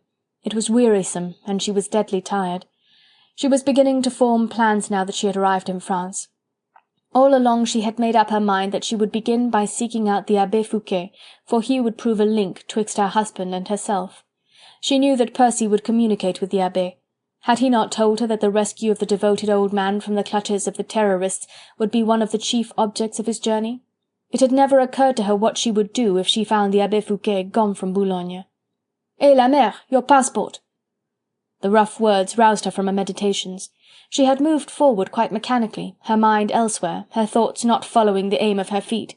Thus she must have crossed the bridge along with some of the crowd, must have landed on the jetty, and reached the front of the tent without really knowing what she was doing. Ah yes, her passport. She had quite forgotten that. But she had it by her, quite in order, given to her in a fit of tardy remorse by Demoiselle Candeille, the intimate friend of one of the most influential members of the revolutionary government of France. She took the passport from the bosom of her dress and handed it to the man in the official dress. "Your name?" he asked peremptorily. "Céline Dumont," she replied unhesitatingly, for had she not rehearsed all this in her mind dozens of times, until her tongue could rattle off the borrowed name as easily as it could her own? Servitor to Citizeness Désirée Candeille. The man, who had very carefully been examining the paper the while, placed it down on the table deliberately in front of him and said, "Céline Dumont? Eh, la mère, what tricks are you up to now?" "Tricks? I don't understand," she said quietly, for she was not afraid. The passport was en règle. She knew she had nothing to fear. "Oh, but I think you do," retorted the official with a sneer, "and 'tis a mighty clever one, I'll allow. Céline Dumont, ma foi! Not badly imagined, ma petite mère, and all would have passed off splendidly. Unfortunately, Céline Dumont, servitor to Citizeness Désirée Candeille, passed through these barriers along with her mistress not half an hour ago." And with a long, grimy finger he pointed to an entry in the large book which lay open before him, and wherein he had apparently been busy making notes of the various passengers who had filed past him. Then he looked up with a triumphant leer at the calm face of Marguerite. She still did not feel really frightened, only puzzled and perturbed, but all the blood had rushed away from her face, leaving her cheeks ashen white, and pressing against her heart, until it almost choked her. "You are making a mistake, citizen," she said very quietly. "I am Citizeness Candeille's maid. She gave me the passport herself just before I left for England. If you will ask her the question, she will confirm what I say, and she assured me that it was quite en règle." But the man only shrugged his shoulders and laughed derisively. The incident evidently amused him, yet he must have seen many of the same sort. In the far corner of the tent Marguerite seemed to discern a few moving forms, soldiers, she thought, for she caught sight of a glint like that of steel. 1 or 2 men stood close behind the official at the desk, and the sentinels were to the right and left of the tent. With an instinctive sense of appeal, Marguerite looked round from one face to the other, but each looked absolutely impassive and stolid, quite uninterested in this little scene, the exact counterpart of a dozen others, enacted on this very spot within the last hour. "Eh là, la petite mère," said the official in the same tone of easy persiflage which he had adopted all along. "But we do know how to concoct a pretty lie, aye, and so circumstantially too. Unfortunately, it was Citizeness Désirée Candeille herself who happened to be standing just where you are at the present moment, along with her maid Céline Dumont, both of whom were specially signed for and recommended as perfectly trustworthy by no less a person than Citoyen Chauvelin of the Committee of Public Safety." "But I assure you that there is a mistake," pleaded Marguerite earnestly. "'Tis the other woman who lied. I have my passport and—" "A truce on this," retorted the man peremptorily. "If everything is as you say, and if you have nothing to hide, you'll be at liberty to continue your journey tomorrow, after you have explained yourself before the citizen governor. Next one now, quick!" Marguerite tried another protest, just as those others had done whom she had watched so mechanically before. But already she knew that that would be useless, for she had felt that a heavy hand was being placed on her shoulder, and that she was being roughly led away. In a flash she had understood and seen the whole sequel of the awful trap which had all along been destined to engulf her as well as her husband. What a clumsy, blind fool she had been! What a miserable antagonist to the subtle schemes of a past master of intrigue as was Chauvelin! To have enticed the Scarlet Pimpernel to France was a great thing. The challenge was clever, the acceptance of it by the bold adventurer a foregone conclusion. But the master stroke of the whole plan was done when she, the wife, was enticed over too, with the story of Candeille's remorse and the offer of the passport. Fool, fool that she was! And how well did Chauvelin know feminine nature! How cleverly he had divined her thoughts, her feelings, the impulsive way in which she would act! How easily he had guessed that, knowing her husband's danger, she, Marguerite, would immediately follow him. Now the trap had closed on her, and she saw it all, when it was too late. Percy Blakeney in France, his wife a prisoner, her freedom and safety in exchange for his life. The hopelessness of it all struck her with appalling force, and her sense reeled with the awful finality of the disaster. Yet instinct in her still struggled for freedom.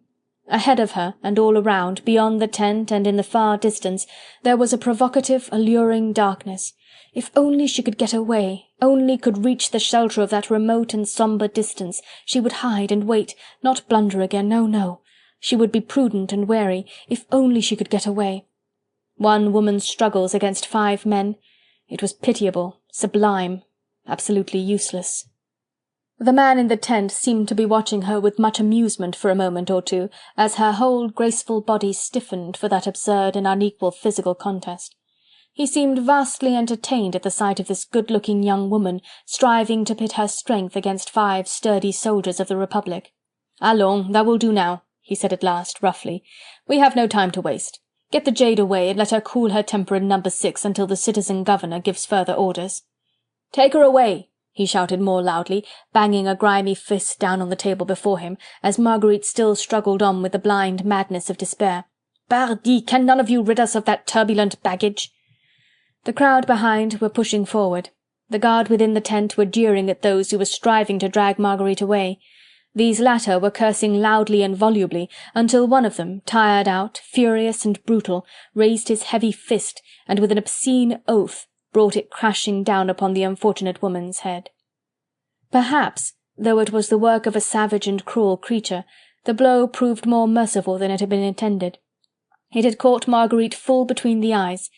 Her aching senses, wearied and reeling already, gave way beneath this terrible violence.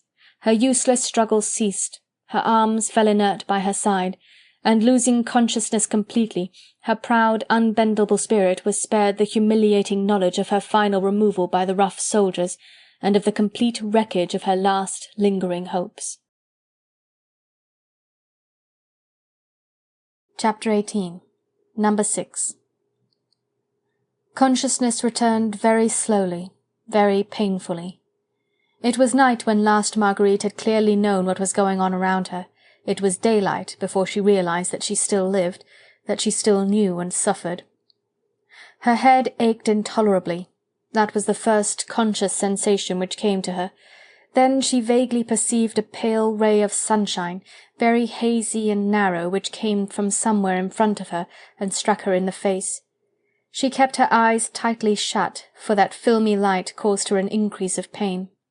She seemed to be lying on her back, and her fingers, wandering restlessly around, felt a hard palliasse beneath their touch, then a rough pillow, and her own cloak laid over her. Thought had not yet returned, only the sensation of great suffering and of infinite fatigue. Anon she ventured to open her eyes, and gradually one or two objects detached themselves from out the haze which still obscured her vision. Firstly, the narrow aperture, scarcely a window, filled in with tiny squares of coarse, unwashed glass, through which the rays of the morning sun were making kindly efforts to penetrate. Then the cloud of dust illumined by those same rays, and made up, so it seemed to the poor tired brain that strove to perceive, of myriads of abnormally large molecules, overabundant and overactive, for they appeared to be dancing a kind of wild saraband before Marguerite's aching eyes, advancing and retreating, forming themselves into groups and taking on funny shapes of weird masks and grotesque faces, which grinned at the unconscious figure lying helpless on the rough palliasse. Through and beyond them, Marguerite gradually became aware of 3 walls of a narrow room, dank and grey, half covered with whitewash and half with greenish mildew. Yes, and there, opposite to her and immediately beneath that semblance of a window, was another palliasse, and on it something dark that moved. The words Liberté, Égalité, Fraternité ou la Mort stared out at her from somewhere beyond those active molecules of dust, but she also saw just above the other palliasse the vague outline of a dark crucifix. It seemed a terrible effort to coordinate all these things, and to try and realize what the room was, and what was the meaning of the palliasse, the narrow window, and the stained walls, too much altogether for the aching head to take in save very slowly, very gradually. Marguerite was content to wait and to let memory creep back as reluctantly as it would. "Do you think, my child, you could drink a little of this now?" It was a gentle, rather tremulous voice which struck upon her ear. She opened her eyes, and noticed that the dark something which had previously been on the opposite palliasse was no longer there, and that there appeared to be a presence close to her only vaguely defined, someone kindly and tender who had spoken to her in French, with that soft sing-song accent peculiar to the Normandy peasants, and who now seemed to be pressing something cool and soothing to her lips. "They gave me this for you," continued the tremulous voice close to her ear. "I think it would do you good if you tried to take it." A hand and arm was thrust underneath the rough pillow, causing her to raise her head a little. A glass was held to her lips, and she drank. The hand that held the glass was all wrinkled, brown and dry, and trembled slightly, but the arm which supported her head was firm and very kind. "There, I am sure you feel better now. Close your eyes and try to go to sleep." She did as she was bid, and was ready enough to close her eyes. It seemed to her presently as if something had been interposed between her aching head and that trying ray of white September sun. Perhaps she slept peacefully for a little while after that, for though her head was still very painful, her mouth and throat felt less parched and dry. Through this sleep or semblance of sleep, she was conscious of the same pleasant voice, softly droning paters and aves close to her ear. Thus she lay during the greater part of the day, not quite fully conscious, not quite awake to the awful memories which anon would crowd upon her thick and fast. From time to time the same kind and trembling hands would, with gentle pressure, force a little liquid food through her unwilling lips, some warm soup, or anon a glass of milk. Beyond the pain in her head, she was conscious of no physical ill. She felt at perfect peace, and an extraordinary sense of quiet and repose seemed to pervade this small room, with its narrow window through which the rays of the sun came gradually in more golden splendour as the day drew towards noon, and then they vanished altogether. The drony voice close beside her acted as a soporific upon her nerves. In the afternoon she fell into a real and beneficent sleep. But after that she woke to full consciousness. Oh, the horror, the folly of it all! It came back to her with all the inexorable force of an appalling certainty. She was a prisoner in the hands of those who long ago had sworn to bring the Scarlet Pimpernel to death. She, his wife, a hostage in their hands, her freedom and safety offered to him as the price of his own. Here there was no question of dreams or of nightmares, no illusions as to the ultimate intentions of her husband's enemies. It was all a reality, and even now, before she had the strength fully to grasp the whole nature of this horrible situation, she knew that by her own act of mad and passionate impulse she had hopelessly jeopardized the life of the man she loved. For with that sublime confidence in him begotten of her love, she never for a moment doubted which of the two alternatives he would choose when once they were placed before him. He would sacrifice himself for her. He would prefer to die 1,000 deaths, so long as they set her free. For herself, her own sufferings, her danger or humiliation, she cared nothing. Nay, at this very moment she was conscious of a wild, passionate desire for death. In this sudden onrush of memory and of thought, she wished with all her soul and heart and mind to die here suddenly, on this hard palliasse, in this lonely and dark prison, so that she should be out of the way once and for all, so that she should not be the hostage to be bartered against his precious life and freedom. He would suffer acutely, terribly at her loss, because he loved her above everything else on earth. He would suffer in every fibre of his passionate and ardent nature, but he would not then have to endure the humiliations, the awful alternatives, the galling impotence and miserable death, the relentless either-or which his enemies were even now preparing for him. And then came a revulsion of feeling. Marguerite's was essentially a buoyant and active nature, a keen brain which worked and schemed and planned, rather than one ready to accept the inevitable. Hardly had these thoughts of despair and of death formulated themselves in her mind, than with brilliant swiftness a new train of ideas began to take root. What if matters were not so hopeless after all?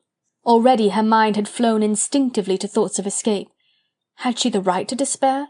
She, the wife and intimate companion of the man who had astonished the world with his daring, his prowess, his amazing good luck, she to imagine for a moment that in this all-supreme moment of adventurous life the Scarlet Pimpernel would fail?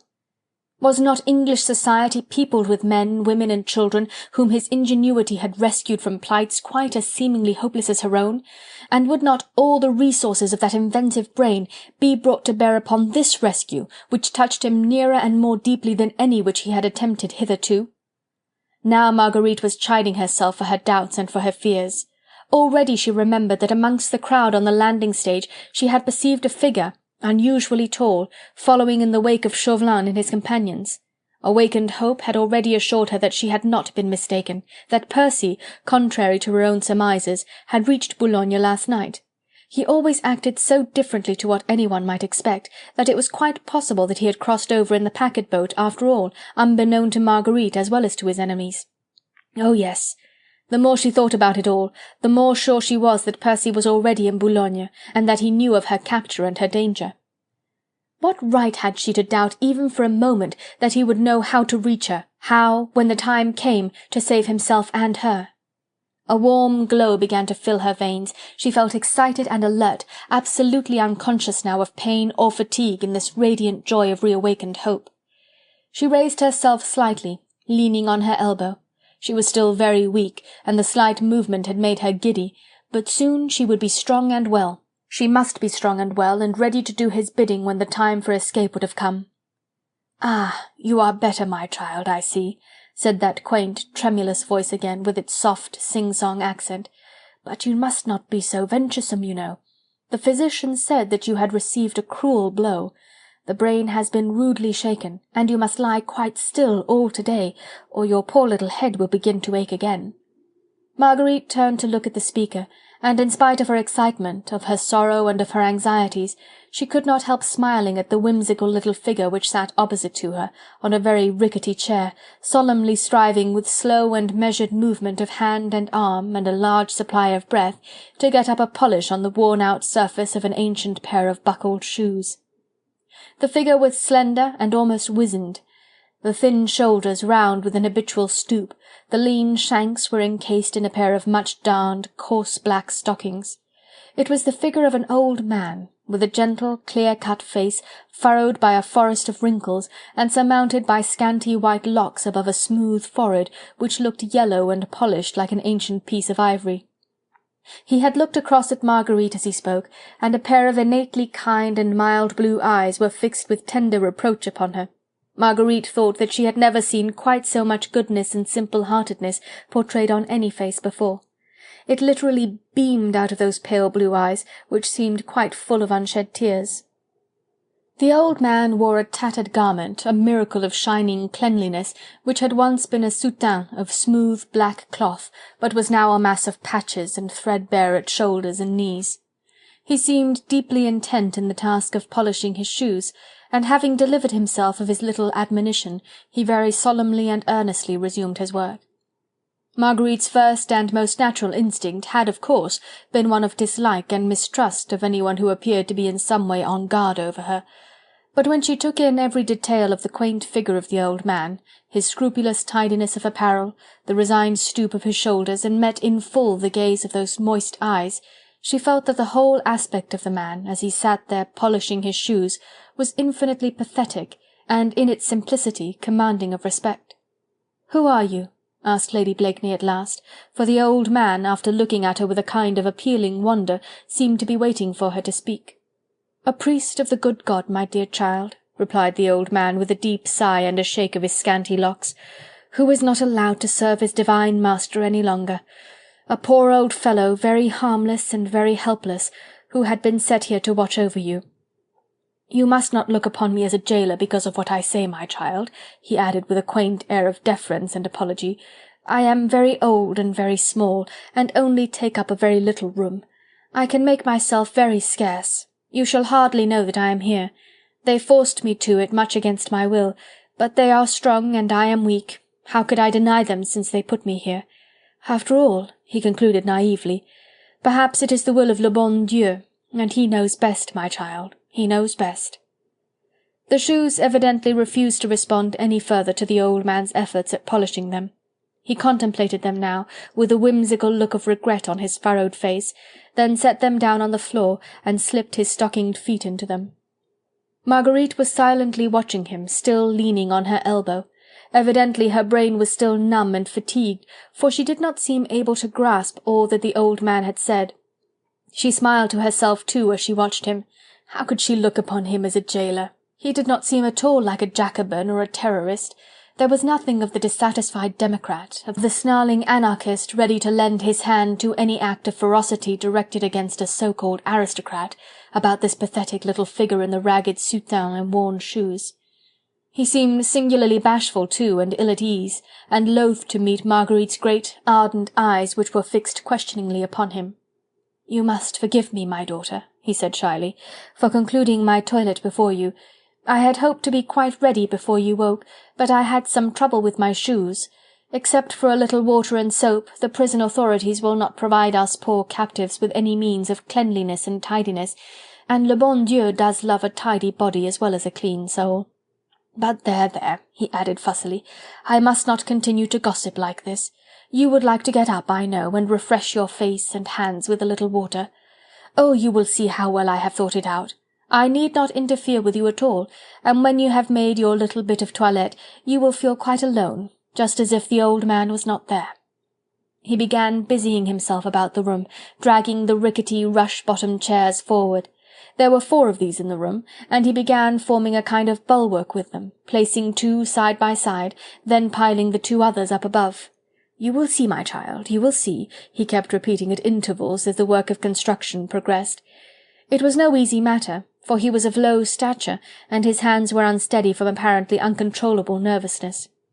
Marguerite, leaning slightly forward, her chin resting in her hand, was too puzzled and anxious to grasp the humour of this comical situation. She certainly did not understand. This old man had in some sort of way, and for a hitherto unexplained reason, been set as a guard over her. It was not an unusual device on the part of the inhuman wretches who now ruled France, to add to the miseries and terrors of captivity, where a woman of refinement was concerned, the galling outrage of never leaving her alone for a moment. That peculiar form of mental torture, surely the invention of brains rendered mad by their own ferocious cruelty, was even now being inflicted on the hapless, dethroned Queen of France. Marguerite, in far-off England, had shuddered when she heard of it, and in her heart had prayed, as indeed every pure-minded woman did then, that proud, unfortunate Marie Antoinette might soon find release from such torments in death. There was evidently some similar intention with regard to Marguerite herself in the minds of those who now held her prisoner. But this old man seemed so feeble and so helpless, his very delicacy of thought as he built up a screen to divide the squalid room in 2, proved him to be singularly inefficient for the task of a watchful gaoler. When the 4 chairs appeared fairly steady and in comparatively little danger of toppling, he dragged the palliasse forward and propped it up against the chairs. Finally, he drew the table along, which held the cracked urim basin, and placed it against this improvised partition. Then he surveyed the whole construction with evident gratification and delight. "There now," he said, turning a face beaming with satisfaction to Marguerite, "I can continue my prayers on the other side of the fortress. Oh, it is quite safe," he added, as with a fearsome hand he touched his engineering feat with gingerly pride, "and you will be quite private. Try and forget that the old Abbé is in the room. He does not count, really he does not count. He has ceased to be of any moment these many months now that St. Joseph is closed, and he may no longer say Mass." He was obviously prattling on in order to hide his nervous bashfulness. He ensconced himself behind his own finely constructed bulwark, drew a breviary from his pocket, and having found a narrow ledge on one of the chairs on which he could sit, without much danger of bringing the elaborate screen onto the top of his head, he soon became absorbed in his orisons. Marguerite watched him for a little while longer. He was evidently endeavouring to make her think that he had become oblivious of her presence, and his transparent little manoeuvres amused and puzzled her not a little. He looked so comical with his fussy and shy ways, yet withal so gentle and so kindly, that she felt completely reassured and quite calm. She tried to raise herself still further, and found the process astonishingly easy. Her limbs still ached, and the violent intermittent pain in her head certainly made her feel sick and giddy at times, but otherwise she was not ill. She sat up on the palliasse, then put her feet to the ground, and presently walked up to the improvised dressing-room and bathed her face and hands. The rest had done her good, and she felt quite capable of coordinating her thoughts, of moving about without too much pain, and of preparing herself both mentally and physically for the grave events which she knew must be imminent. While she busied herself with her toilette, her thoughts dwelt on the one all-absorbing theme. Percy was in Boulogne. He knew that she was here, in prison. He would reach her without fail. In fact, he might communicate with her at any moment now, and had without a doubt already evolved a plan of escape for her, more daring and ingenious than any which he had conceived hitherto. Therefore she must be ready and prepared for any eventuality. She must be strong and eager, in no way despondent, for if he were here, would he not chide her for her want of faith? By the time she had smoothed her hair and tidied her dress, Marguerite caught herself singing quite cheerfully to herself, so full of buoyant hope was she. Chapter 19. The Strength of the Weak. "Monsieur l'Abbé," said Marguerite gravely. "Yes, mon enfant." The old man looked up from his breviary and saw Marguerite's great earnest eyes fixed with obvious calm and trust upon him. She had finished her toilette as well as she could, had shaken up and tidied her palliasse, and was now sitting on the edge of it, her hands clasped between her knees. There was something which still puzzled her, and impatient and impulsive as she was, she had watched the Abbé as he calmly went on reading the Latin prayers for the last 5 minutes, and now she could contain her questionings no longer. "You said just now that they set you to watch over me." "So they did, my child, so they did," he replied with a sigh, as he quietly closed his book and slipped it back into his pocket. "Ah, they are very cunning, and we must remember that they have the power. No doubt," added the old man with his own quaint philosophy, "no doubt le bon Dieu meant them to have the power, or they would not have it, would they?" "By they you mean the terrorists and anarchists of France, Monsieur l'Abbé? The Committee of Public Safety who pillage and murder, outrage women and desecrate religion, is that not so?" "Alas, my child," he sighed. "And it is they who have set you to watch over me?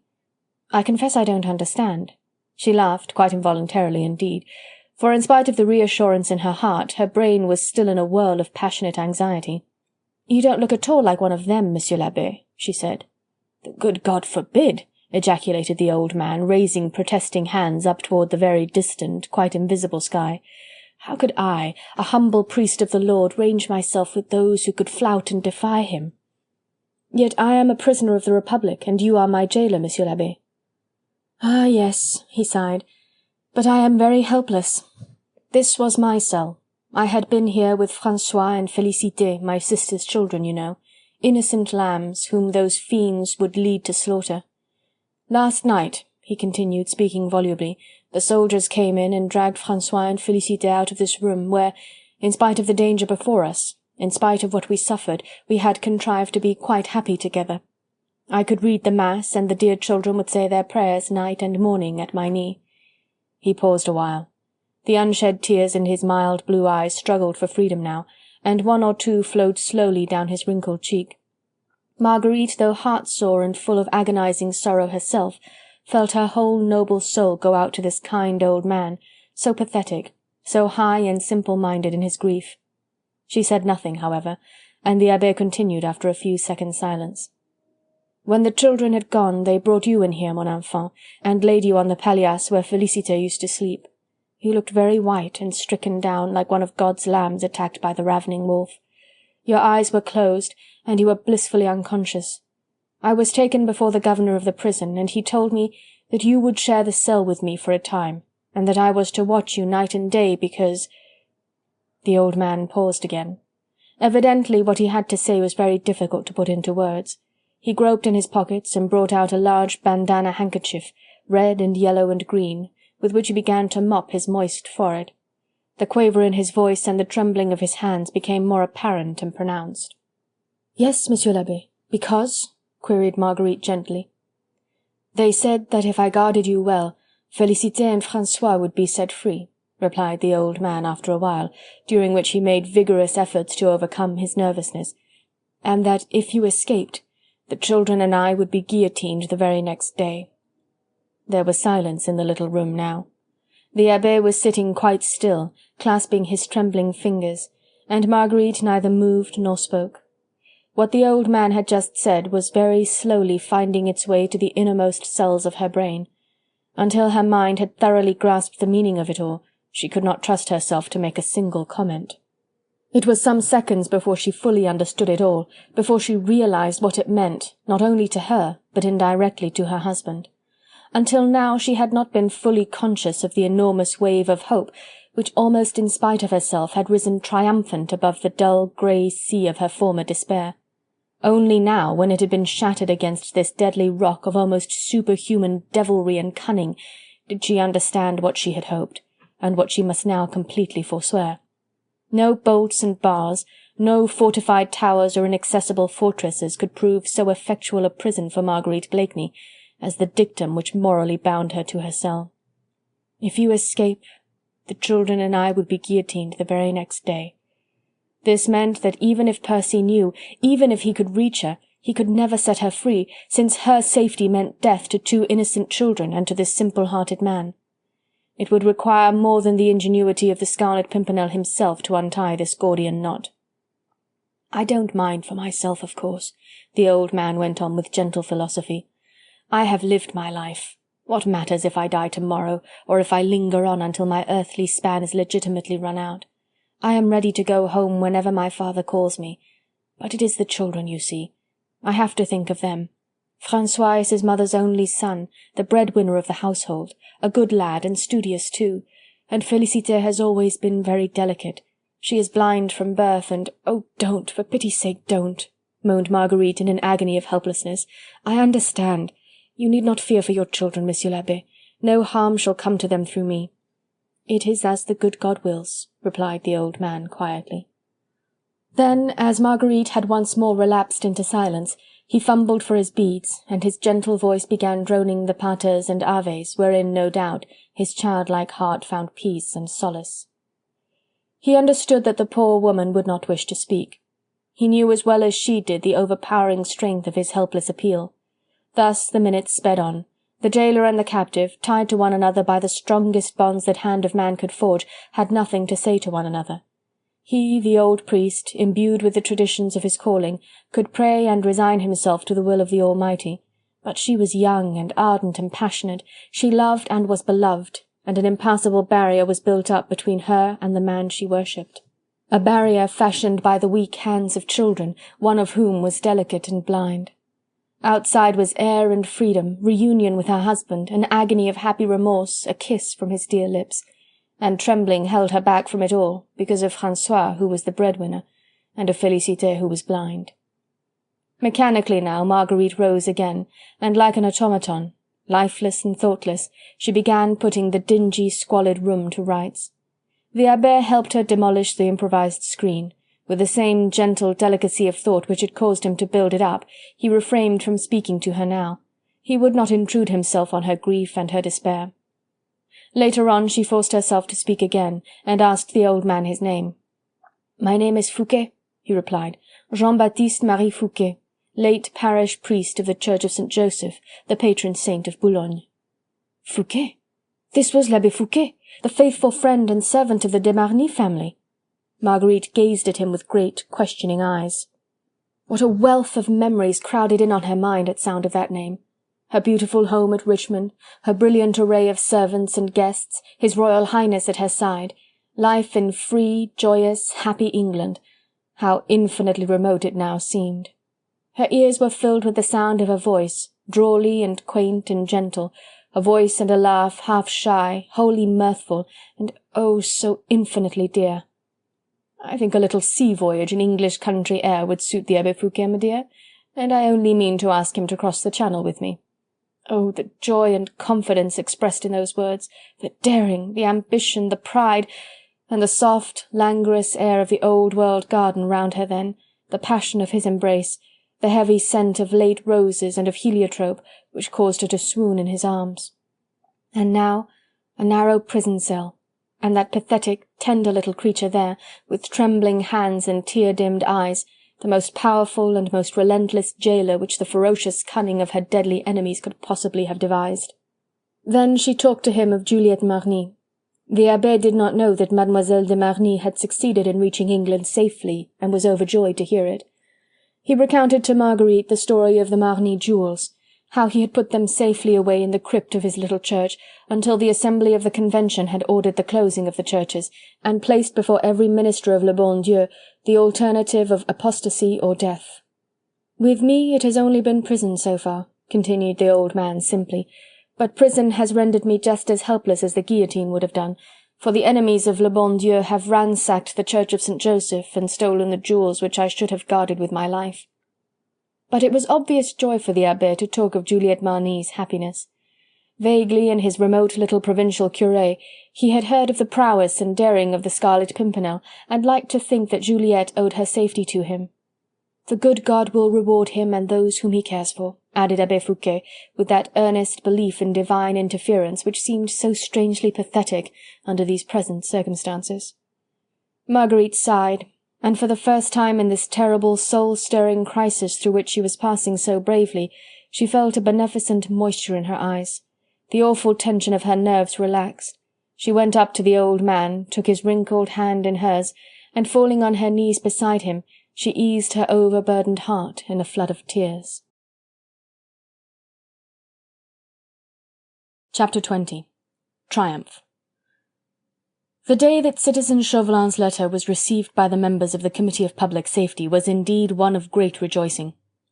The Moniteur tells us that in the séance of September 22nd, 1793, or Vendémiaire 1st of the year 1, it was decreed that 60 prisoners not absolutely proved guilty of treason against the Republic, only suspected, were to be set free. 60!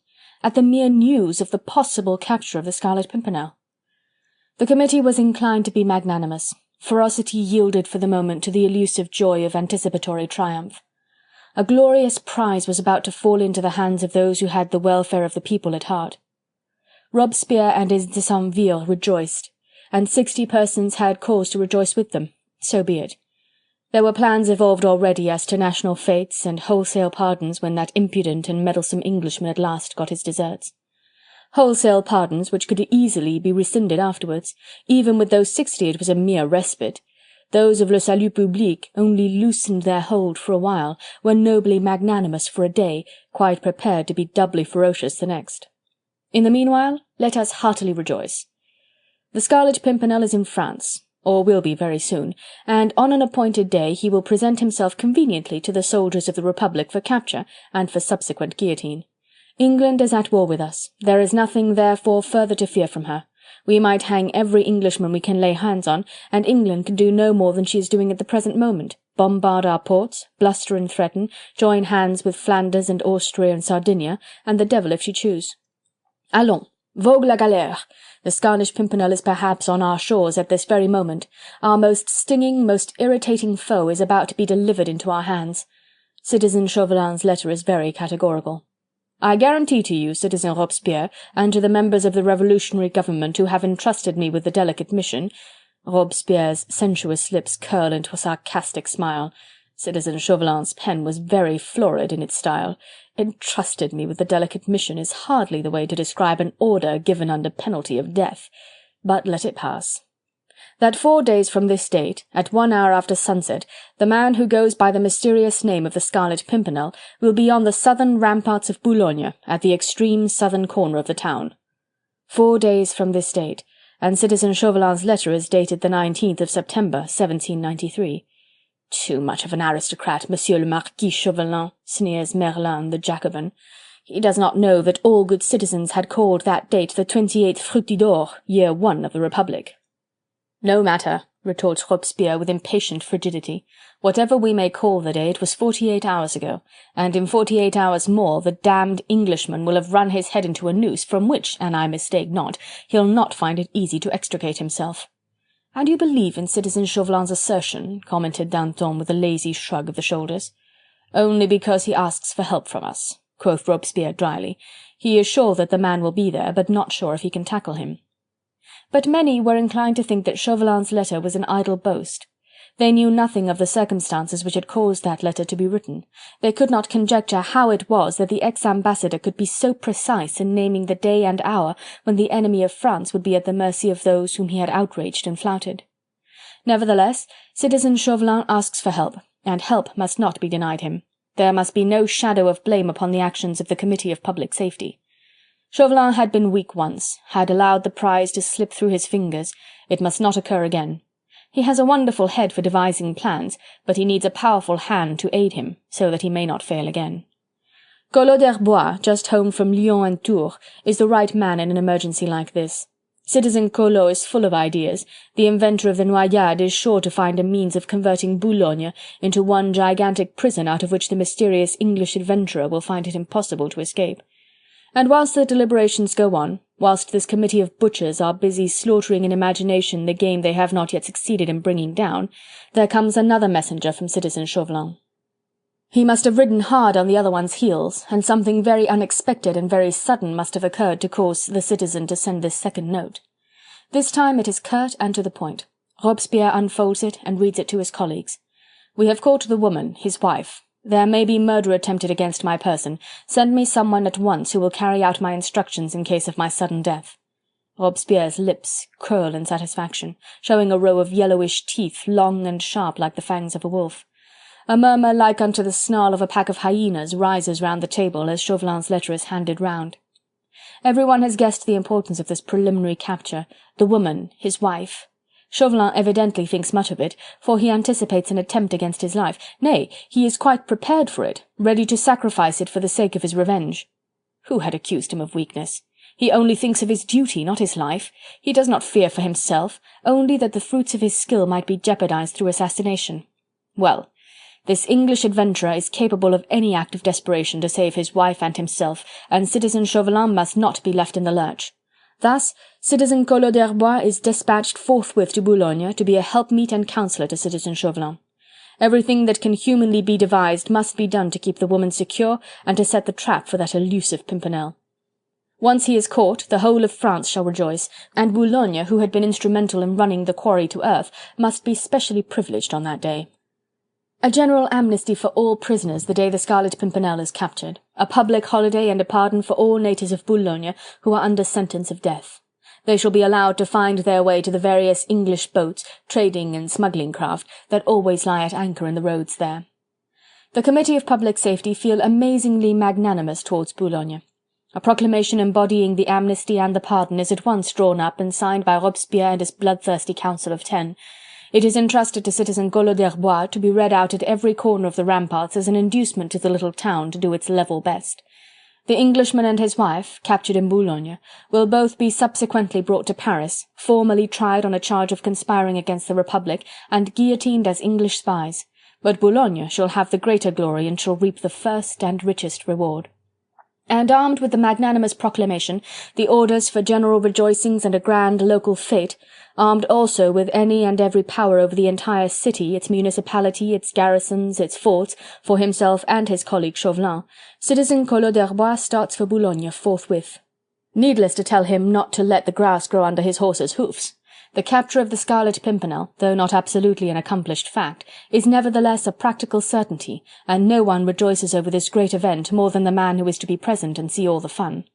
Riding and driving, getting what relays of horses or wagons from roadside farms that he can, Collot is not likely to waste much time on the way.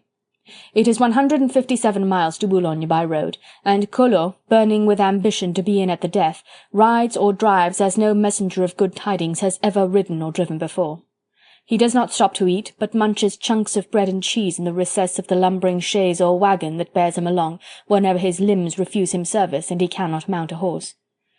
The chronicles tell us that 24 hours after he left Paris, half dazed with fatigue, but ferocious and eager still, he is borne to the gates of Boulogne by an old cart-horse requisitioned from some distant farm, and which falls down dead at the Porte Gaillole, whilst its rider, with a last effort, loudly clamours for admittance into the town in the name of the Republic.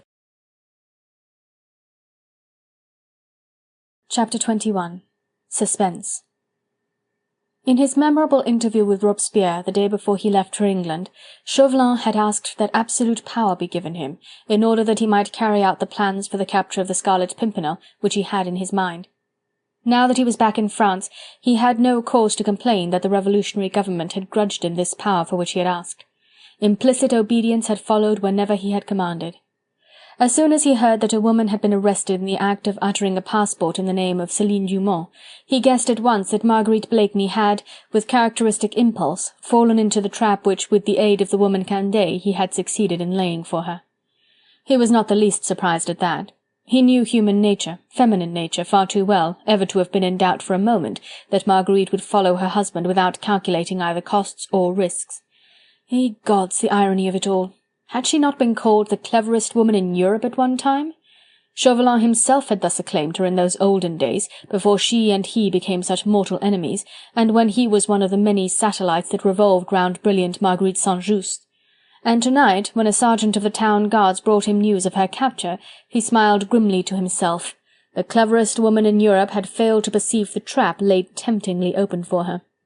Once more she had betrayed her husband into the hands of those who would not let him escape a second time, and now she had done it with her eyes open, with loving, passionate heart which ached for self-sacrifice, and only succeeded in imperilling the loved one more hopelessly than before. The sergeant was waiting for orders. Citizen Chauvelin had come to Boulogne, armed with more full and more autocratic powers than any servant of the new republic had ever been endowed with before. The governor of the town, the captain of the guard, the fort and municipality were all as abject slaves before him. As soon as he had taken possession of the quarters organised for him in the town hall, he had asked for a list of prisoners who, for one cause or another, were being detained pending further investigations. The list was long and contained many names which were not of the slightest interest to Chauvelin. He passed them over impatiently. "To be released at once," he said curtly. He did not want the guard to be burdened with unnecessary duties, nor the prisons of the little seaport town to be inconveniently encumbered. He wanted room, space, air, the force and intelligence of the entire town at his command for the one capture which meant life and revenge to him. A woman, name unknown, found in possession of a forged passport in the name of Céline Dumont, made to the citizeness Désirée Candeille, attempted to land, was interrogated, and failed to give satisfactory explanation of herself, detained in room No. 6 of the Gaillol prison. This was one of the last names on the list, the only one of any importance to citizen Chauvelin. When he read it, he nearly drove his nails into the palms of his hands, so desperate an effort did he make not to betray before the sergeant, by look or sigh, the exultation which he felt. For a moment he shaded his eyes against the glare of the lamp, but it was not long before he had formulated a plan and was ready to give his orders. He asked for a list of prisoners already detained in the various forts. The name of l'Abbé Fouquet, with those of his niece and nephew, attracted his immediate attention. He asked for further information respecting these people, heard that the boy was a widow's only son, the sole supporter of his mother's declining years. The girl was ailing, suffering from incipient phthisis, and was blind. Pardi, the very thing! L'Abbé himself, the friend of Juliette Marny, the pathetic personality around which this final adventure of the Scarlet Pimpernel was intended to revolve. And these two young people, his sister's children, one of them blind and ill, the other full of vigour and manhood. Citizen Chauvelin had soon made up his mind. A few quick orders to the sergeant of the guard, and l'Abbé Fouquet, weak, helpless and gentle, became the relentless jailer who would guard Marguerite more securely than a whole regiment of loyal soldiers could have done. Then, having dispatched a messenger to the Committee of Public Safety, Chauvelin laid himself down to rest. Fate had not deceived him. He had thought and schemed and planned, and events had shaped themselves exactly as foreseen, and the fact that Marguerite Blakeney was at the present moment a prisoner in his hands was merely the result of his own calculations. As for the Scarlet Pimpernel, Chauvelin could not very well conceive what he would do under these present circumstances. The duel on the southern ramparts had of course become a farce, not likely to be enacted now that Marguerite's life was at stake. The daring adventurer was caught in a network at last, from which all his ingenuity, all his wit, his impudence and his amazing luck could never extricate him. And in Chauvelin's mind there was still something more. Revenge was the sweetest emotion his bruised and humbled pride could know. He had not yet tasted its complete, intoxicating joy, but every hour now his cup of delight became more and more full. In a few days it would overflow. In the meanwhile he was content to wait. The hours sped by, and there was no news yet of that elusive Pimpernel. Of Marguerite he knew nothing, save that she was well guarded. The sentry who passed up and down outside room No. 6 had heard her voice and that of the Abbé Fouquet in the course of the afternoon. Chauvelin had asked the Committee of Public Safety for aid in his difficult task, but 48 hours at least must elapse before such aid could reach him. 48 hours, during which the hand of an assassin might be lurking for him, and might even reach him ere his vengeance was fully accomplished. That was the only thought which really troubled him. He did not want to die before he had seen the Scarlet Pimpernel, a withered, abject creature, crushed in fame and honour, too debased to find glorification even in death. At this moment he only cared for his life because it was needed for the complete success of his schemes. No one else he knew would have that note of personal hatred towards the enemy of France, which was necessary now in order to carry out successfully the plans which he had formed. Robespierre and all the others only desired the destruction of a man who had intrigued against the reign of terror which they had established. His death on the guillotine, even if it were surrounded with the halo of martyrdom, would have satisfied them completely. Chauvelin looked further than that. He hated the man. He had suffered humiliation through him individually. He wished to see him as an object of contempt rather than of pity. And because of the anticipation of this joy, he was careful of his life, and throughout those 2 days which elapsed between the capture of Marguerite and the arrival of Collot d'Herbois at Boulogne, Chauvelin never left his quarters at the Hôtel de Ville, and requisitioned a special escort consisting of proved soldiers of the town guard to attend his every footstep. On the evening of the 22nd, after the arrival of citizen Collot in Boulogne, he gave orders that the woman from No. 6 cell be brought before him in the ground-floor room of the Fort Gayole. Chapter 22. Not Death. 2 days of agonizing suspense, of alternate hope and despair, had told heavily on Marguerite Blakeney. Her courage was still indomitable, her purpose firm and her faith secure, but she was without the slightest vestige of news, entirely shut off from the outside world, left to conjecture, to scheme, to expect and to despond alone. The Abbé Fouquet had tried in his gentle way to be of comfort to her, and she in her turn did her very best not to render his position more cruel than it already was. A message came to him twice during those 48 hours from François and Félicité, a little note scribbled by the boy, or a token sent by the blind girl, to tell the Abbé that the children were safe and well, that they would be safe and well so long as the citizeness with the name unknown remained closely guarded by him in room No. 6. When these messages came, the old man would sigh and murmur something about the good God, and hope, which perhaps had faintly risen in Marguerite's heart within the last hour or so, would once more sink back into the abyss of uttermost despair.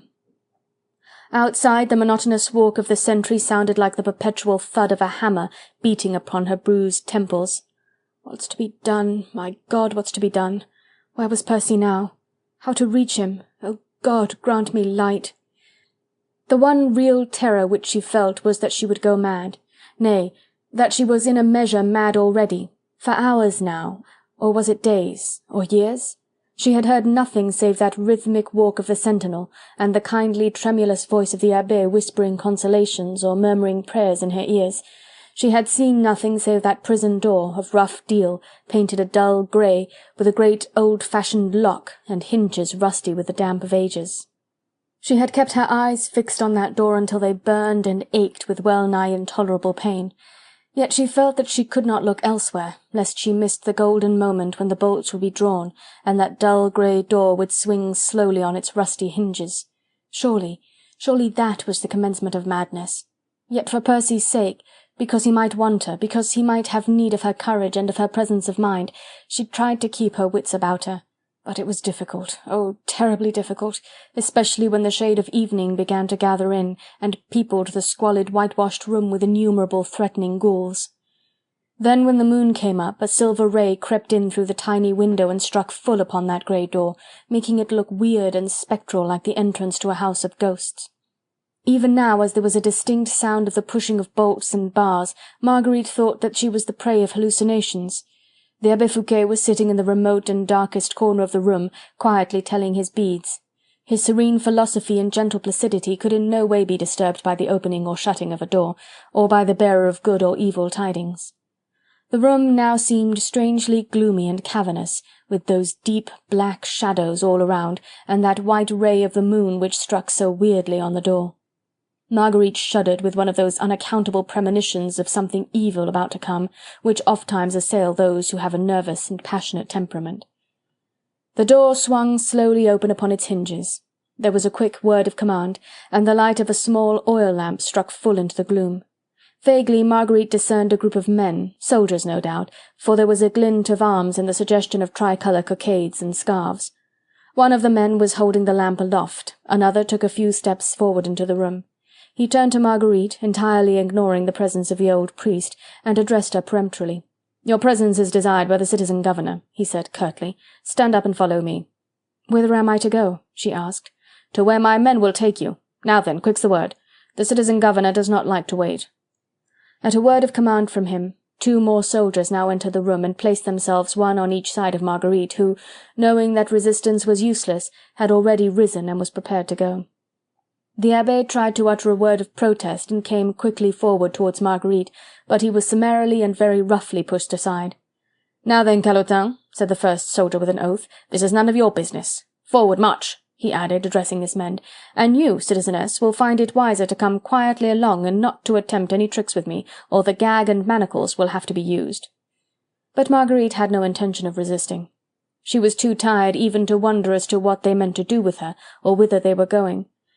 She moved as if in a dream, and felt a hope within her that she was being led to death. Summary executions were the order of the day, she knew that, and sighed for this simple solution of the awful problem which had been harassing her these past 2 days. She was being led along a passage, stumbling ever and anon as she walked, for it was but dimly lighted by the same little oil lamp which one of the soldiers was carrying in front, holding it high above his head. Then they went down a narrow flight of stone steps until she and her escort reached a heavy oak door. A halt was ordered at this point, and the man in command of the little party pushed the door open and walked in. Marguerite caught sight of a room beyond, dark and gloomy-looking as was her own prison cell. Somewhere on the left there was obviously a window. She could not see it, but guessed that it was there because the moon struck full upon the floor, ghost-like and spectral, well fitting in with the dream-like state in which Marguerite felt herself to be. In the centre of the room she could discern a table with a chair close beside it, also a couple of tallow candles which flickered in the draught caused no doubt by that open window which she could not see. All these little details impressed themselves on Marguerite's mind as she stood there, placidly waiting until she should once more be told to move along. The table, the chair, that unseen window, trivial objects though they were, assumed before her overwrought fancy an utterly disproportionate importance. She caught herself presently counting up the number of boards visible on the floor, and watching the smoke of the tallow candles rising up towards the grimy ceiling. After a few minutes' weary waiting, which seemed endless to Marguerite, there came a short word of command from within, and she was roughly pushed forward into the room by one of the men. The cool air of a late September's evening gently fanned her burning temples.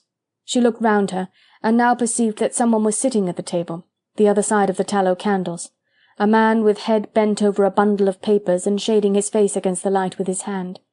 He rose as she approached, and the flickering flame of the candles played weirdly upon the slight, sable-clad figure, illumining the keen, ferret-like face, and throwing fitful gleams across the deep-set eyes and the narrow, cruel mouth. It was Chauvelin. Mechanically, Marguerite took the chair which the soldier drew towards her, ordering her curtly to sit down. She seemed to have but little power to move.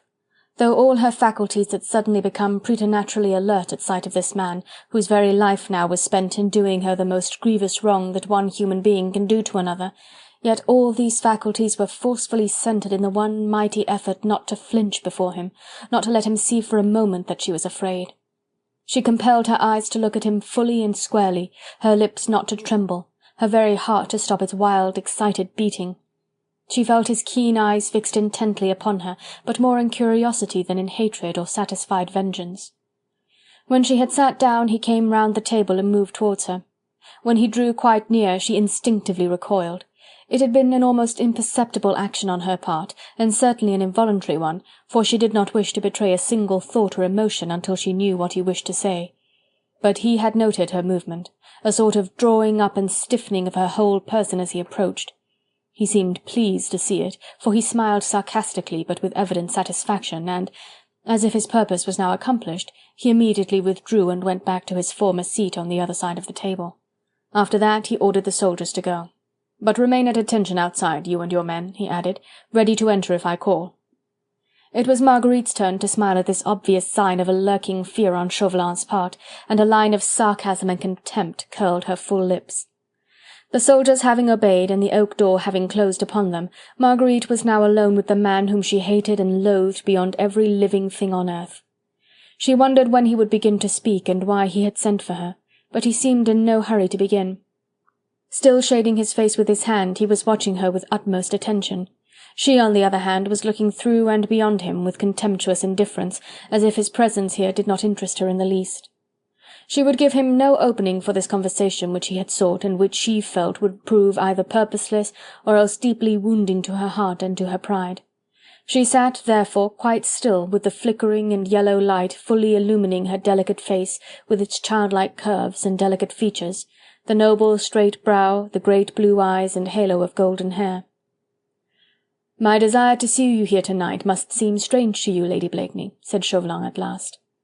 Then, as she did not reply, he continued, speaking quite gently, almost deferentially, "There are various matters of grave importance which the events of the next 24 hours will reveal to your ladyship, and believe me that I am actuated by motives of pure friendship towards you in this my effort to mitigate the unpleasantness of such news as you might hear tomorrow perhaps, by giving you due warning of what its nature might be."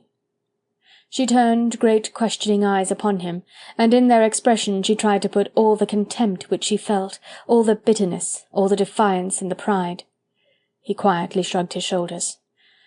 I fear me," he said, "that your ladyship as usual doth me grievous wrong. It is but natural that you should misjudge me, yet believe me—" "A truce on this foolery, Monsieur Chauvelin," she broke in, with sudden impatient vehemence. "Pray leave your protestations of friendship and courtesy alone. There is no one here to hear them. I pray proceed with what you have to say." "Ah!" It was a sigh of satisfaction on the part of Chauvelin. Her anger and impatience, even at this early stage of the interview, proved sufficiently that her icy restraint was only on the surface. And Chauvelin always knew how to deal with vehemence. He loved to play with the emotions of a passionate fellow creature. It was only the imperturbable calm of a certain enemy of his that was wont to shake his own impenetrable armour of reserve.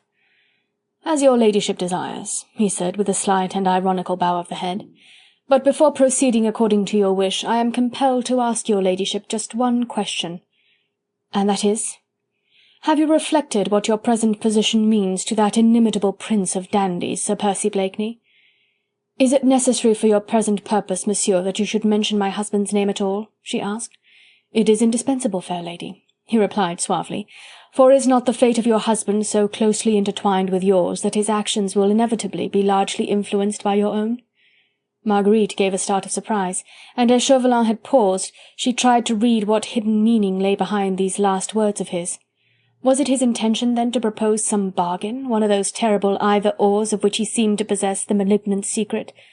Oh, if that was so, if indeed he had sent for her in order to suggest one of those terrible alternatives of his, then, be it what it may, be it the wildest conception which the insane brain of a fiend could invent, she would accept it, so long as the man she loved were given one single chance of escape. Therefore she turned to her arch-enemy in a more conciliatory spirit now, and even endeavoured to match her own diplomatic cunning against his. "I do not understand," she said tentatively. "How can my actions influence those of my husband? I am a prisoner in Boulogne. He probably is not aware of that fact yet, and—" "Sir Percy Blakeney may be in Boulogne at any moment now," he interrupted quietly, "and I mistake not, few places can offer such great attractions to that peerless gentleman of fashion than doth this humble provincial town of France just at this present. Hath it not the honour of harbouring Lady Blakeney within its gates? And your ladyship may indeed believe me when I say that the day that Sir Percy lands in our hospitable port, 200 pairs of eyes will be fixed upon him, lest he should wish to quit it again." "And if it were 2,000, sir," she said impulsively, "they would not stop his coming or going as he pleased." "Nay, fair lady," he said with a smile, "are you then endowing Sir Percy Blakeney with the attributes which, as popular fancy has it, belong exclusively to that mysterious English hero, the Scarlet Pimpernel?" "A truce to your diplomacy, Monsieur Chauvelin," she retorted, goaded by his sarcasm. "Why should we try to fence with one another? What was the object of your journey to England? Of the farce which you enacted in my house with the help of the woman Candeille, of that duel and that challenge, save that you desired to entice Sir Percy Blakeney to France? And also his charming wife," he added with an ironical bow. She bit her lip and made no comment. "Shall we say that I succeeded admirably," he continued, speaking with persistent urbanity and calm, "and that I have strong cause to hope that the elusive Pimpernel will soon be a guest on our friendly shores? There, you see, I too have laid down the foils. As you say, why should we fence? Your ladyship is now in Boulogne. Soon Sir Percy will come to try and take you away from us, but believe me, fair lady, that it would take more than the ingenuity and the daring of the Scarlet Pimpernel magnified 1,000-fold to get him back to England again. Unless... Marguerite held her breath. She felt now as if the whole universe must stand still during the next supreme moment, until she had heard what Chauvelin's next words would be. There was to be an unless, then? An either-or more terrible, no doubt, than the one he had formulated before her just a year ago. Chauvelin, she knew, was past master in the art of putting a knife at his victim's throat, and of giving it just the necessary twist with his cruel and relentless unless. But she felt quite calm, because her purpose was resolute. There is no doubt that during this agonizing moment of suspense she was absolutely firm in her determination to accept any and every condition which Chauvelin would put before her as the price of her husband's safety. After all, these conditions, since he placed them before her, could resolve themselves into questions of her own life against her husband's. With that unreasoning impulse which was one of her most salient characteristics, she never paused to think that, to Chauvelin, her own life and death were only the means to the great end which he had in view, the complete annihilation of the Scarlet Pimpernel. That end could only be reached by Percy Blakeney's death, not by her own. Even now, as she was watching him with eyes glowing and lips tightly closed, lest a cry of impatient agony should escape her throat, he, like a snail that has shown its slimy horns too soon and is not ready to face the enemy as yet, seemed suddenly to withdraw within his former shell of careless suavity. The earnestness of his tone vanished, giving place to light and easy conversation, just as if he were discussing social topics with a woman of fashion in a Paris drawing-room. "Nay," he said pleasantly, "is not your ladyship taking this matter in too serious a spirit? Of a truth you repeated my innocent word unless, even as if I were putting a knife at your dainty throat. Yet I meant naught that need disturb you yet. Have I not said that I am your friend? Let me try and prove it to you." "You will find that a difficult task, monsieur," she said dryly. "Difficult tasks always have had a great fascination for your humble servant. May I try?" "Certainly." "Shall we then touch at the root of this delicate matter? Your ladyship, so I understand, is at this moment under the impression that I desire to encompass, shall I say, the death of an English gentleman for whom, believe me, I have the greatest respect. That is so, is it not?" "What is so, Monsieur Chauvelin?" she asked almost stupidly, for truly she had not even begun to grasp his meaning. "I do not understand." "You think that I am at this moment taking measures for sending the Scarlet Pimpernel to the guillotine, eh?" "I do." "Never was so great an error committed by a clever woman. Your ladyship must believe me when I say that the guillotine is the very last place in the world where I would wish to see that enigmatic and elusive personage." "Are you trying to fool me, Monsieur Chauvelin? If so, for what purpose? And why do you lie to me like that? On my honour, 'tis the truth. The death of Sir Percy Blakeney, I may call him that, may I not, would ill suit the purpose which I have in view." "What purpose? You must pardon me, Monsieur Chauvelin," she added with a quick, impatient sigh, "but of a truth I am getting confused, and my wits must have become dull in the past few days. I pray to you to add to your many protestations of friendship a little more clearness in your speech, and if possible a little more brevity. What then is the purpose which you had in view when you enticed my husband to come over to France?" "My purpose was the destruction of the Scarlet Pimpernel, not the death of Sir Percy Blakeney. Believe me, I have a great regard for Sir Percy. He is a most accomplished gentleman, witty, brilliant, an inimitable dandy. Why should he not grace with his presence the drawing-rooms of London or of Brighton for many years to come?" She looked at him with puzzled inquiry. For one moment the thought flashed through her mind that, after all, Chauvelin might be still in doubt as to the identity of the Scarlet Pimpernel. But no, that hope was madness, it was preposterous and impossible. But then why? Why? Oh God, for a little more patience! "What I have just said may seem a little enigmatic to your ladyship," he continued blandly, "but surely so clever a woman as yourself, so great a lady as is the wife of Sir Percy Blakeney, Baronet, will be aware that there are other means of destroying an enemy than the taking of his life." "For instance, Monsieur Chauvelin?" "There is the destruction of his honour," he replied slowly. A long, bitter laugh, almost hysterical in its loud outburst, broke from the very depths of Marguerite's convulsed heart. "The destruction of his honour! Of a truth, Monsieur Chauvelin, your inventive powers have led you beyond the bounds of dreamland.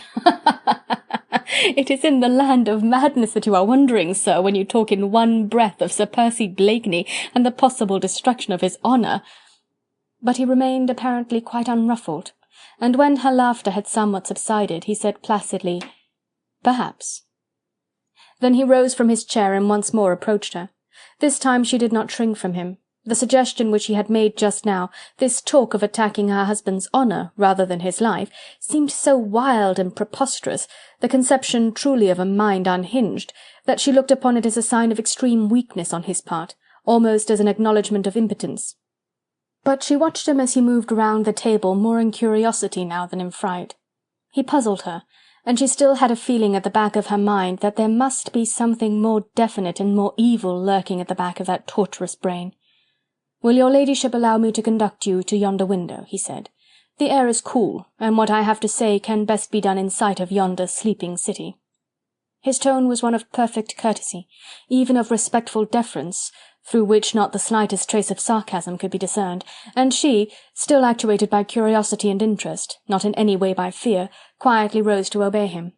Though she ignored the hand which he was holding out towards her, she followed him readily enough as he walked up to the window. All through this agonizing and soul-stirring interview she had felt heavily oppressed by the close atmosphere of the room, rendered nauseous by the evil smell of the smoky tallow candles which were left to spread their grease and smoke abroad unchecked. Once or twice she had gazed longingly towards the suggestion of pure air outside. Chauvelin evidently still had much to say to her. The torturing mental rack to which she was being subjected had not yet fully done its work. It still was capable of 1 or 2 turns, a twist or so, which might succeed in crushing her pride and her defiance. Well, so be it. She was in the man's power, had placed herself therein through her own unreasoning impulse. This interview was but one of the many soul agonies which she had been called upon to endure, and if by submitting to it all she could in a measure mitigate her own faults and be of help to the man she loved, she would find the sacrifice small and the mental torture easy to bear. Therefore, when Chauvelin beckoned to her to draw near, she went up to the window, and leaning her head against the deep stone embrasure, she looked out into the night. Chapter 23. The Hostage. Chauvelin, without speaking, extended his hand out towards the city, as if to invite Marguerite to gaze upon it. She was quite unconscious what hour of the night it might be, but it must have been late, for the little town, encircled by the stony arms of its forts, seemed asleep. The moon, now slowly sinking in the west, edged the towers and spires with filmy lines of silver. To the right, Marguerite caught sight of the frowning Beffroi, which, even as she gazed out, began tolling its heavy bell. It sounded like the tocsin, dull and muffled. After 10 strokes it was still. 10 o'clock. At this hour, in far-off England, in fashionable London, the play was just over. Crowds of gaily dressed men and women poured out of the open gates of the theatres, calling loudly for attendant or chaise. Thence to balls or routs, gaily fluttering like so many butterflies, brilliant and irresponsible. And in England also, in the beautiful gardens of her Richmond home, oft-times at 10 o'clock she had wandered alone with Percy when he was at home, and the spirit of adventure in him momentarily laid to rest. Then, when the night was very dark and the air heavy with the scent of roses and lilies, she lay quiescent in his arms, in that little arbour beside the river. The rhythmic lapping of the waves was the only sound that stirred the balmy air. He seldom spoke then, for his voice would shake whenever he uttered a word, but his impenetrable armour of flippancy was pierced through, and he did not speak because his lips were pressed to hers and his love had soared beyond the domain of speech. A shudder of intense mental pain went through her now as she gazed on the sleeping city, and sweet memories of the past turned to bitterness in this agonizing present. One by one, as the moon gradually disappeared behind a bank of clouds, the towers of Boulogne were merged in the gloom. In front of her, far, far away, beyond the flat sand dunes, the sea seemed to be calling to her with a ghostly and melancholy moan. The window was on the ground floor of a fort, and gave direct onto the wide and shady walk which runs along the crest of the city walls. From where she stood, Marguerite was looking straight along the ramparts, some 30 metres wide at this point, flanked on either side by the granite balustrade and adorned with a double row of ancient elms, stunted and twisted into grotesque shapes by the persistent action of the wind. "These wide ramparts are a peculiarity of this city," said a voice close to her ear. "At times of peace they form an agreeable promenade under the shade of the trees, and a delightful meeting-place for lovers, or enemies." The sound brought her back to the ugly realities of the present. The rose-scented garden at Richmond, the lazily flowing river, the tender memories which for that brief moment had confronted her from out of a happy past, suddenly vanished from her ken. Instead of these, the brine-laden sea air struck her quivering nostrils. The echo of the old Beffroi died away in her ear, and now from out one of the streets or open places of the sleeping city there came the sound of a raucous voice, shouting in monotonous tones a string of words, the meaning of which failed to reach her brain. Not many feet below the window the southern ramparts of the town stretched away into the darkness. She felt unaccountably cold suddenly as she looked down upon them, and with aching eyes tried to pierce the gloom. She was shivering in spite of the mildness of this early autumnal night. Her overwrought fancy was peopling the lonely walls with unearthly shapes strolling along, discussing in spectral language a strange duel which was to take place here between a noted butcher of men and a mad Englishman overfond of adventure. The Gauls seemed to pass and repass along in front of her, and to be laughing audibly because that mad Englishman had been offered his life in exchange for his honour. They laughed and laughed, no doubt because he refused the bargain. Englishmen were always eccentric, and in these days of equality and other devices of a free and glorious revolution, honour was such a very marketable commodity that it seemed ridiculous to prize it quite so highly. Then they strolled away again and disappeared, whilst Marguerite distinctly heard the scrunching of the path beneath their feet. She leant forward to peer still further into the darkness, for this sound had seemed so absolutely real, but immediately a detaining hand was placed upon her arm, and a sarcastic voice murmured at her elbow, "The result, fair lady, would only be a broken leg or arm. The height is not great enough for picturesque suicides, and believe me, these ramparts are only haunted by ghosts." She drew back as if a viper had stung her. For the moment she had become oblivious of Chauvelin's presence. However, she would not take notices of his taunt, and after a slight pause he asked her if she could hear the town crier over in the public streets. "Yes," she replied. "What he says at this present moment is of vast importance to your ladyship," he remarked drily. "How so?" "Your ladyship is a precious hostage. We are taking measures to guard our valuable property securely." Marguerite thought of the Abbé Fouquet, who no doubt was still quietly telling his beads, even if in his heart he had begun to wonder what had become of her. She thought of François, who was the breadwinner, and of Félicité, who was blind. "Methinks you and your colleagues have done that already," she said. "Not as completely as we would wish. We know the daring of the Scarlet Pimpernel. We are not even ashamed to admit that we fear his luck, his impudence, and his marvellous ingenuity. Have I not told you that I have the greatest possible respect for that mysterious English hero? An old priest and 2 young children might be spirited away by that enigmatical adventurer, even whilst Lady Blakeney herself is made to vanish from our sight." "Ha! I see your ladyship is taking my simple words as a confession of weakness," he continued, noting the swift sigh of hope which had involuntarily escaped her lips. "Nay, an it please you, you shall despise me for it. But a confession of weakness is the first sign of strength. The Scarlet Pimpernel is still at large, and whilst we guard our hostage securely, he is bound to fall into our hands." "Aye, still at large," she retorted with impulsive defiance. "Think you that all your bolts and bars, the ingenuity of yourself and your colleagues, the collaboration of the devil himself would succeed in outwitting the Scarlet Pimpernel, now that his purpose will be to try to drag me from out of your clutches?" She felt hopeful and proud. Now that she had the pure air of heaven in her lungs, that from afar she could smell the sea, and could feel that perhaps in a straight line of vision from where she stood, the Daydream, with Sir Percy on board, might be lying out there in the roads, it seemed impossible that he should fail in freeing her and those poor people, an old man and 2 children whose lives depended on her own.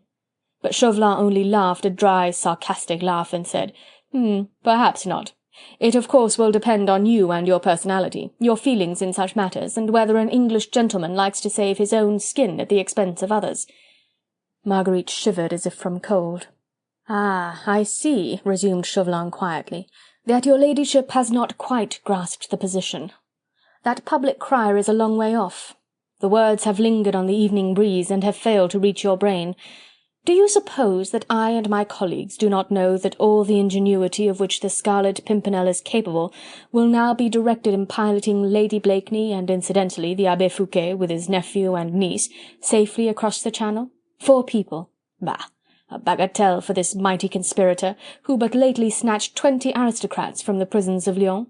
Nay, nay, 2 children and an old man were not enough to guard our precious hostage, and I was not thinking of either the Abbé Fouquet or of the 2 children when I said that an English gentleman would not save himself at the expense of others."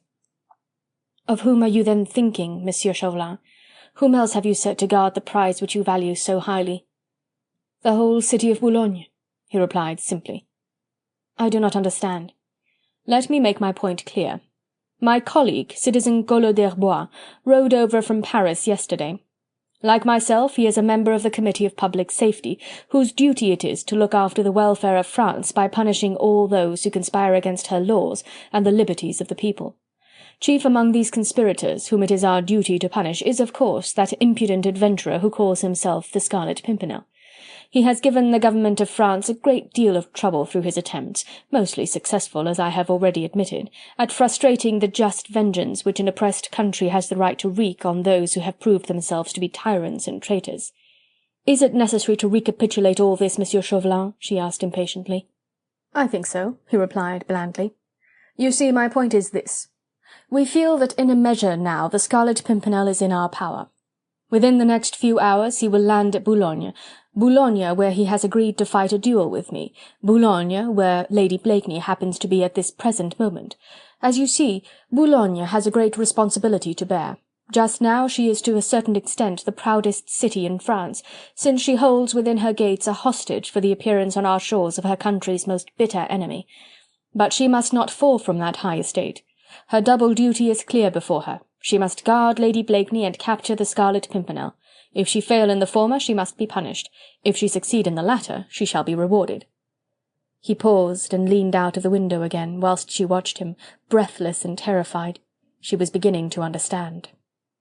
"Hark," he said, looking straight at her. "Do you hear the crier now?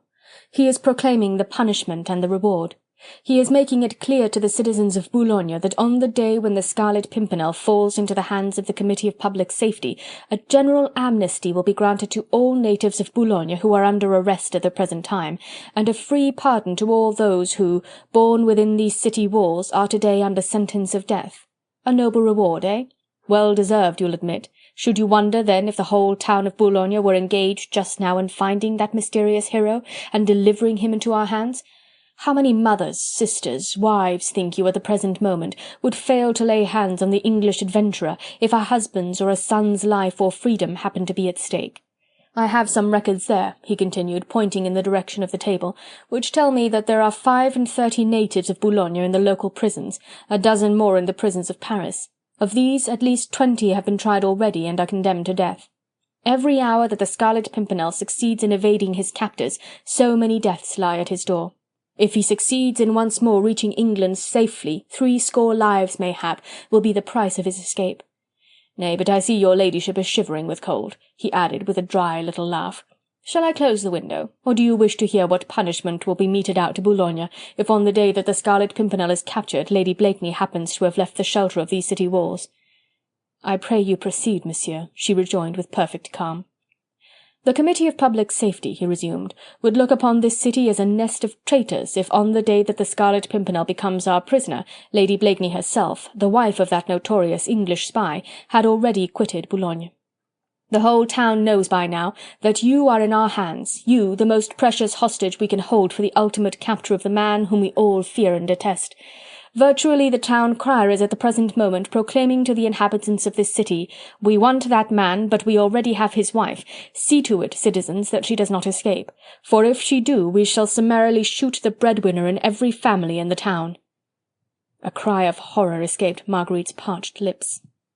"Are you devils, then, all of you," she gasped, "that you should think of such things?" "Aye, some of us are devils, no doubt," said Chauvelin dryly. "But why should you honour us in this case with so flattering an epithet? We are mere men striving to guard our property, and mean no harm to the citizens of Boulogne. We have threatened them, true, but is it not for you and that elusive Pimpernel to see that the threat is never put into execution?" "You would not do it," she repeated, horror-stricken. "Nay, I pray you, fair lady, do not deceive yourself. At present the proclamation sounds like a mere threat, I'll allow, but let me assure you that if we fail to capture the Scarlet Pimpernel, and if you, on the other hand, are spirited out of this fortress by that mysterious adventurer, we shall undoubtedly shoot or guillotine every able-bodied man and woman in this town." He had spoken quietly and emphatically, neither with bombast nor with rage, and Marguerite saw in his face nothing but a calm and ferocious determination, the determination of an entire nation embodied in this one man, to be revenged at any cost. She would not let him see the depth of her despair, nor would she let him read in her face the unutterable hopelessness which filled her soul. It were useless to make an appeal to him. She knew full well that from him she could obtain neither gentleness nor mercy. "I hope at last I have made the situation quite clear to your ladyship," he was asking quite pleasantly now. "See how easy is your position. You have but to remain quiescent in room number 6, and if any chance of escape be offered you ere the Scarlet Pimpernel is captured, you need but to think of all the families of Boulogne who would be deprived of their breadwinner, fathers and sons mostly, but there are girls too who support their mothers or sisters. The fish-curers of Boulogne are mostly women, and there are the net-makers and the seamstresses, all would suffer if your ladyship were no longer to be found in number 6 room of this ancient fort, whilst all would be included in the amnesty, if the Scarlet Pimpernel fell into our hands." He gave a low, satisfied chuckle, which made Marguerite think of the evil spirits in hell exulting over the torments of unhappy lost souls. I think, Lady Blakeney," he added dryly, and making her an ironical bow, "that your humble servant hath outwitted the elusive hero at last." Quietly he turned on his heel and went back into the room, Marguerite remaining motionless beside the open window, where the soft, brine-laden air, the distant murmur of the sea, the occasional cry of a sea-mew, all seemed to mock her agonizing despair. The voice of the town crier came nearer and nearer now. She could hear the words he spoke quite distinctly, something about amnesty and pardon, the reward for the capture of the Scarlet Pimpernel, the lives of men, women and children in exchange for his. Oh, she knew what all that meant, that Percy would not hesitate one single instant to throw his life into the hands of his enemies in exchange for that of others. Others, always others! This sigh that had made her heart ache so often in England, what terrible significance it bore now. And now he would suffer in his heart and in his pride, because of her whom he could not even attempt to save, since it would mean the death of others, always of others. She wondered if he had already landed in Boulogne. Again she remembered the vision on the landing stage, his massive figure, the glimpse she had of the loved form in the midst of the crowd. The moment he entered the town he would hear the proclamation read, see it posted up no doubt on every public building, and realize that she had been foolish enough to follow him, that she was a prisoner, and that he could do nothing to save her. What would he do? Marguerite at the thought instinctively pressed her hands to her heart. The agony of it all had become physically painful. She hoped that perhaps this pain meant approaching death. Oh, how easy would this simple solution be! The moon peered out from beneath the bank of clouds which had obscured her for so long. Smiling, she drew her pencilled silver lines along the edge of towers and pinnacles, the frowning beffroi and those stony walls which seemed to Marguerite as if they encircled a gigantic graveyard. The town crier had evidently ceased to read the proclamation. One by one the windows in the public square were lighted up from within. The citizens of Boulogne wanted to think over the strange events which had occurred without their knowledge, yet which were apparently to have such direful or joyous consequences for them. A man to be captured, the mysterious English adventurer of whom they had all heard but whom nobody had seen, and a woman, his wife, to be guarded until the man was safely under lock and key. Marguerite felt as if she could almost hear them talking it over, and vowing that she should not escape, and that the Scarlet Pimpernel should soon be captured.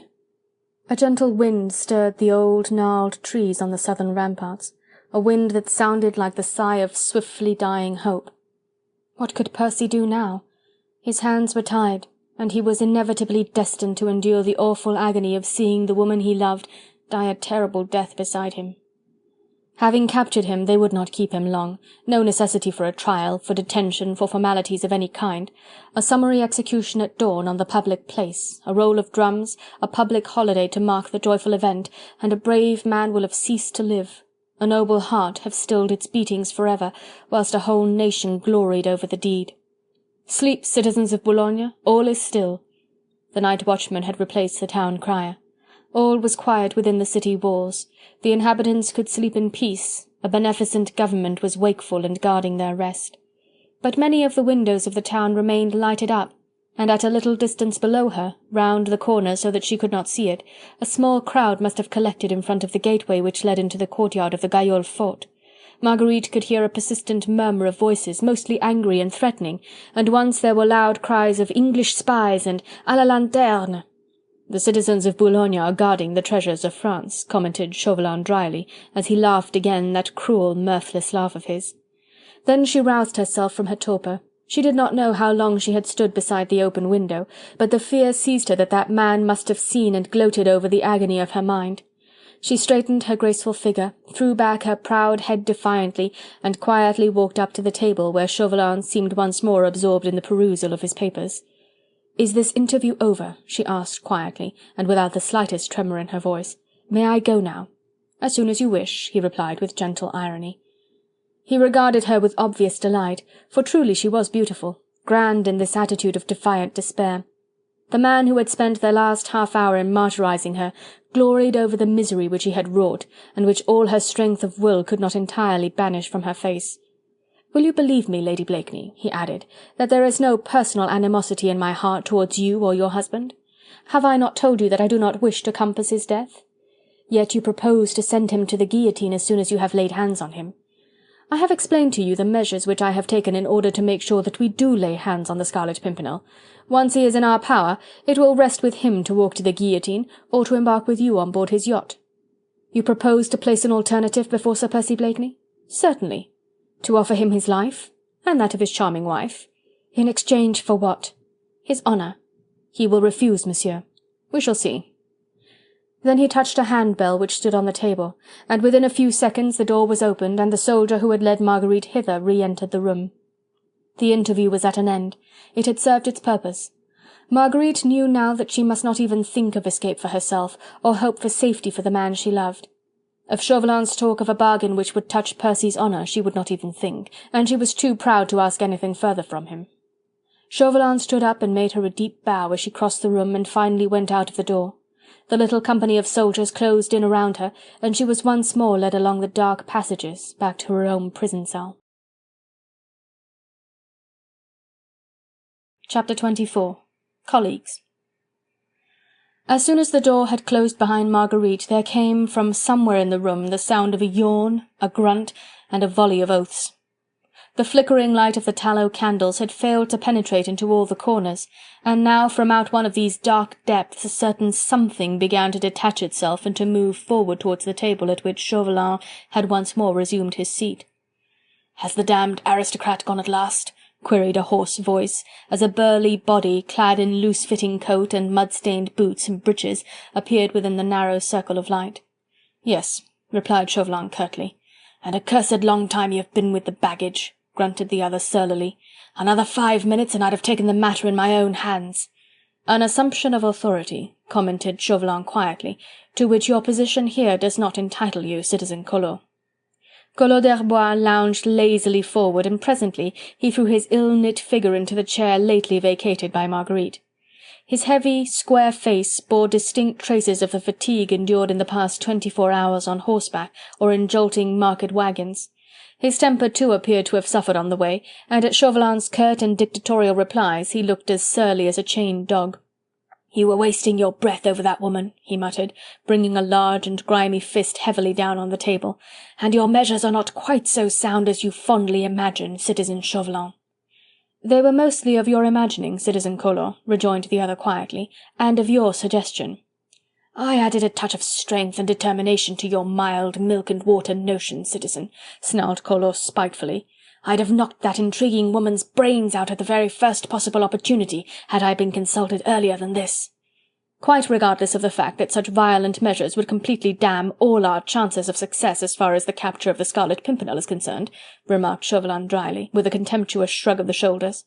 "Once his wife is dead, the Englishman will never run his head into the noose which I have so carefully prepared for him." "So you say, Chauvelin. And therefore I suggest to you certain measures to prevent the woman escaping, which you will find adequate, I hope." "You need have no fear, Citizen Collot," said Chauvelin curtly. "This woman will make no attempt at escape now." "If she does," and Collot d'Herbois swore an obscene oath. "I think she understands that we mean to put our threat in execution." "Threat? It was no empty threat, citizen. Sacre tonnerre! If that woman escapes now, by all the devils in hell, I swear that I'll wield the guillotine myself and cut off the head of every able-bodied man or woman in Boulogne with my own hands."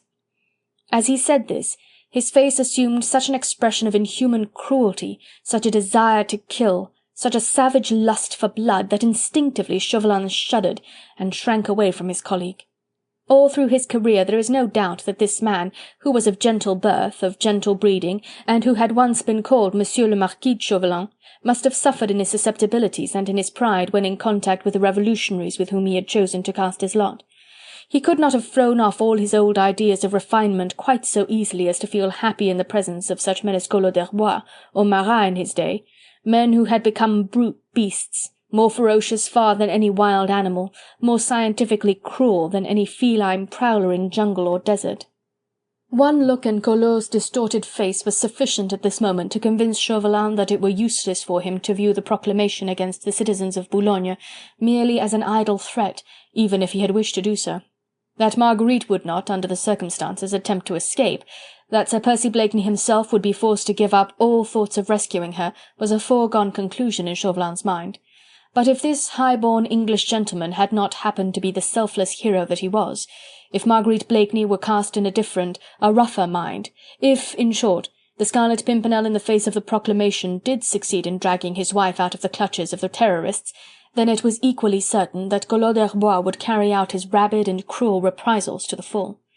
And if in the course of the wholesale butchery of the able-bodied and wage-earning inhabitants of Boulogne, the headsman should sink worn out, then would this ferocious sucker of blood put his own hand to the guillotine with the same joy and lust which he had felt when he ordered 138 women of Nantes to be stripped naked by the soldiery before they were flung helter-skelter into the river. A touch of strength and determination. Aye, citizen Collot d'Herbois had plenty of that. Was it he or Carrière who at Arras commanded mothers to stand by while their children were being guillotined? And surely it was Meunier, Collot's friend and colleague, who at Bédoin, because the red flag of the Republic had been mysteriously torn down overnight, burnt the entire little village down to the last hovel, and guillotined every one of the 350 inhabitants. And Chauvelin knew all that, nay more, he was himself a member of that so-called government which had countenanced these butcheries by giving unlimited powers to men like Collot, like Meunier and Carrière. He was at one with them in their republican ideas, and he believed in the regeneration and the purification of France through the medium of the guillotine, but he propounded his theories and carried out his most bloodthirsty schemes with physically clean hands and in an immaculately cut coat. Even now, when Collot d'Herbois lounged before him, with mud-bespattered legs stretched out before him, with dubious linen at neck and wrists, and an odour of rank tobacco and stale, cheap wine pervading his whole personality, the more fastidious man of the world, who had consorted with the dandies of London and Brighton, winced at the enforced proximity. But it was the joint characteristic of all these men who had turned France into a vast butchery and charnel house, that they all feared and hated one another, even more wholeheartedly than they hated the aristocrats and so-called traitors whom they sent to the guillotine. Citizen Le Bon is said to have dipped his sword into the blood which flowed from the guillotine, whilst exclaiming, "Comme je l'aime ce sang coule de traître!" But he and Collot and Danton and Robespierre, all of them in fact, would have regarded with more delight still the blood of any one of their colleagues. At this very moment Collot d'Herbois and Chauvelin would with utmost satisfaction have denounced one the other to the tender mercies of the public prosecutor. Collot made no secret of his hatred for Chauvelin, and the latter disguised it but thinly under the veneer of contemptuous indifference. "As for that damned Englishman," added Collot now after a slight pause, and with another savage oath, "if 'tis my good fortune to lay hands on him, I'd shoot him then and there like a mad dog, and rid France once and forever of this accursed spy." "And think you, citizen Collot," rejoined Chauvelin with a shrug of the shoulders, "that France would be rid of all English adventurers by the summary death of this one man? He is the ringleader at any rate, and has at least 19 disciples to continue his traditions of conspiracy and intrigue. None perhaps so ingenious as himself, none with the same daring and good luck perhaps, but still a number of ardent fools only too ready to follow in the footsteps of their chief. Then there's the halo of martyrdom around the murdered hero, the enthusiasm created by his noble death. Nay, nay, citizen, you have not lived among these English people, you do not understand them, or you would not talk of sending their popular hero to an honoured grave." But Collot d'Herbois only shook his powerful frame like a big, sulky dog, and spat upon the floor to express his contempt of this wild talk, which seemed to have no real tangible purpose. "You have not caught your Scarlet Pimpernel yet, citizen," he said with a snort. "No, but I will, after sundown tomorrow." "How do you know?" "I have ordered the Angelus to be rung at one of the closed churches, and he agreed to fight a duel with me on the southern ramparts at that hour and on that day," said Chauvelin simply. "You take him for a fool?" sneered Collot. "No, only for a foolhardy adventurer. You imagine that with his wife as hostage in our hands, and the whole city of Boulogne on the lookout for him for the sake of the amnesty, that the man would be fool enough to walk on those ramparts at a given hour for the express purpose of getting himself caught by you and your men? I am quite sure that if we do not lay hands on him before that given hour, that he will be on the ramparts at the Angelus tomorrow," said Chauvelin emphatically. Collot shrugged his broad shoulders. "Is the man mad?" he asked with an incredulous laugh. "Yes, I think so," rejoined the other with a smile. "And having caught your hare," queried Collot, "how do you propose to cook him?" 12 picked men will be on the ramparts ready to seize him the moment he appears. "And to shoot him at sight, I hope." "Only as a last resource, for the Englishman is powerful, and may cause our half-famished men a good deal of trouble, but I want him alive if possible." "Why? A dead lion is safer than a live one any day." "Oh, we'll kill him right enough, citizen. I pray you have no fear. I hold a weapon ready for that meddlesome Scarlet Pimpernel, which will be 1,000 times more deadly and more effectual than a chance shot, or even a guillotine." "What weapon is that, citizen Chauvelin?" Chauvelin leaned forward across the table and rested his chin in his hands. Instinctively Collot too leaned towards him, and both men peered furtively round them as if wondering if prying eyes happened to be lurking round. It was Chauvelin's pale eyes which now gleamed with hatred and with an insatiable lust for revenge at least as powerful as Collot's lust for blood. The unsteady light of the tallow candles threw grotesque shadows across his brows, and his mouth was set in such rigid lines of implacable cruelty that the brutish sot beside him gazed on him amazed, vaguely scenting here a depth of feeling which was beyond his power to comprehend. He repeated his question under his breath. "What weapon do you mean to use against that accursed spy, citizen Chauvelin?" "Dishonour and ridicule," replied the other quietly. "Bah! In exchange for his life and that of his wife. As the woman told you just now, he will refuse." "We shall see, citizen." "You are mad to think such things, citizen, and ill serve the Republic by sparing her bitterest foe." A long, sarcastic laugh broke from Chauvelin's parted lips. "Spare him? Spare the Scarlet Pimpernel?" he ejaculated. "Nay, citizen, you need have no fear of that. But believe me, I have schemes in my head by which the man whom we all hate will be more truly destroyed than your guillotine could ever accomplish. Schemes whereby the hero who is now worshipped in England as a demigod will suddenly become an object of loathing and of contempt. Ah, I see you understand me now. I wish to so cover him with ridicule that the very name of the small wayside flower will become a term of derision and of scorn. Only then shall we be rid of these pestilential English spies, only then will the entire league of the Scarlet Pimpernel become a thing of the past, when its whilom leader, now thought akin to a god, will have found refuge in a suicide's grave from the withering contempt of the entire world." Chauvelin had spoken low, hardly above a whisper, and the echo of his last words died away in the great squalid room like a long drawn-out sigh. There was dead silence for a while, save for the murmur of the wind outside, and from the floor above the measured tread of the sentinel guarding the precious hostage in number 6. Both men were staring straight in front of them. Collot d'Herbois, incredulous, half contemptuous, did not altogether approve of these schemes which seemed to him wild and uncanny. He liked the direct simplicity of a summary trial, of the guillotine, or of his own well stage-managed noyade.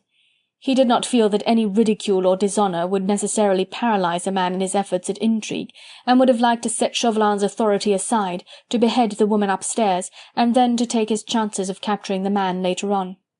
But the orders of the Committee of Public Safety had been peremptory. He was to be Chauvelin's help, not his master, and to obey in all things. He did not dare take any initiative in the matter, for in that case, if he failed, the reprisals against him would indeed be terrible. He was fairly satisfied now that Chauvelin had accepted his suggestion of summarily sending to the guillotine one member of every family resident in Boulogne, if Marguerite succeeded in effecting an escape, and of a truth Chauvelin had hailed the fiendish suggestion with delight. The old Abbé with his nephew and niece were undoubtedly not sufficient deterrents against the daring schemes of the Scarlet Pimpernel, who, as a matter of fact, could spirit them out of Boulogne just as easily as he would his own wife. Collot's plan tied Marguerite to her own prison cell more completely than any other measure could have done, more so indeed than the originator thereof knew or believed. A man like this d'Herbois, born in the gutter, imbued with every brutish tradition which generations of jailbirds had bequeathed to him, would not perhaps fully realise the fact that neither Sir Percy nor Marguerite Blakeney would ever save themselves at the expense of others. He had merely made the suggestion because he felt that Chauvelin's plans were complicated and obscure, and above all insufficient, and that perhaps after all the English adventurer and his wife would succeed in once more outwitting him, when there would remain the grand and bloody compensation of a wholesale butchery in Boulogne. But Chauvelin was quite satisfied. He knew that under present circumstances neither Sir Percy nor Marguerite would make any attempt to escape. The ex-ambassador had lived in England, he understood the class to which these two belonged, and was quite convinced that no attempt would be made on either side to get Lady Blakeney away, whilst the present ferocious order against the breadwinner of every family in the town held good. Aye, the measures were sound enough. Chauvelin was easy in his mind about that. In another 24 hours he would hold the man completely in his power who had so boldly outwitted him last year. Tonight he would sleep in peace. An entire city was guarding the precious hostage. "We'll go to bed now, citizen," he said to Collot, who, tired and sulky, was moodily fingering the papers on the table. The scraping sound which he made thereby grated on Chauvelin's overstrung nerves. He wanted to be alone, and the sleepy brute's presence here jarred on his own solemn mood. To his satisfaction, Collot grunted a surly assent. Very leisurely he rose from his chair, stretched out his loose limbs, shook himself like a shaggy cur, and without uttering another word he gave his colleague a curt nod, and slowly lounged out of the room. Chapter 25. The Unexpected. Chauvelin heaved a deep sigh of satisfaction when Collot d'Herbois finally left him to himself. He listened for a while until the heavy footsteps died away in the distance. Then, leaning back in his chair, he gave himself over to the delights of the present situation. Marguerite in his power, Sir Percy Blakeney compelled to treat for her rescue if he did not wish to see her die a miserable death. "Ay, my elusive hero," he muttered to himself, "methinks that we shall be able to cry quits at last." Outside everything had become still. Even the wind in the trees out there on the ramparts had ceased their melancholy moaning. The man was alone with his thoughts. He felt secure and at peace, sure of victory, content to await the events of the next 24 hours.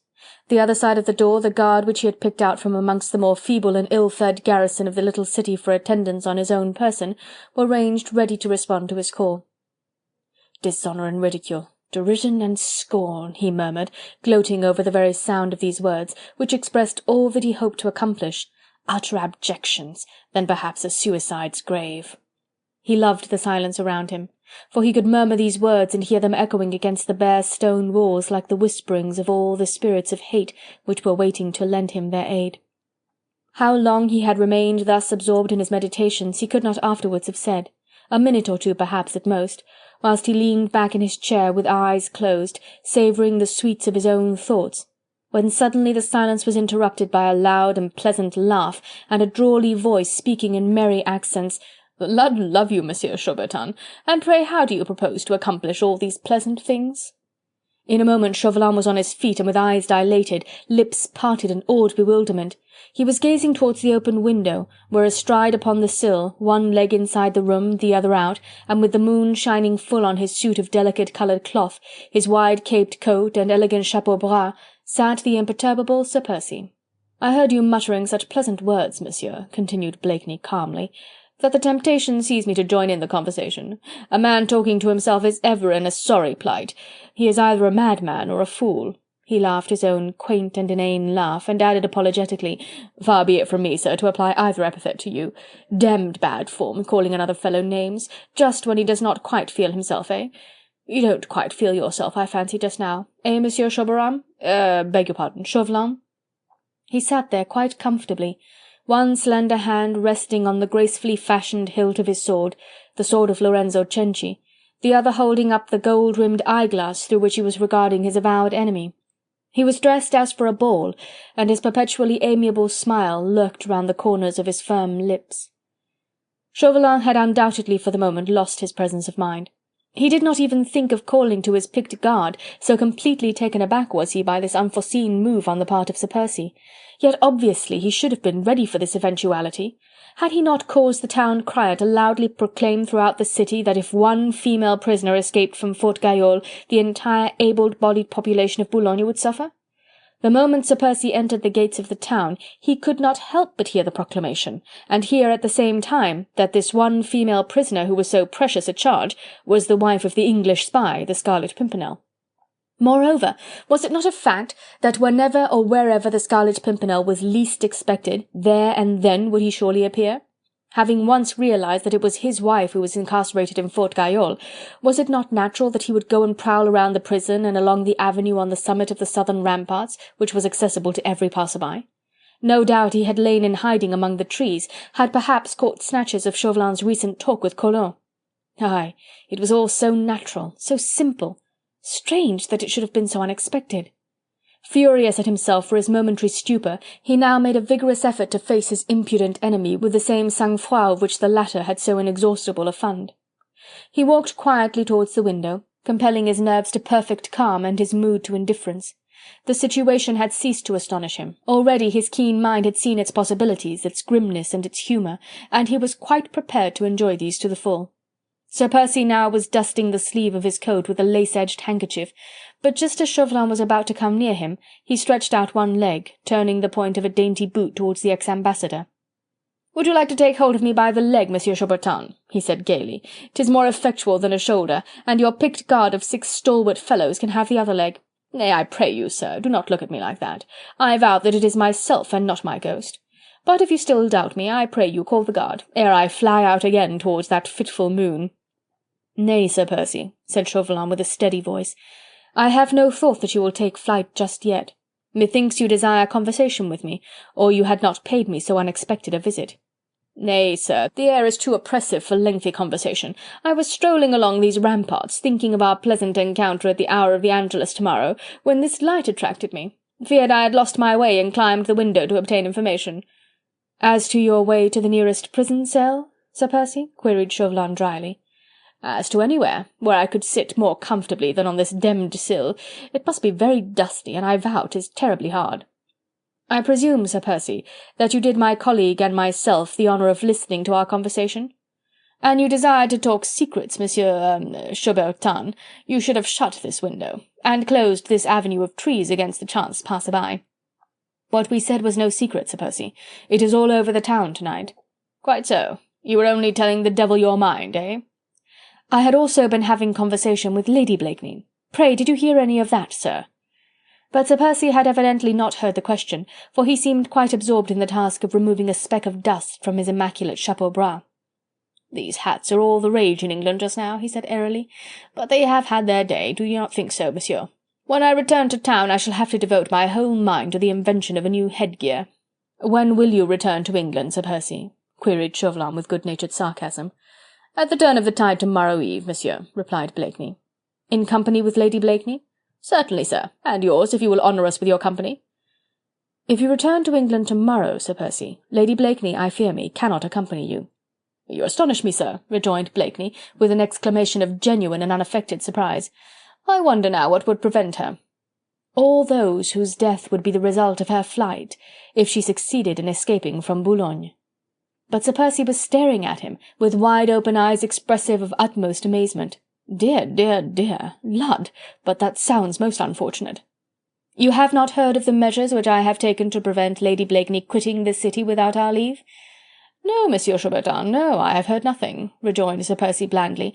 "I lead a very retired life when I come abroad, and—" "Would you wish to hear them now?"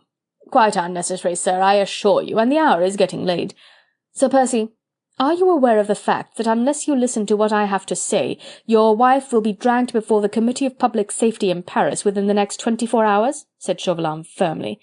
"What swift horses you must have, sir," quoth Blakeney pleasantly. "Lud, to think of it, I always heard that these demmed French horses would never beat ours across country."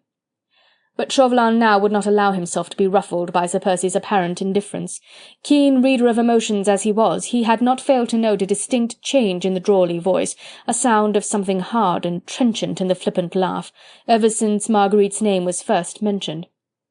Blakeney's attitude was apparently as careless, as audacious as before, but Chauvelin's keen eyes had not missed the almost imperceptible tightening of the jaw and the rapid clenching of one hand on the sword hilt, even whilst the other toyed in graceful idleness with the filmy Mechlin lace cravat.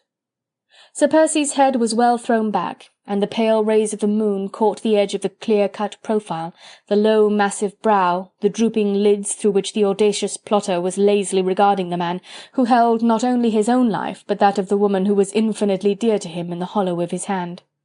"I am afraid, Sir Percy," continued Chauvelin dryly, "that you are under the impression that bolts and bars will yield to your usual good luck, now that so precious a life is at stake as that of Lady Blakeney." "I am a great believer in impressions, Monsieur Chauvelin." "I told her just now that if she quitted Boulogne ere the Scarlet Pimpernel is in our hands, we should summarily shoot one member of every family in the town, the breadwinner. A pleasant conceit, monsieur, and one that does infinite credit to your inventive faculties." "Lady Blakeney, therefore, we hold safely enough," continued Chauvelin, who no longer heeded the mocking observations of his enemy. "As for the Scarlet Pimpernel, you have but to ring a bell, to raise a voice, and he too will be under lock and key within the next 2 minutes, eh? Passons, monsieur. You are dying to say something further. I pray you proceed. Your engaging countenance is becoming quite interesting in its seriousness." "What I wish to say to you, Sir Percy, is in the nature of a proposed bargain." "Indeed? Monsieur, you are full of surprises, like a pretty woman. And pray, what are the terms of this proposed bargain?" "Your side of the bargain, Sir Percy, or mine? Which will you hear first?" "Oh, yours, monsieur, yours, I pray you. Have I not said that you are like a pretty woman? Place aux dames, sir, always." "My share of the bargain, sir, is simple enough. Lady Blakeney, escorted by yourself and any of your friends who might be in this city at the time, shall leave Boulogne harbour at sunset tomorrow, free and unmolested, if you, on the other hand, will do your share." "I don't know yet what my share in this interesting bargain is to be, sir, but for the sake of argument let us suppose that I do not carry it out. What then?" "Then, Sir Percy, putting aside for the moment the question of the Scarlet Pimpernel altogether, then Lady Blakeney will be taken to Paris, and will be incarcerated in the prison of the Temple lately vacated by Marie Antoinette. There she will be treated in exactly the same way as the ex-queen is now being treated in the Conciergerie. Do you know what that means, Sir Percy? It does not mean a summary trial and a speedy death, with the halo and glory of martyrdom thrown in. It means days, weeks, nay, months, perhaps, of misery and humiliation. It means that, like Marie Antoinette, she will never be allowed solitude for one single instant of the day or night. It means the constant proximity of soldiers, drunk with cruelty and with hate, the insults, the shame. "You hound! You dog! You cur! Do you not see that I must strangle you for this?" The attack had been so sudden and so violent that Chauvelin had not the time to utter the slightest call for help. But a second ago Sir Percy Blakeney had been sitting on the window-sill, outwardly listening with perfect calm to what his enemy had to say. Now he was at the latter's throat, pressing with long and slender hands the breath out of the Frenchman's body, his usually placid face distorted into a mask of hate. "You cur! You cur!" he repeated. "Am I to kill you, or will you unsay those words?" Then he suddenly relaxed his grip. The habits of a lifetime would not be gainsaid even now. A second ago his face had been livid with rage and hate. Now a quick flush overspread it, as if he were ashamed of this loss of self-control. He threw the little Frenchman away from him like he would a beast which had snarled, and passed his hand across his brow. "Lud, forgive me," he said quaintly. "I had almost lost my temper." Chauvelin was not slow in recovering himself. He was plucky and alert, and his hatred for this man was so great that he had actually ceased to fear him. Now he quietly readjusted his cravat, made a vigorous effort to reconquer his breath, and said firmly, as soon as he could contrive to speak at all, "And if you did strangle me, Sir Percy, you would do yourself no good. The fate which I have mapped out for Lady Blakeney would then irrevocably be hers, for she is in our power, and none of my colleagues are disposed to offer you a means of saving her from it, as I am ready to do." Blakeney was now standing in the middle of the room, with his hands buried in the pockets of his breeches, his manner and attitude once more calm, debonair, expressive of lofty self-possession and of absolute indifference. He came quite close to the meagre little figure of his exultant enemy, thereby forcing the latter to look up at him. Oh, yes," he said airily. "I had nigh forgotten. You were talking of a bargain, my share of it, eh? Is it me you want? Do you wish to see me in your Paris prisons? I assure you, sir, that the propinquity of drunken soldiers may disgust me, but it would in no way disturb the equanimity of my temper." "I am quite sure of that, Sir Percy, and I can but repeat what I had the honour of saying to Lady Blakeney just now. I do not desire the death of so accomplished a gentleman as yourself." "Strange, monsieur," retorted Blakeney with a return of his accustomed flippancy. "Now I do desire your death very strongly indeed. There would be so much less vermin on the face of the earth. But pardon me, I was interrupting you. Will you be so kind as to proceed?" Chauvelin had not winced at the insult. His enemy's attitude now left him completely indifferent. He had seen that self-possessed man of the world, that dainty and fastidious dandy, in the throes of an overmastering passion. He had very nearly paid with his life for the joy of having roused that supercilious and dormant lion. In fact, he was ready to welcome any insults from Sir Percy Blakeney now, since these would be only additional evidences that the Englishman's temper was not yet under control. "I will try to be brief, Sir Percy," he said, setting himself the task of imitating his antagonist's affected manner. "Will you not sit down? We must try and discuss these matters like two men of the world. As for me, I am always happiest beside a board littered with papers. I am not an athlete, Sir Percy, and serve my country with my pen rather than with my fists." Whilst he spoke he had reached the table, and once more took the chair whereon he had been sitting lately, when he dreamed the dreams which were so near realization now. He pointed with a graceful gesture to the other vacant chair, which Blakeney took without a word. "Ah," said Chauvelin with a sigh of satisfaction. "I see that we are about to understand one another.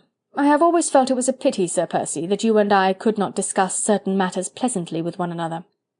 Now, about this unfortunate incident of Lady Blakeney's incarceration, I would like you to believe that I had no part in the arrangements which have been made for her detention in Paris.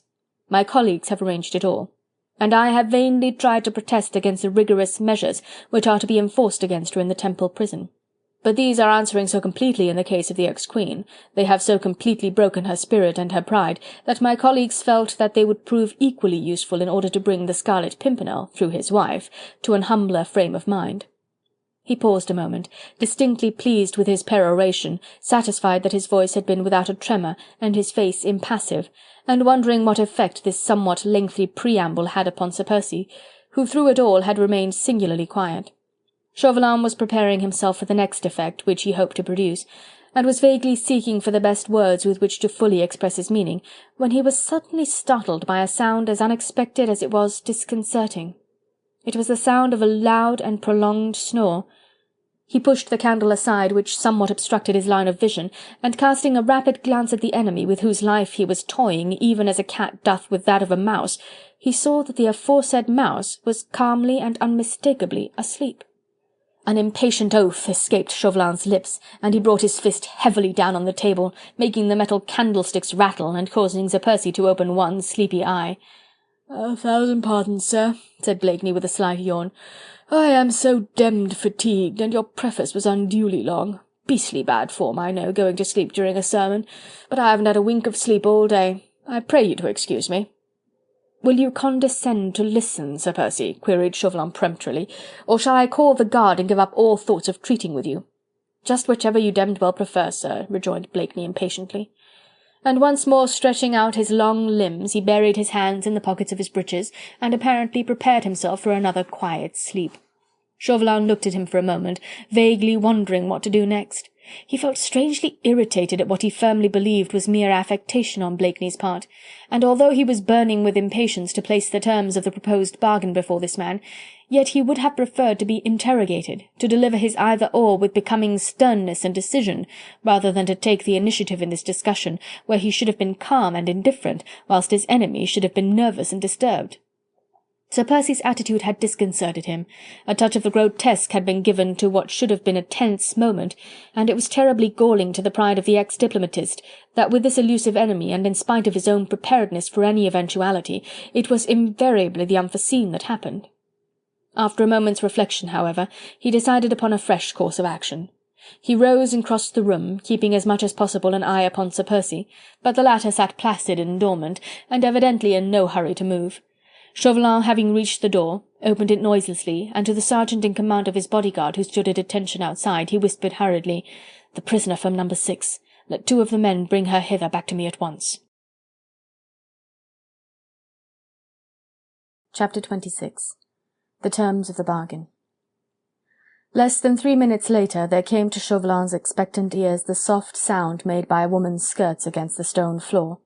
During those 3 minutes, which had seemed an eternity to his impatience, he had sat silently watching the slumber, affected or real, of his enemy. Directly he heard the word "halt" outside the door, he jumped to his feet. The next moment Marguerite had entered the room. Hardly had her foot crossed the threshold than Sir Percy rose, quietly and without haste, but evidently fully awake, and turning towards her, made a low obeisance. She, poor woman, had of course caught sight of him at once. His presence here, Chauvelin's demand for her reappearance, the soldiers in a small compact group outside the door, all these were unmistakable proofs that the awful cataclysm had at last occurred. The Scarlet Pimpernel, Percy Blakeney, her husband, was in the hands of the terrorists of France, and though face to face with her now, with an open window close to him, and an apparently helpless enemy under his hand, he could not, owing to the fiendish measures taken by Chauvelin, raise a finger to save himself or her. Mercifully for her, nature, in the face of this appalling tragedy, deprived her of the full measure of her senses. She could move and speak and see, she could hear and in a measure understand what was said, but she was really an automaton or a sleepwalker, moving and speaking mechanically and without due comprehension. Possibly, if she had then and there fully realized all that the future meant, she would have gone mad with the horror of it all. "Lady Blakeney," began Chauvelin, after he had quickly dismissed the soldiers from the room, "when you and I parted from one another just now, I had no idea that I should so soon have the pleasure of a personal conversation with Sir Percy. There is no occasion yet, believe me, for sorrow or fear. Another 24 hours at most, and you will be on board the Daydream, outward bound for England. Sir Percy himself might perhaps accompany you. He does not desire that you should journey to Paris, and I may safely say that in his mind he has already accepted certain little conditions which I have been forced to impose upon him ere I sign the order for your absolute release." "Conditions?" she repeated vaguely and stupidly, looking in bewilderment from one to the other. "You are tired, my dear," said Sir Percy quietly. "Will you not sit down?" He held the chair gallantly for her. She tried to read his face, but could not catch even a flash from beneath the heavy lids which obstinately veiled his eyes. "Oh, it is a mere matter of exchanging signatures," continued Chauvelin in response to her inquiring glance, and toying with the papers which were scattered on the table. "Here, you see, is the order to allow Sir Percy Blakeney and his wife, née Marguerite St. Just, to quit the town of Boulogne unmolested." He held a paper out towards Marguerite, inviting her to look at it. She caught sight of an official-looking document, bearing the motto and seal of the Republic of France, and of her own name and Percy's written thereon in full. "It is perfectly en règle, I assure you," continued Chauvelin, "and only awaits my signature." He now took up another paper, which looked like a long, closely written letter.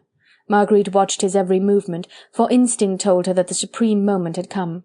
There was a look of almost superhuman cruelty and malice in the little Frenchman's eyes as he fixed them on the impassive figure of Sir Percy, the while with slightly trembling hands he fingered that piece of paper and smoothed out its creases with loving care. "I am quite prepared to sign the order for your release, Lady Blakeney," he said, keeping his gaze still keenly fixed upon Sir Percy. "When it is signed, you will understand that our measures against the citizens of Boulogne will no longer hold good, and that, on the contrary, the general amnesty and free pardon will come into force." "Yes, I understand that," she replied. "And all that will come to pass, Lady Blakeney, the moment Sir Percy will write me in his own hand a letter, in accordance with the draft which I have prepared, and sign it with his name. Shall I read it to you?" he asked. "If you please. You will see how simple it all is. A mere matter of form.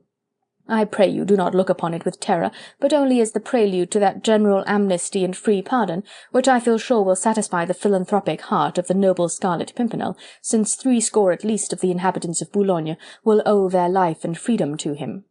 "I am listening, monsieur," she said calmly. "As I have already had the honour of explaining, this little document is in the form of a letter addressed personally to me, and of course in French," he said finally, and then looked down on the paper and began to read. "Citizen Chauvelin, in consideration of a further sum of 1,000,000 francs, and on the understanding that this ridiculous charge brought against me of conspiring against the Republic of France is immediately withdrawn, and I am allowed to return to England unmolested, I am quite prepared to acquaint you with the names and whereabouts of certain persons who, under the guise of the League of the Scarlet Pimpernel, are even now conspiring to free the woman Marie Antoinette and her son from prison, and to place the latter upon the throne of France. You are quite well aware that under the pretence of being the leader of a gang of English adventurers, who never did the Republic of France and her people any real harm, I have actually been the means of unmasking many a royalist plot before you, and of bringing many persistent conspirators to the guillotine. I am surprised that you should cavil at the price I am asking this time, for the very important information with which I am able to furnish you, whilst you have often paid me similar sums for work which was a great deal less difficult to do. In order to serve your government effectually, both in England and in France, I must have a sufficiency of money to enable me to live in a costly style befitting a gentleman of my rank. Were I to alter my mode of life, I would not continue to mix in that same social milieu to which all my friends belong, and wherein, as you are well aware, most of the royalist plots are hatched. Trusting, therefore, to receive a favourable reply to my just demands within the next 24 hours, whereupon the names in question shall be furnished you forthwith, I have the honour to remain, citizen, your humble and obedient servant." When he had finished reading, Chauvelin quietly folded the paper up again, and then only did he look at the man and the woman before him. Marguerite sat very erect, her head thrown back, her face very pale and her hands tightly clutched in her lap. She had not stirred whilst Chauvelin read out the infamous document, with which he desired to brand a brave man with the ineradicable stigma of dishonour and of shame. After she heard the first words, she looked up swiftly and questioningly at her husband, but he stood at some little distance from her, right out of the flickering circle of yellowish light made by the burning tallow candle. He was as rigid as a statue, standing in his usual attitude with legs apart and hands buried in his breeches pockets. She could not see his face. Whatever she may have felt with regard to the letter, as the meaning of it gradually penetrated into her brain, she was, of course, convinced of one thing, and that was that never for a moment would Percy dream of purchasing his life or even hers at such a price. But she would have liked some sign from him, some look by which she could be guided as to her immediate conduct. As, however, he gave neither look nor sign, she preferred to assume an attitude of silent contempt. But even before Chauvelin had had time to look from one face to the other, a prolonged and merry laugh echoed across the squalid room. Sir Percy, with head thrown back, was laughing wholeheartedly. "A magnificent epistle, sir," he said gaily. "Lord love you, where did you wield the pen so gracefully? I vow that if I signed this interesting document, no one will believe I could have expressed myself with perfect ease, and in French too." "Nay, Sir Percy," rejoined Chauvelin dryly, "I have thought of all that, and lest in the future there should be any doubt as to whether your own hand had or had not penned the whole of this letter, I also make it a condition that you write out every word of it yourself, and sign it here in this very room, in the presence of Lady Blakeney, of myself, of my colleagues, and of at least half a dozen other persons whom I will select." "It is indeed admirably thought out, monsieur," rejoined Sir Percy. "And what is to become of the charming epistle, may I ask, after I have written and signed it? Pardon my curiosity, I take a natural interest in the matter, and truly your ingenuity passes belief." "Oh, the fate of this letter will be as simple as the writing thereof. A copy of it will be published in our Gazette de Paris, as a bait for enterprising English journalists. They will not be backward in getting hold of so much interesting matter. Can you not see the attractive headlines in the London Gazette, Sir Percy? 'The League of the Scarlet Pimpernel unmasked. A gigantic hoax. The origin of the Blakeney millions.' I believe that journalism in England has reached a high standard of excellence, and even the Gazette de Paris is greatly read in certain towns of your charming country. His Royal Highness the Prince of Wales and various other influential gentlemen in London will, on the other hand, be granted a private view of the original, through the kind offices of certain devoted friends whom we possess in England. I don't think that you need have any fear, Sir Percy, that your calligraphy will sink into oblivion. It will be our business to see that it obtains the full measure of publicity which it deserves." He paused a moment, then his manner suddenly changed, the sarcastic tones died out of his voice, and there came back into his face that look of hatred and cruelty which Blakeney's persiflage had always the power to evoke.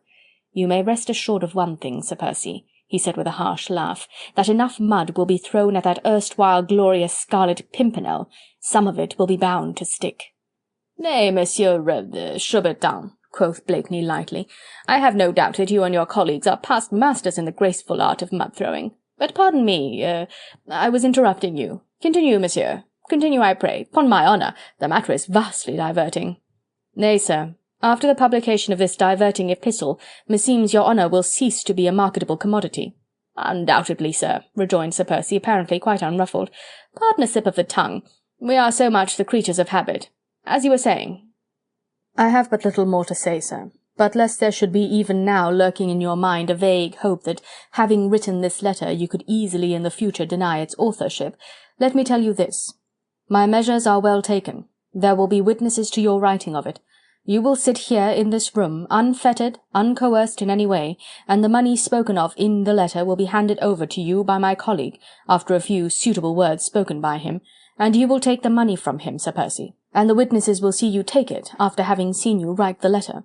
They will understand that you are being paid by the French government for giving information anent royalist plots in this country and in England. They will understand that your identity as the leader of that so-called band is not only known to me and to my colleague, but that it also covers your real character and profession as the paid spy of France." "Marvellous, I call it, demmed marvellous," quoth Sir Percy blandly. Chauvelin had paused, half choked by his own emotion, his hatred and prospective revenge. He passed his handkerchief over his forehead, which was streaming with perspiration. "Warm work, this sort of thing, eh, Monsieur Chauvelin?" queried his imperturbable enemy. Marguerite said nothing. The whole thing was too horrible for words, but she kept her large eyes fixed upon her husband's face, waiting for that look, that sign from him which would have eased the agonizing anxiety in her heart, and which never came. With a great effort now, Chauvelin pulled himself together, and though his voice still trembled, he managed to speak with a certain amount of calm. "Probably, Sir Percy, you know," he said, "that throughout the whole of France we are inaugurating a series of national fetes in honour of the new religion which the people are about to adopt. Demoiselle Candeille, whom you know, will at these festivals impersonate the goddess of reason, the only deity whom we now admit in France. She has been specially chosen for this honour, owing to the services which she has rendered us recently. And as Boulogne happens to be the lucky city in which we have succeeded in bringing the Scarlet Pimpernel to justice, the national fete will begin within these city walls, with Demoiselle Candeille as the thrice-honoured goddess. And you will be very merry here in Boulogne, I dare swear." "Aye, merry, sir," said Chauvelin with an involuntary and savage snarl, as he placed a long claw-like finger upon the momentous paper before him. "Merry, for we here in Boulogne will see that which will fill the heart of every patriot in France with gladness. Nay, 'twas not the death of the Scarlet Pimpernel we wanted, not the noble martyrdom of England's chosen hero, but his humiliation and defeat, derision and scorn, contumely and contempt. You asked me airily just now, Sir Percy, how I proposed to accomplish this object. Well, you know it now. By forcing you, aye, forcing, to write and sign a letter, and to take money from my hands, which will brand you forever as a liar and informer, and cover you with the thick and slimy mud of irreclaimable infamy." "Lud, sir," said Sir Percy pleasantly, "what a wonderful command you have of our language. I wish I could speak French half as well." Marguerite had risen like an automaton from her chair. She felt that she could no longer sit still. She wanted to scream out at the top of her voice all the horror that she felt for this dastardly plot, which surely must have had its origin in the brain of devils. She could not understand Percy. This was one of those awful moments which she had been destined to experience once or twice before, when the whole personality of her husband seemed to become shadowy before her, to slip, as it were, past her comprehension, leaving her indescribably lonely and wretched, trusting yet terrified. She thought that long ere this he would have flung back every insult in his opponent's teeth. She did not know what inducements Chauvelin had held out in exchange for the infamous letter, what threats he had used.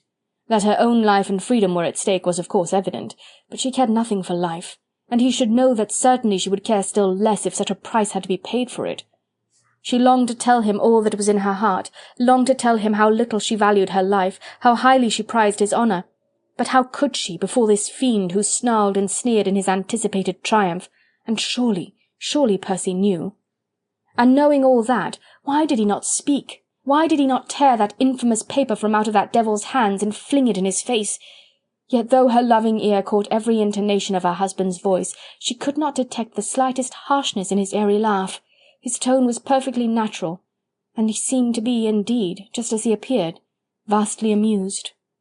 Then she thought that perhaps he would wish her to go now, that he felt desire to be alone with this man who had outraged him in everything that he held most holy and most dear, his honour and his wife. That perhaps, knowing that his own temper was no longer under control, he did not wish her to witness the rough and ready chastisement which he was intending to mete out to this dastardly intriguer. Yes, that was it, no doubt. Herein she could not be mistaken. She knew his fastidious notions of what was due and proper in the presence of a woman, and that even at a moment like this he would wish the manners of London drawing-rooms to govern his every action. Therefore she rose to go, and as she did so once more tried to read the expression in his face, to guess what was passing in his mind. "Nay, madam," he said, whilst he bowed gracefully before her, "I fear me this lengthy conversation hath somewhat fatigued you. This merry jest twixt my engaging friend and myself should not have been prolonged so far into the night. Monsieur, I pray you, will you not give orders that her ladyship be escorted back to her room?" He was still standing outside the circle of light, and Marguerite instinctively went up to him. For this 1 second she was oblivious of Chauvelin's presence. She forgot her well-schooled pride, her firm determination to be silent and to be brave. She could no longer restrain the wild beatings of her heart, the agony of her soul, and with sudden impulse she murmured in a voice broken with intense love and subdued with passionate appeal, "Percy." He drew back a step further into the gloom. This made her realize the mistake she had made in allowing her husband's most bitter enemy to get this brief glimpse into her soul. Chauvelin's thin lips curled with satisfaction. The brief glimpse had been sufficient for him. The rapidly whispered name, the broken accent, had told him what he had not known hitherto, namely, that between this man and woman there was a bond far more powerful than that which usually existed between husband and wife, and merely made up of chivalry on the one side and trustful reliance on the other. Marguerite, having realized her mistake, ashamed of having betrayed her feelings even for a moment, threw back her proud head and gave her exultant foe a look of defiance and of scorn.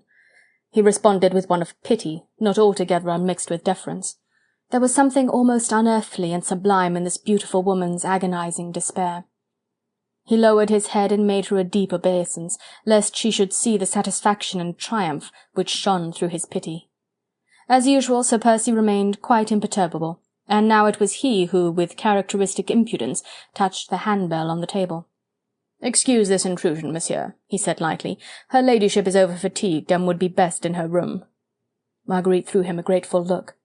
After all, she was only a woman, and was afraid of breaking down.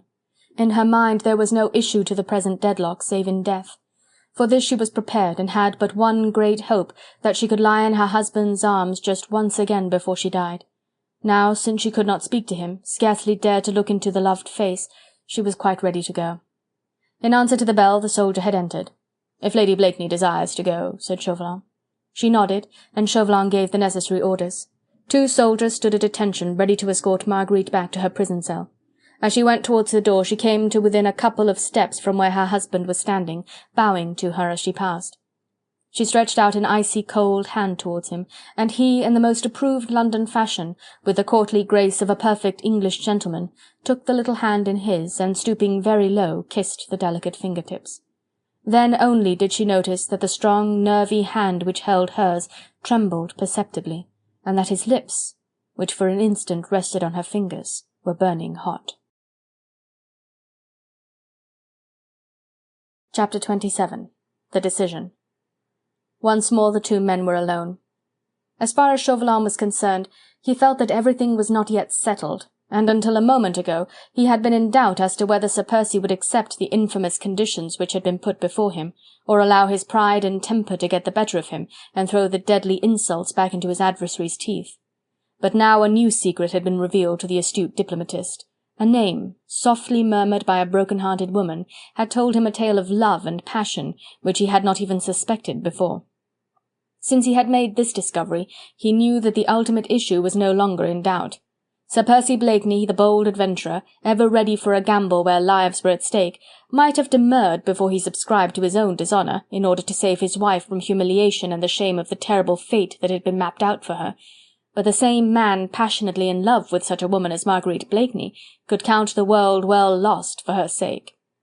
One sudden fear alone had shot through Chauvelin's heart when he stood face to face with the 2 people whom he had so deeply and cruelly wronged, and that was that Blakeney, throwing aside all thought of the scores of innocent lives that were at stake, might forget everything, risk everything, dare everything, in order to get his wife away there and then.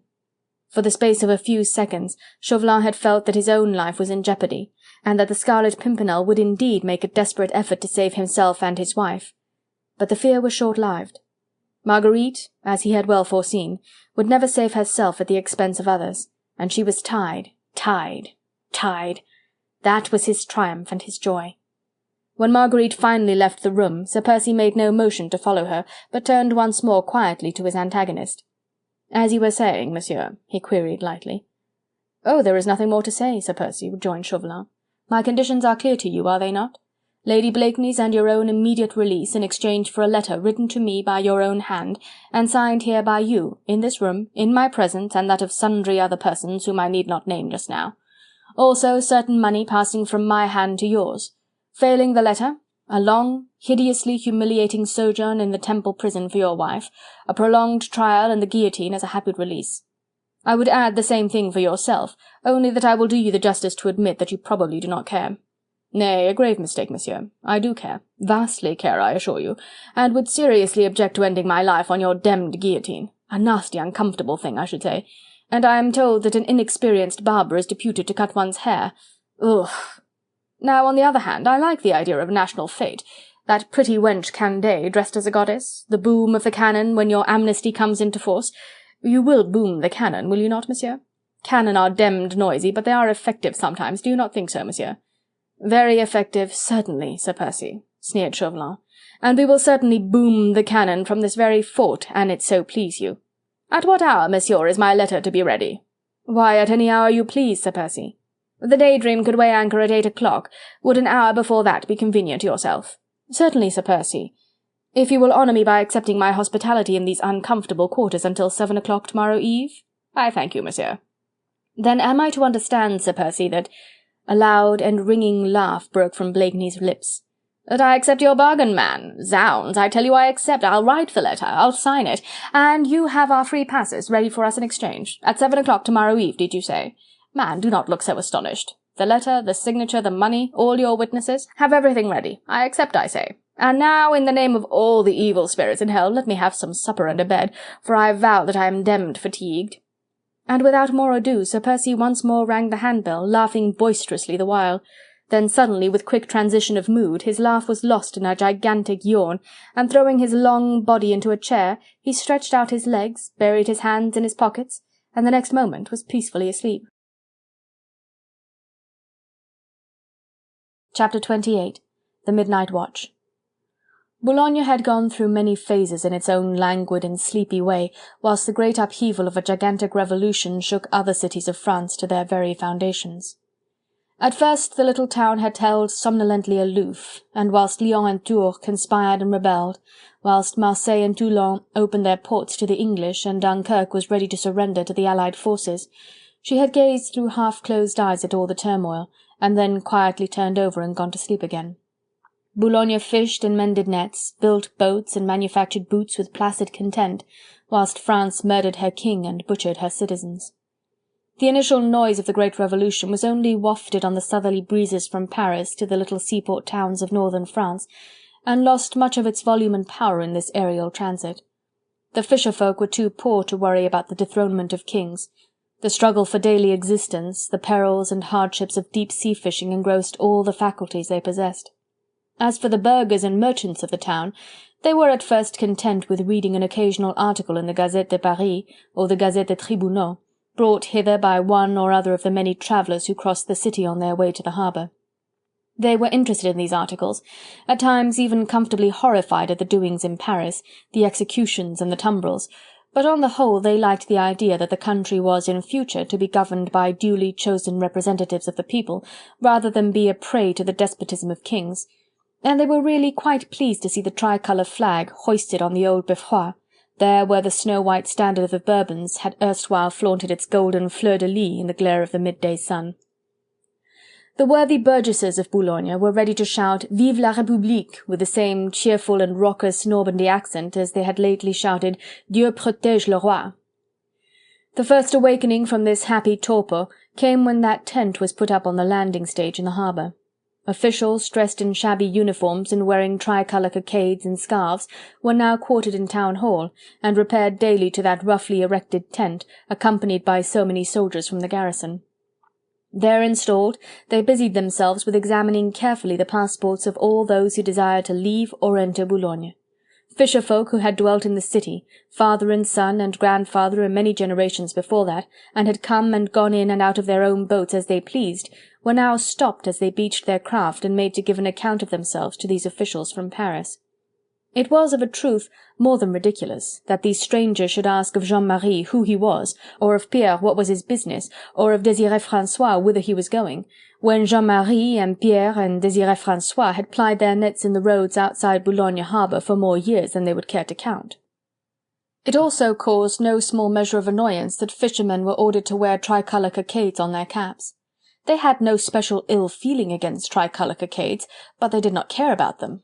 Jean-Marie flatly refused to have one pinned on, and being admonished somewhat severely by one of the Paris officials, he became obstinate about the whole thing and threw the cockade violently on the ground and spat upon it, not from any sentiment of anti-republicanism, but just from a feeling of Norman doggedness. He was arrested, shut up in Fort Gayole, tried as a traitor and publicly guillotined. The consternation in Boulogne was appalling. The one little spark had found its way to a barrel of blasting powder and caused a terrible explosion.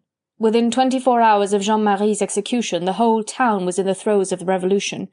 What the death of King Louis, the arrest of Marie Antoinette, the massacres of September had failed to do, that the arrest and execution of an elderly fisherman accomplished in a trice. People began to take sides in politics. Some families realized that they came from ancient lineage, and that their ancestors had helped to build up the throne of the Bourbons. Others looked up ancient archives and remembered past oppressions at the hands of the aristocrats. Thus some burghers of Boulogne became ardent reactionaries, whilst others secretly nursed enthusiastic royalist convictions. Some were ready to throw in their lot with the anarchists, to deny the religion of their fathers, to scorn the priests and close the places of worship. Others adhered strictly still to the usages and practices of the Church.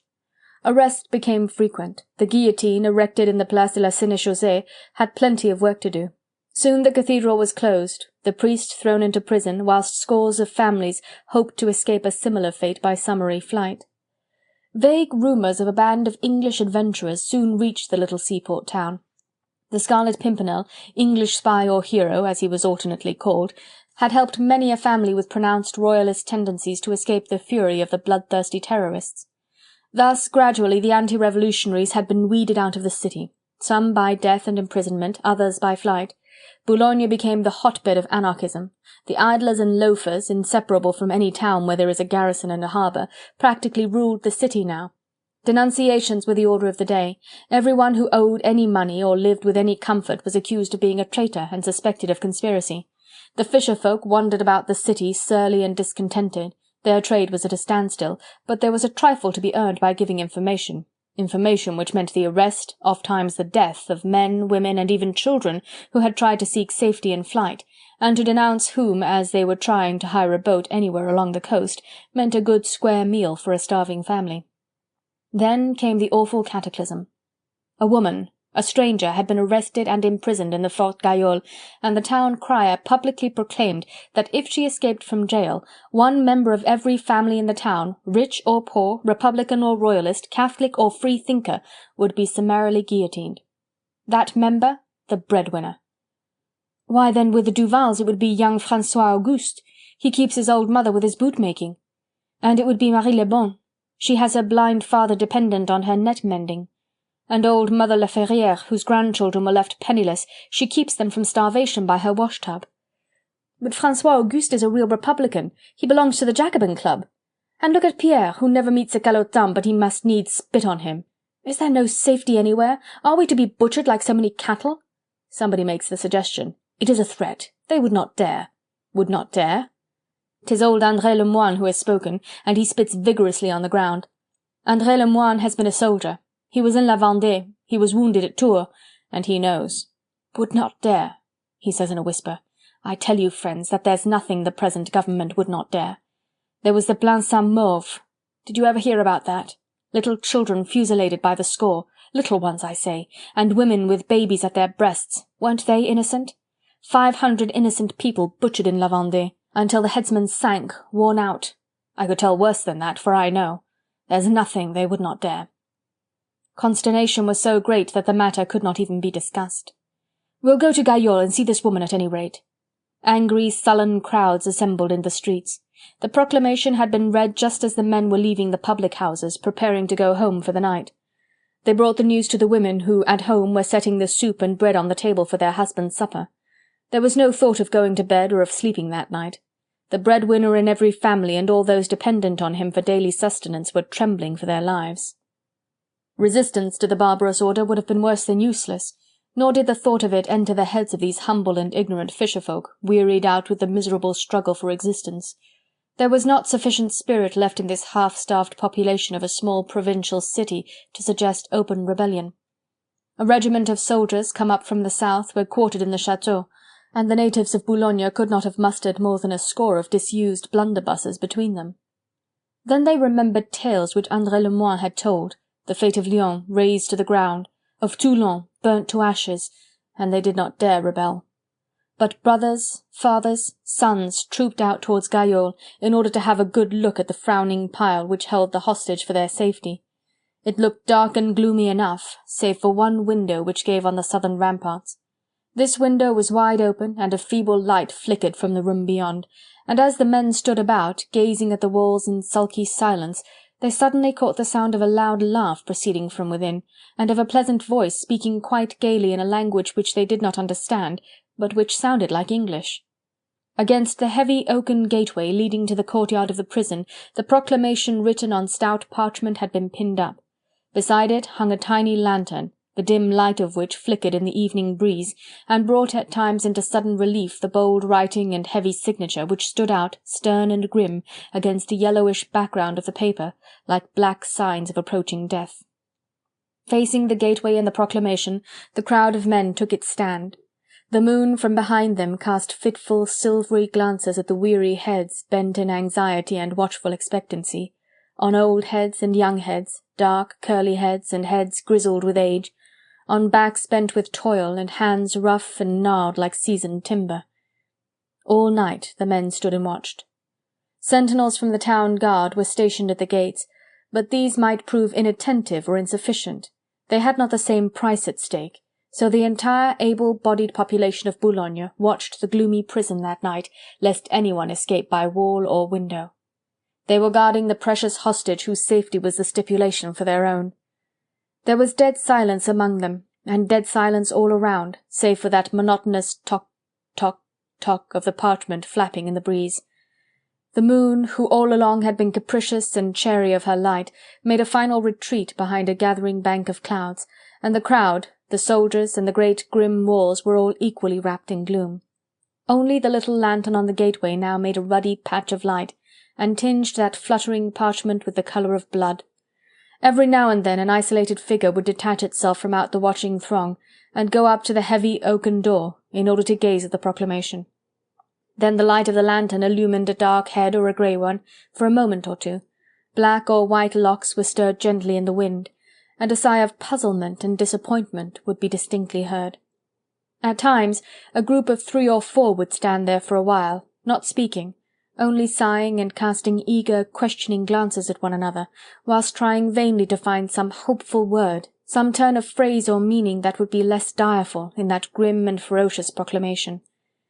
Then a rough word from the sentinel, a push from the butt end of a bayonet would disperse the little group and send the men, sullen and silent, back into the crowd. Thus they watched for hours, whilst the bell of the Beffroi told all the hours of that tedious night. A thin rain began to fall in the small hours of the morning, a wetting, soaking drizzle which chilled the weary watchers to the bone. But they did not care. We must not sleep, for the woman might escape. Some of them squatted down in the muddy road. The luckier ones managed to lean their backs against the slimy walls. Twice before the hour of midnight they heard that same quaint and merry laugh proceeding from the lighted room through the open window. Once it sounded very low and very prolonged, as if in response to a delightful joke. Anon the heavy gateway of the Gaillol was opened from within, and 6 soldiers came walking out of the courtyard. They were dressed in the uniform of the town guard, but had evidently been picked out of the rank and file, for all 6 were exceptionally tall and stalwart, and towered above the sentinel, who saluted and presented arms as they marched out of the gate. In the midst of them walked a slight, dark figure, clad entirely in black, save for the tricolour scarf round his waist. The crowd of watchers gazed on the little party with suddenly awakened interest. "Who is it?" whispered some of the men. "The citizen governor," suggested one. "The new public executioner," ventured another. "No, no," quoth Pierre Maxime, the doyen of Boulogne fishermen, and a great authority on every matter, public or private, with the town. "No, no, he is the man who has come down from Paris, the friend of Robespierre. He makes the laws now. The citizen governor even must obey him. 'Tis he who made that law that if the woman up yonder should escape—" "Hush!" came in frightened accents from the crowd. "Hush, Pierre Maxime, the citizen might hear thee," whispered the man who stood closest to the old fisherman. "The citizen might hear thee and think that we rebelled." "What are these people doing here?" queried Chauvelin as he passed out into the street.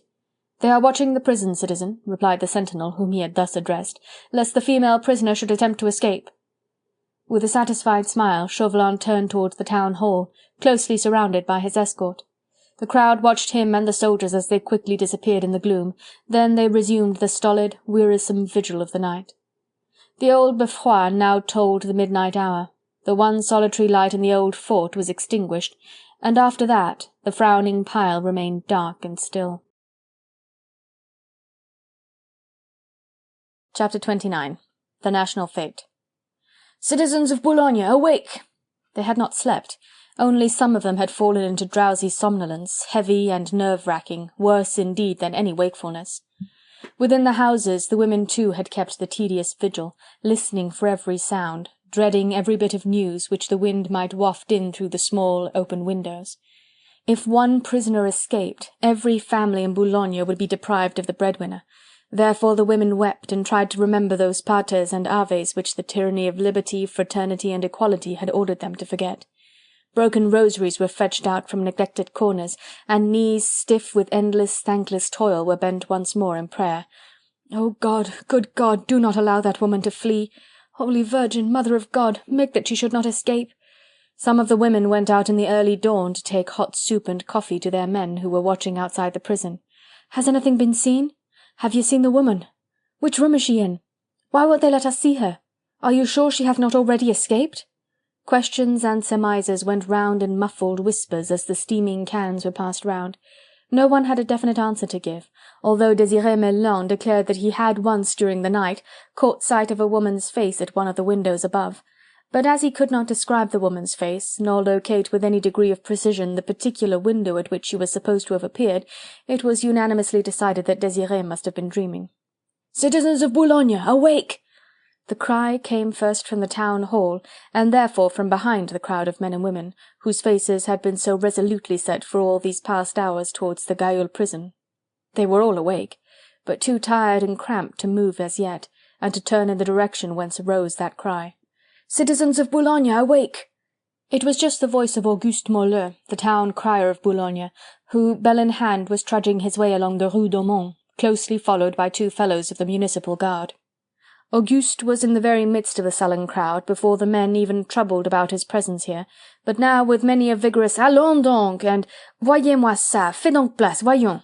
he elbowed his way through the throng. He was neither tired nor cramped. He served the Republic in comfort and ease, and had slept soundly on his palliasse in the little garret allotted to him in the town hall. The crowd parted in silence to allow him to pass. Auguste was lean and powerful, and scanty and meagre food, doled out to him by a paternal government, had increased his muscular strength whilst reducing his fat. He had very hard elbows, and soon he managed by dint of pushing and cursing to reach the gateway of Gaillol. "Voyons, enlevez-moi ça!" he commanded in stentorian tones, pointing to the proclamation. The fellows of the municipal guard fell to and tore the parchment away from the door, whilst the crowd looked on with stupid amazement. What did it all mean? Then Auguste Moleux turned and faced the men. "Mes enfants," he said, "my little cabbages, wake up! The government of the Republic has decreed that today is to be a day of gaiety and public rejoicings." "Gaiety? Public rejoicings, forsooth, when the breadwinner of every family—" "Hush, hush, be silent, all of you," quoth Auguste impatiently. "You do not understand. All that is at an end. There is no fear that the woman shall escape. You are all to dance and rejoice. The Scarlet Pimpernel has been captured in Boulogne last night." "Qui ça, the Scarlet Pimpernel?" "Mais 'tis that mysterious English adventurer who rescued people from the guillotine." "A hero, quoi?" "No, no, only an English spy, a friend of aristocrats. He would have cared nothing for the breadwinners of Boulogne. He would not have raised a finger to save them." "Who knows?" sighed a feminine voice. "Perhaps he came to Boulogne to help them." "And he has been caught anyway," concluded Auguste Moleux sententiously. "And, my little cabbages, remember this, that so great is the pleasure of the all-powerful Committee of Public Safety at this capture, that because he has been caught in Boulogne, therefore Boulogne is to be specially rewarded." "Holy Virgin, who'd have thought it?" "Shh, Jeanette! Dost not know that there's no Holy Virgin now? And dost know, Auguste, how we are to be rewarded?" It is a difficult matter for the human mind to turn very quickly from despair to hope, and the fishermen of Boulogne had not yet grasped the fact that they were to make merry, and that thoughts of anxiety must be abandoned for those of gaiety. Auguste Moleux took out a parchment from the capacious pocket of his coat. He put on his most solemn air of officialdom, and pointing with extended forefinger to the parchment, he said: "A general amnesty to all natives of Boulogne who are under arrest at the present moment. A free pardon to all natives of Boulogne who are under sentence of death. Permission to all natives of Boulogne to quit the town with their families, to embark on any vessel they please, in or out of the harbour, and to go whithersoever they choose without passports, formalities, or question of any kind." Dead silence followed this announcement. Hope was just beginning to crowd anxiety and sullenness out of the way. "Then poor André Legrand will be pardoned," whispered a voice suddenly. "He was to have been guillotined today. And Denise Latour, she was innocent enough, the gentle pigeon. And they'll let poor Abbé Fouquet out of prison too, and François, and poor Félicité, who was blind. Monsieur l'Abbé would be wise to leave Boulogne with the children. He will too, thou canst be sure of that. It is not good to be a priest just now. Bah, Gallotin are best dead than alive. but some in the crowd were silent, others whispered eagerly. "Thinkst thou it would be safer for us to get out of the country whilst we can?" said one of the men in a muffled tone, and clutching nervously at a woman's wrist. "Aye, aye, it might leak out about that boat we procured for— Shh! I was thinking of that. We can go to my Aunt Lebrun in Belgium." Others talked in whispers of England, or the new land across the seas. They were those who had something to hide, money received from refugee aristocrats, boats sold to would-be émigrés, information withheld, denunciations shirked. The amnesty would not last long, 'twas best to be safely out of the way. "In the meanwhile, my cabbages," quoth Auguste sententiously, "are you not grateful to citizen Robespierre, who has sent this order specially down from Paris?" "Aye, aye," assented the crowd cheerfully. "Hurrah for citizen Robespierre! Vive la République! And you will enjoy yourselves today." "That we will. Processions?" "Aye, with music and dancing." Out there, far away beyond the harbour, the grey light of dawn was yielding to the crimson glow of morning. The rain had ceased, and heavy slaty clouds parted here and there, displaying glints of delicate turquoise sky, and tiny ethereal vapours in the dim and remote distance of infinity, flecked with touches of rose and gold. The towers and pinnacles of old Boulogne detached themselves one by one from the misty gloom of night. The old bell of the Beffroi tolled the hour of 6. Soon the massive cupola of Notre Dame was clothed in purple hues, and the gilt cross on St. Joseph threw back across the square a blinding ray of gold. The town sparrows began to twitter, and from far out at sea in the direction of Dunkirk there came the muffled boom of cannon. "And remember, my pigeons," admonished Auguste Moleux solemnly, "that in this order which Robespierre has sent from Paris, it also says that from today onwards le bon Dieu has ceased to be." Many faces were turned towards the east just then, for the rising sun, tearing with one gigantic sweep the banks of cloud asunder, now displayed his magnificence in a gorgeous immensity of flaming crimson. The sea in response turned to liquid fire beneath the glow, whilst the whole sky was irradiated with the first blush of morning. "Le bon Dieu has ceased to be." "There is only one religion in France now," explained Auguste Moleux, "the religion of reason. We are all citizens, we are all free and all able to think for ourselves. Citizen Robespierre has decreed that there is no good God. Le bon Dieu was a tyrant and an aristocrat, and like all tyrants and aristocrats he has been deposed. There is no good God, there is no holy Virgin, and no saints, only reason, who is a goddess and whom we all honour." And the townsfolk of Boulogne, with eyes still fixed on the gorgeous east, shouted with sullen obedience, "Hurrah for the goddess of reason! Hurrah for Robespierre!" Only the women, trying to escape the town crier's prying eyes or the soldier's stern gaze, hastily crossed themselves behind their husbands' backs, terrified lest le bon Dieu had, after all, not altogether ceased to exist at the bidding of citizen Robespierre. Thus the worthy natives of Boulogne, forgetting their anxieties and fears, were ready enough to enjoy the national fete ordained for them by the Committee of Public Safety in honour of the capture of the Scarlet Pimpernel. They were even willing to accept this new religion which Robespierre had invented, a religion which was only a mockery, with an actress to represent its supreme deity. Mais, que voulez-vous? Boulogne had long ago ceased to have faith in God.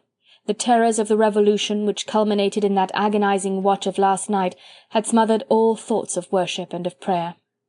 The Scarlet Pimpernel must indeed be a dangerous spy that his arrest should cause so much joy in Paris. Even Boulogne had learned by experience that a Committee of Public Safety did not readily give up a prey once its vulture-like claws had closed upon it. The proportion of condemnations against acquittals was as 100 to 1. But because this one man was taken, scores today were to be set free. In the evening, at a given hour, 7 o'clock had Auguste Moleux, the town crier, understood, the boom of the cannon would be heard, the gates of the town would be opened, the harbour would become a free port. The inhabitants of Boulogne were ready to shout, "Vive the Scarlet Pimpernel!" Whatever he was, hero or spy, he was undoubtedly the primary cause of all their joy. By the time Auguste Moleux had cried out the news throughout the town, and pinned the new proclamation of mercy up on every public building, all traces of fatigue and anxiety had vanished. In spite of the fact that wearisome vigils had been kept in every home that night, and that hundreds of men and women had stood about for hours in the vicinity of the Gayole fort, no sooner was the joyful news known than all lassitude was forgotten, and everyone set to with a right merry will to make the great fete day a complete success. There is in every native of Normandy, be he peasant or gentleman, an infinite capacity for enjoyment, and at the same time a marvellous faculty for coordinating and systematizing his pleasures. In a trice the surly crowds had vanished. Instead of these there were groups of gaily visaged men pleasantly chattering outside every eating and drinking place in the town. The national holiday had come upon these people quite unawares, so the early part of it had to be spent in thinking out a satisfactory programme for it. Sipping their beer or coffee, or munching their cherries à l'eau de vie, the townsfolk of Boulogne, so lately threatened with death, were quietly organising processions. There was to be a grand muster on the Place de la Sénéchaussée, then a torchlight and lantern-light march, right around the ramparts, culminating in a gigantic assembly outside the town hall, where the citizen Chauvelin, representing the Committee of Public Safety, would receive an address of welcome from the entire population of Boulogne. The procession was to be in costume. There were to be Pierrots and Pierrettes, harlequins and English clowns, aristocrats and goddesses. All day the women and girls were busy contriving travesties of all sorts, and the little tumble-down shops in the Rue de Château and the Rue Frédéric Sauvage, kept chiefly by Jews and English traders, were ransacked for old bits of finery and for remnants of costumes worn in the days when Boulogne was still a gay city and carnivals were held every year. And then, of course, there would be the Goddess of Reason in her triumphal car, the apotheosis of the new religion which was to make everybody happy, rich and free. Forgotten were the anxieties of the night, the fears of death, the great and glorious revolution which for this one day would cease her perpetual demand for the toll of blood. Nothing was remembered save the pleasures and joys of the moment, and at times the name of that Englishman, spy, hero or adventurer, the cause of all this bounty, the Scarlet Pimpernel. Chapter 30. The Procession. The grandfathers of the present generation of Boulonnais remembered the great day of the national fete, when all Boulogne, for 24 hours, went crazy with joy.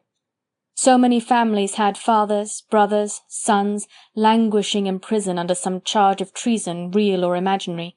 So many had dear ones for whom already the guillotine loomed ahead, that the feast on this memorable day of September 1793 was one of never-to-be-forgotten relief and thanksgiving. The weather all day had been exceptionally fine. After that glorious sunrise the sky had remained all day clad in its gorgeous mantle of blue, and the sun had continued to smile benignly on the many varied doings of this gay little seaport town. When it began to sink slowly towards the west, a few little fluffy clouds appeared on the horizon, and from a distance, although the sky remained clear and blue, the sea looked quite dark and slaty against the brilliance of the firmament. Gradually, as the splendour of the sunset gave place to the delicate purple and grey tints of evening, the little fluffy clouds merged themselves into denser masses, and these too soon became absorbed in the great billowy banks which the south-westerly wind was blowing seawards. By the time that the last grey streak of dusk vanished in the west, the whole sky looked heavy with clouds, and the evening set in, threatening and dark. But this by no means mitigated the anticipation of pleasure to come.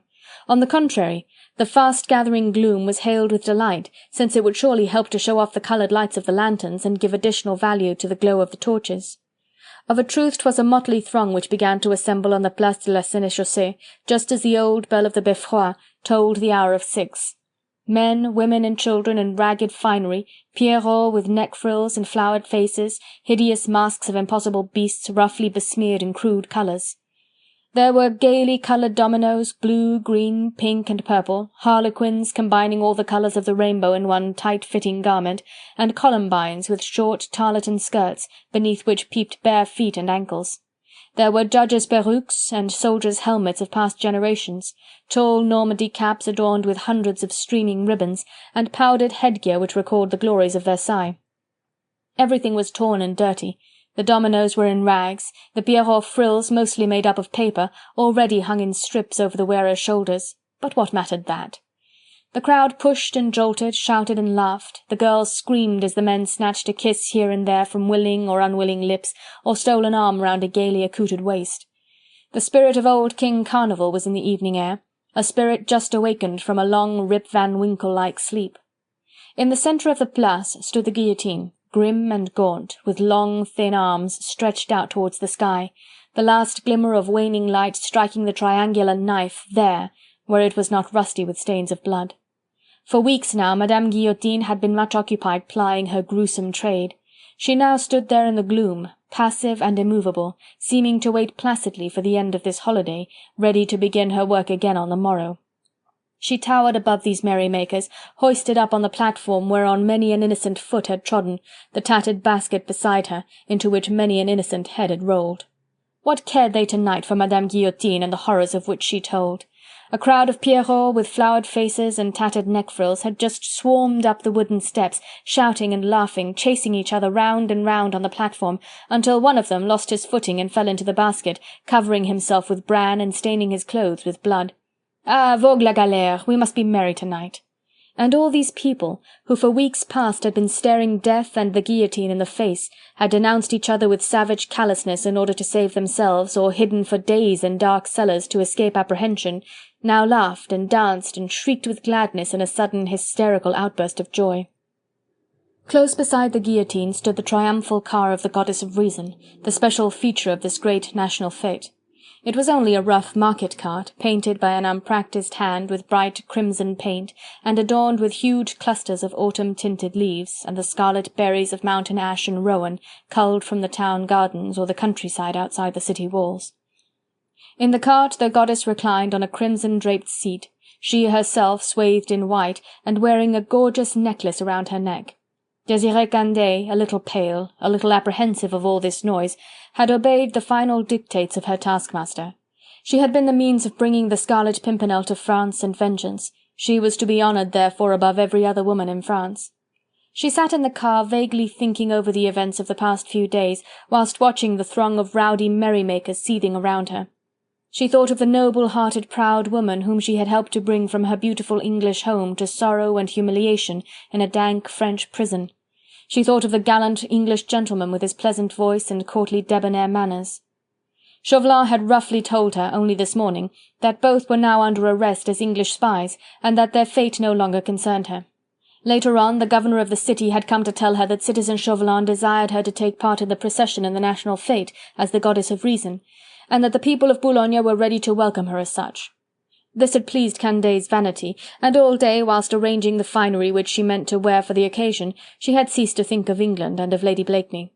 But now, when she arrived on the Place de la Sénéchaussée, and mounting her car found herself on a level with the platform of the guillotine, her memory flew back to England, to the lavish hospitality of Blakeney Manor, Marguerite's gentle voice, the pleasing grace of Sir Percy's manners, and she shuddered a little when that cruel glint of evening light caused the knife of the guillotine to glisten from out the gloom. But anon her reflections were suddenly interrupted by loud and prolonged shouts of joy. A whole throng of Pierrots had swarmed into the Place from every side, carrying lighted torches and tall staves, on which were hung lanterns with many-coloured lights. The procession was ready to start. A stentorian voice shouted out in resonant accents, "En avant, la grosse caisse!" A man now, portly and gorgeous in scarlet and blue, detached himself from out the crowd. His head was hidden beneath the monstrous mask of a cardboard lion, roughly painted in brown and yellow, with crimson for the widely open jaws and the corners of the eyes, to make them seem ferocious and bloodshot. His coat was of bright crimson cloth, with cuts and slashings in it, through which bunches of bright blue paper were made to protrude, in imitation of the costume of medieval times. He had blue stockings on and bright scarlet slippers, and behind him floated a large strip of scarlet flannel, on which moons and suns and stars of gold had been showered in plenty. Upon his portly figure in front he was supporting the big drum, which was securely strapped around his shoulders with tarred cordages, the spoil of some fishing vessel. There was a merciful slit in the jaw of the cardboard lion, through which the portly drummer puffed and spluttered as he shouted lustily, "En avant!" And wielding the heavy drumstick with a powerful arm, he brought it crashing down against the side of the mighty instrument. "Hurrah! Hurrah! En avant les trompettes!" A fanfare of brass instruments followed, lustily blown by 12 young men in motley coats of green, and tall peaked hats adorned with feathers. The drummer had begun to march, closely followed by the trumpeters. Behind them a bevy of columbines in many-coloured tarlatan skirts and hair flying wildly in the breeze, giggling, pushing, exchanging ribald jokes with the men behind, and getting kissed or slapped for their pains. Then the triumphal car of the goddess, with Demoiselle Candeille standing upright in it, a tall gold wand in one hand, the other resting in a mass of scarlet berries. All round the car, helter-skelter, tumbling, pushing, came Pierrot and Pierrette carrying lanterns, and harlequins bearing the torches. And after the car, the long line of more sober folk, the older fishermen, the women in caps and many-hued skirts, the serious townfolk who had scorned the travesty, yet would not be left out of the procession. They all began to march to the tune of those noisy brass trumpets which were thundering forth snatches from the newly composed Marseillaise. Above, the sky became more heavy with clouds. Anon a few drops of rain began to fall, making the torches sizzle and splutter and scatter grease and tar around, and wetting the lightly covered shoulders of tarlatan-clad columbines. But no one cared. The glow of so much merrymaking kept the blood warm and the skin dry. The flour all came off the Pierrots' faces, the blue paper slashings of the drummer-in-chief hung in pulpy lumps against his gorgeous scarlet cloak. The trumpeter's feathers became streaky and bedraggled.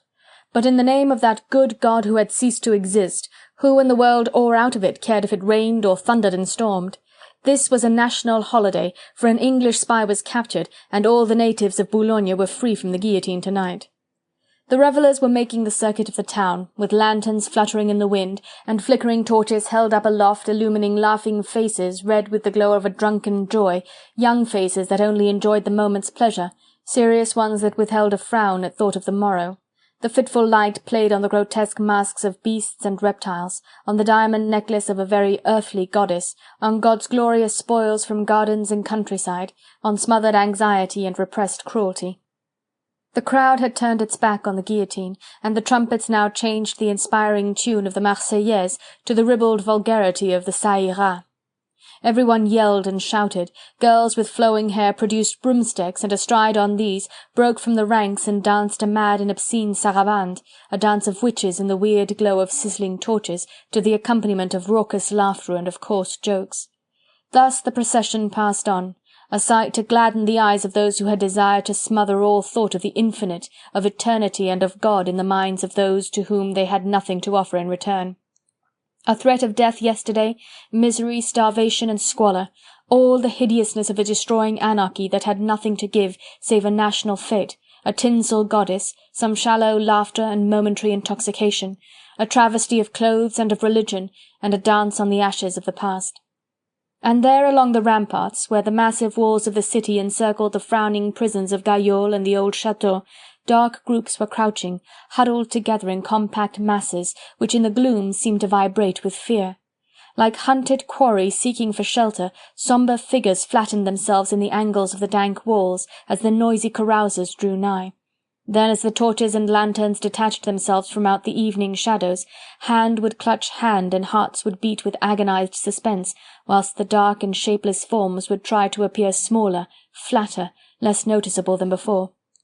And when the crowd had passed noisily along, leaving behind it a trail of torn finery, of glittering tinsel and of scarlet berries, when the boom of the big drum and the grating noise of the brass trumpets had somewhat died away, wan faces, pale with anxiety, would peer from out the darkness, and nervous hands would grasp with trembling fingers the small bundles of poor belongings tied up hastily in view of flight. At 7 o'clock, so 'twas said, the cannon would boom from the old Beffroi.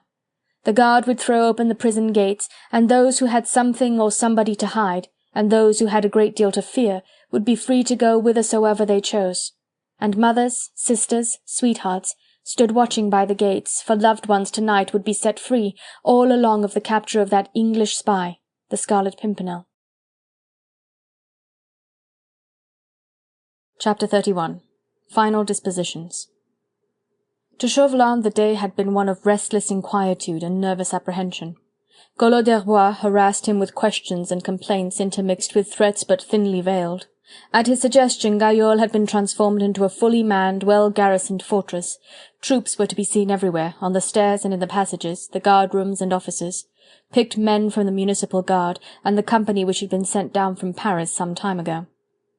Chauvelin had not resisted these orders given by his colleague. He knew quite well that Marguerite would make no attempt at escape, but he had long ago given up all hope of persuading a man of the type of Collot d'Herbois that a woman of her temperament would never think of saving her own life at the expense of others, and that Sir Percy Blakeney, in spite of his adoration for his wife, would sooner see her die before him than allow the lives of innocent men and women to be the price of hers. Collot was one of those brutish sorts, not by any means infrequent among the terrorists of that time, who, born in the gutter, still loved to wallow in his native element, and who measured all his fellow creatures by the same standard which he had always found good enough for himself. In this man there was neither the enthusiastic patriotism of a Chauvelin, nor the ardent selflessness of a Danton. He served the revolution and fostered the anarchical spirit of the times only because those brought him a competence and a notoriety which an orderly and fastidious government would obviously have never offered him. History shows no more despicable personality than that of Collot d'Herbois, one of the most hideous products of that utopian revolution, whose grandly conceived theories of a universal levelling of mankind only succeeded in dragging into prominence a number of half-brutish creatures who, revelling in their own abasement, would otherwise have remained content in inglorious obscurity. Chauvelin tolerated and half feared Collot, knowing full well that if now the Scarlet Pimpernel escaped from his hands, he could expect no mercy from his colleagues. The scheme by which he hoped to destroy not only the heroic leader but the entire League, by bringing opprobrium and ridicule upon them, was wonderfully subtle in its refined cruelty, and Chauvelin, knowing by now something of Sir Percy Blakeney's curiously blended character, was never for a moment in doubt but that he would write the infamous letter, save his wife by sacrificing his honour, and then seek oblivion and peace in suicide. With so much disgrace, so much mud cast upon their chief, the League of the Scarlet Pimpernel would cease to be. That had been Chauvelin's plan all along. For the end he had schemed and thought and planned from the moment that Robespierre had given him the opportunity of redeeming his failure of last year. He had built up the edifice of his intrigue bit by bit, from the introduction of his tool Candeille, to Marguerite at the Richmond Gala, to the arrest of Lady Blakeney in Boulogne. All that remained for him to see now would be the attitude of Sir Percy Blakeney tonight, when in exchange for the stipulated letter he would see his wife set free. All day Chauvelin had wondered how it would all go off. He had stage-managed everything, but he did not know how the chief actor would play his part. From time to time, when his feeling of restlessness became quite unendurable, the ex-ambassador would wander round Fort Gayole and, on some pretext or other, demand to see one or the other of his prisoners. Marguerite, however, observed complete silence in his presence. She acknowledged his greeting with a slight inclination of the head, and in reply to certain perfunctory queries of his, which he put to her in order to justify his appearance, she either nodded or gave curt monosyllabic answers through partially closed lips. "I trust that everything is arranged for your comfort, Lady Blakeney?" "I thank you, sir." "You will be rejoining the Daydream tonight. Can I send a messenger over to the yacht for you?" "I thank you, no." "Sir Percy is well. He is fast asleep and hath not asked for your ladyship. Shall I let him know that you are well?" A nod of acquiescence from Marguerite, and Chauvelin's string of queries was at an end. He marvelled at her quietude, and thought that she should have been as restless as himself. Later on in the day, and egged on by Collot d'Herbois and by his own fears, he had caused Marguerite to be removed from number 6. This change he heralded by another brief visit to her, and his attitude this time was one of deferential apology. "A matter of expediency, Lady Blakeney," he explained, "and I trust that the change will be for your comfort." Again the same curt nod of acquiescence on her part, and a brief "As you command, monsieur." But when he had gone, she turned with a sudden passionate outburst towards the Abbe Fouquet, her faithful companion through the past long, weary hours. She fell on her knees beside him and sobbed in an agony of grief. "Oh, if I could only know! If I could only see him, for a minute, a second! If I could only know!" She felt as if the awful uncertainty would drive her mad. If she could only know! If she could only know what he meant to do! "The good God knows," said the old man with his usual simple philosophy, "and perhaps it is all for the best." The room which Chauvelin had now destined for Marguerite was one which gave from the larger one wherein last night he had had his momentous interview with her and with Sir Percy. It was small, square and dark, with no window in it, only a small ventilating hole high up in the wall and heavily grated. Chauvelin, who desired to prove to her that there was no wish on his part to add physical discomfort to her mental tortures, had given orders that the little place should be made as habitable as possible. A thick, soft carpet had been laid on the ground, there was an easy chair and a comfortable-looking couch with a couple of pillows and a rug on it, and, oh marvel! on the round central table, a vase with a huge bunch of many-coloured dahlias which seemed to throw a note as if of gladness into the strange and gloomy little room. At the furthest corner, too, a construction of iron uprights and crossway bars had been hastily contrived and fitted with curtains, forming a small recess, behind which was a tidy washstand, fine clean towels and plenty of fresh water. Evidently the shops of Boulogne had been commandeered in order to render Marguerite's sojourn here outwardly agreeable. But as the place was innocent of window, so was it innocent of doors.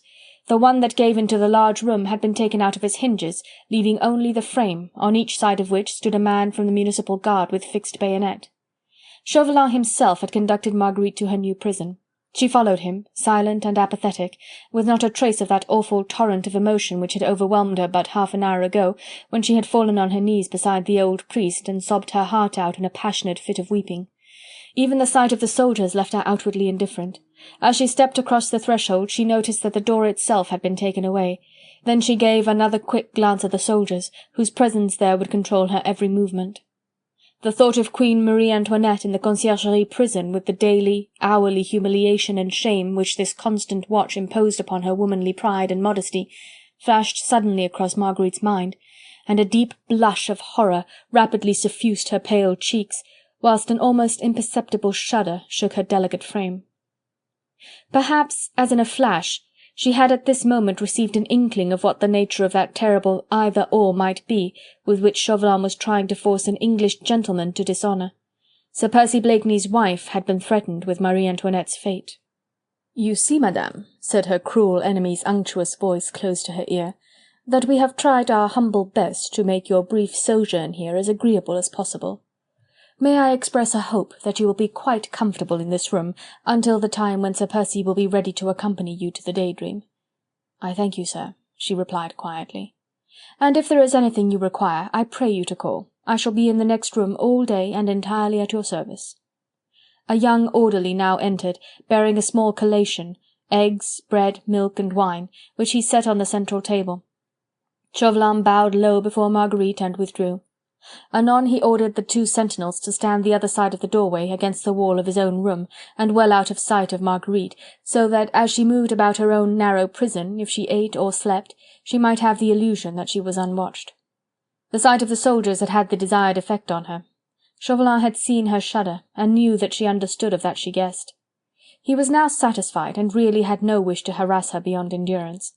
Moreover, there was always the proclamation which threatened the breadwinners of Boulogne with death if Marguerite Blakeney escaped, and which would be in full force until Sir Percy had written, signed and delivered into Chauvelin's hands the letter which was to be the signal for the general amnesty. Chauvelin had indeed cause to be satisfied with his measures. There was no fear that his prisoners would attempt to escape. Even Collot d'Herbois had to admit everything was well done. He had read the draft of the proposed letter, and was satisfied with its contents.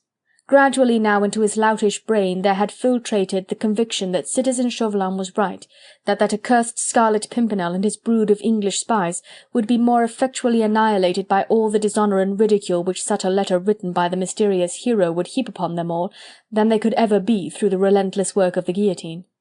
His only anxiety now was whether the Englishman would write that letter. "Ah, he'll do it," he would say, whenever he thought the whole matter over. "Sacre tonnerre! But 'tis an easy means to save his own skin." "You would sign such a letter without hesitation, eh, Citizen Collot?" said Chauvelin, with well-concealed sarcasm, on one occasion when his colleague discussed the all-absorbing topic with him. "You would show no hesitation if your life were at stake, and you were given the choice between writing that letter and the guillotine?" "Parbleu!" responded Collot with conviction. "More especially," continued Chauvelin dryly, "if 1,000,000 francs were promised you as well?" "Sacre Anglais!" swore Collot angrily. "You don't propose giving him that money, do you?" "We'll place it ready to his hand at any rate, so that it should appear as if he had actually taken it." Collot looked up at his colleague in ungrudging admiration. Chauvelin had indeed left nothing undone, had thought everything out in this strangely conceived scheme for the destruction of the enemy of France. "But in the name of all the dwellers in hell, citizen," admonished Collot, "guard that letter well once it is in your hands." "I'll do better than that," said Chauvelin. "I will hand it over to you, Citizen Collot, and you shall ride with it to Paris at once." "Tonight," assented Collot with a shout of triumph, as he brought his grimy fist crashing down on the table. "I'll have a horse ready saddled at this very gate, and an escort of mounted men. We'll ride like hell's own furies, and not pause to breathe until that letter is in Citizen Robespierre's hands." "Well thought of, citizen," said Chauvelin approvingly.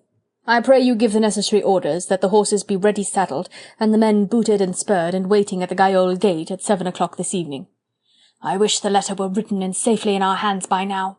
"Nay, the Englishman will have it ready by this evening, never fear. The tide is high at 7:30, and he will be in haste for his wife to be aboard his yacht ere the turn, even if he—" He paused, savouring the thoughts which had suddenly flashed across his mind, and a look of intense hatred and cruel satisfaction for a moment chased away the studied impassiveness of his face. "What do you mean, citizen?" queried Collot anxiously. "Even if he—" "What?" "Oh, nothing, nothing. I was only trying to make vague guesses as to what the Englishman will do after he has written the letter," quoth Chauvelin reflectively. "Morbleu! He'll return to his own accursed country, glad enough to have escaped with his skin. I suppose," added Collot with sudden anxiety, "you have no fear that he will refuse at the last moment to write that letter?" The two men were sitting in the large room, out of which opened the one which was now occupied by Marguerite. They were talking at the further end of it, close to the window, and though Chauvelin had mostly spoken in a whisper, Collot had ofttimes shouted, and the ex-ambassador was wondering how much Marguerite had heard. Now, at Collot's anxious query, he gave a quick, furtive glance in the direction of the further room wherein she sat, so silent and so still that it seemed almost as if she must be sleeping. "You don't think that the Englishman will refuse to write the letter?" insisted Collot with angry impatience. "No," replied Chauvelin quietly. "But if he does?" persisted the other. "If he does, I send the woman to Paris tonight and have him hanged as a spy in this prison yard without further formality or trial," replied Chauvelin firmly. "So either way, you see, citizen," he added in a whisper, "the Scarlet Pimpernel is done for. But I think that he will write the letter."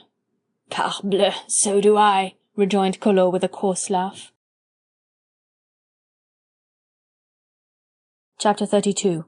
The Letter. Later on, when his colleague left him in order to see to the horses and to his escort for tonight, Chauvelin called Sergeant Hebert, his old and trusted familiar, to him, and gave him some final orders. "The Angelus must be rung at the proper hour, friend Hebert," he began with a grim smile. "The Angelus, citizen?" quoth the sergeant with complete stupefaction. "'Tis months now since it has been rung. It was forbidden by a decree of the Convention, and I doubt me if any of our men would know how to set about it." Chauvelin's eyes were fixed before him in apparent vacancy, while the same grim smile still hovered round his thin lips. Something of that irresponsible spirit of adventure which was the mainspring of all Sir Percy Blakeney's actions must for the moment have pervaded the mind of his deadly enemy. Chauvelin had thought out this idea of having the Angelus rung tonight, and was thoroughly pleased with the notion. This was the day when the duel was to have been fought. 7 o'clock would have been the very hour, and the sound of the Angelus to have been the signal for combat, and there was something very satisfying in the thought that that same Angelus should be rung as a signal that the Scarlet Pimpernel was withered and broken at last. In answer to Hebert's look of bewilderment, Chauvelin said quietly, "We must have some signal between ourselves and the guard at the different gates, also with the harbour officials. At a given moment the general amnesty must take effect and the harbour become a free port. I have a fancy that the signal shall be the ringing of the Angelus. The cannons at the gate and the harbour can boom in response, then the prisons can be thrown open and prisoners can either participate in the evening fete or leave the city immediately as they choose. The Committee of Public Safety has promised the amnesty. It will carry out its promise to the full, and when citizen Collot d'Herbois arrives in Paris with the joyful news, all natives of Boulogne in the prisons there will participate in the free pardon too." "I understand all that, citizen," said Hebert, still somewhat bewildered, "but not the Angelus." "A fancy, friend Hebert, and I mean to have it. But who is to ring it, citizen?" "Morbleu, haven't you one calotin left in Boulogne whom you can press into doing this service?" "Aye, calotin enough. There's the Abbé Fouquet in this very building, in number 6 cell." "Sacre tonnerre!" ejaculated Chauvelin exultingly. "The very man! I know his dossier well. Once he is free he will make straight away for England, he and his family, and will help to spread the glorious news of the dishonour and disgrace of the much-vaunted Scarlet Pimpernel. The very man, friend Hebert. Let him be stationed here, to see the letter written, to see the money handed over, for we will go through with that farce, and make him understand that the moment I give him the order, he can run over to his old church St. Joseph and ring the Angelus. That old fool will be delighted, more especially when he knows that he will thereby be giving the very signal which will set his own sister's children free. You understand?" "I understand, citizen." "And you can make the old calotin understand?" "I think so, citizen. You want him in this room. At what time?" "A quarter before 7. "Yes, I'll bring him along myself and stand over him, lest he play any pranks." "Oh, he'll not trouble you," sneered Chauvelin. "He'll be deeply interested in the proceedings. The woman will be here too, remember," he added with a jerky movement of the hand in the direction of Marguerite's room. "The two might be made to stand together, with 4 of your fellows round them." "I understand, citizen. Are any of us to escort the citizen Fouquet when he goes to St. Joseph?" "Aye, 2 men had best go with him. There will be a crowd in the streets by then. How far is it from here to the church?" "Less than 5 minutes." "Good. See to it that the doors are opened and the bell ropes easy of access." "It shall be seen to, citizen. How many men will you have inside this room tonight? Let the walls be lined with men whom you can trust. I anticipate neither trouble nor resistance. The whole thing is a simple formality to which the Englishman has already intimated his readiness to submit. If he changes his mind at the last moment, there will be no Angelus rung, no booming of the cannons or opening of the prison doors. There will be no amnesty and no free pardon. The woman will be at once conveyed to Paris and— But he'll not change his mind, friend Hebert, he concluded in suddenly altered tones, and speaking quite lightly. He'll not change his mind.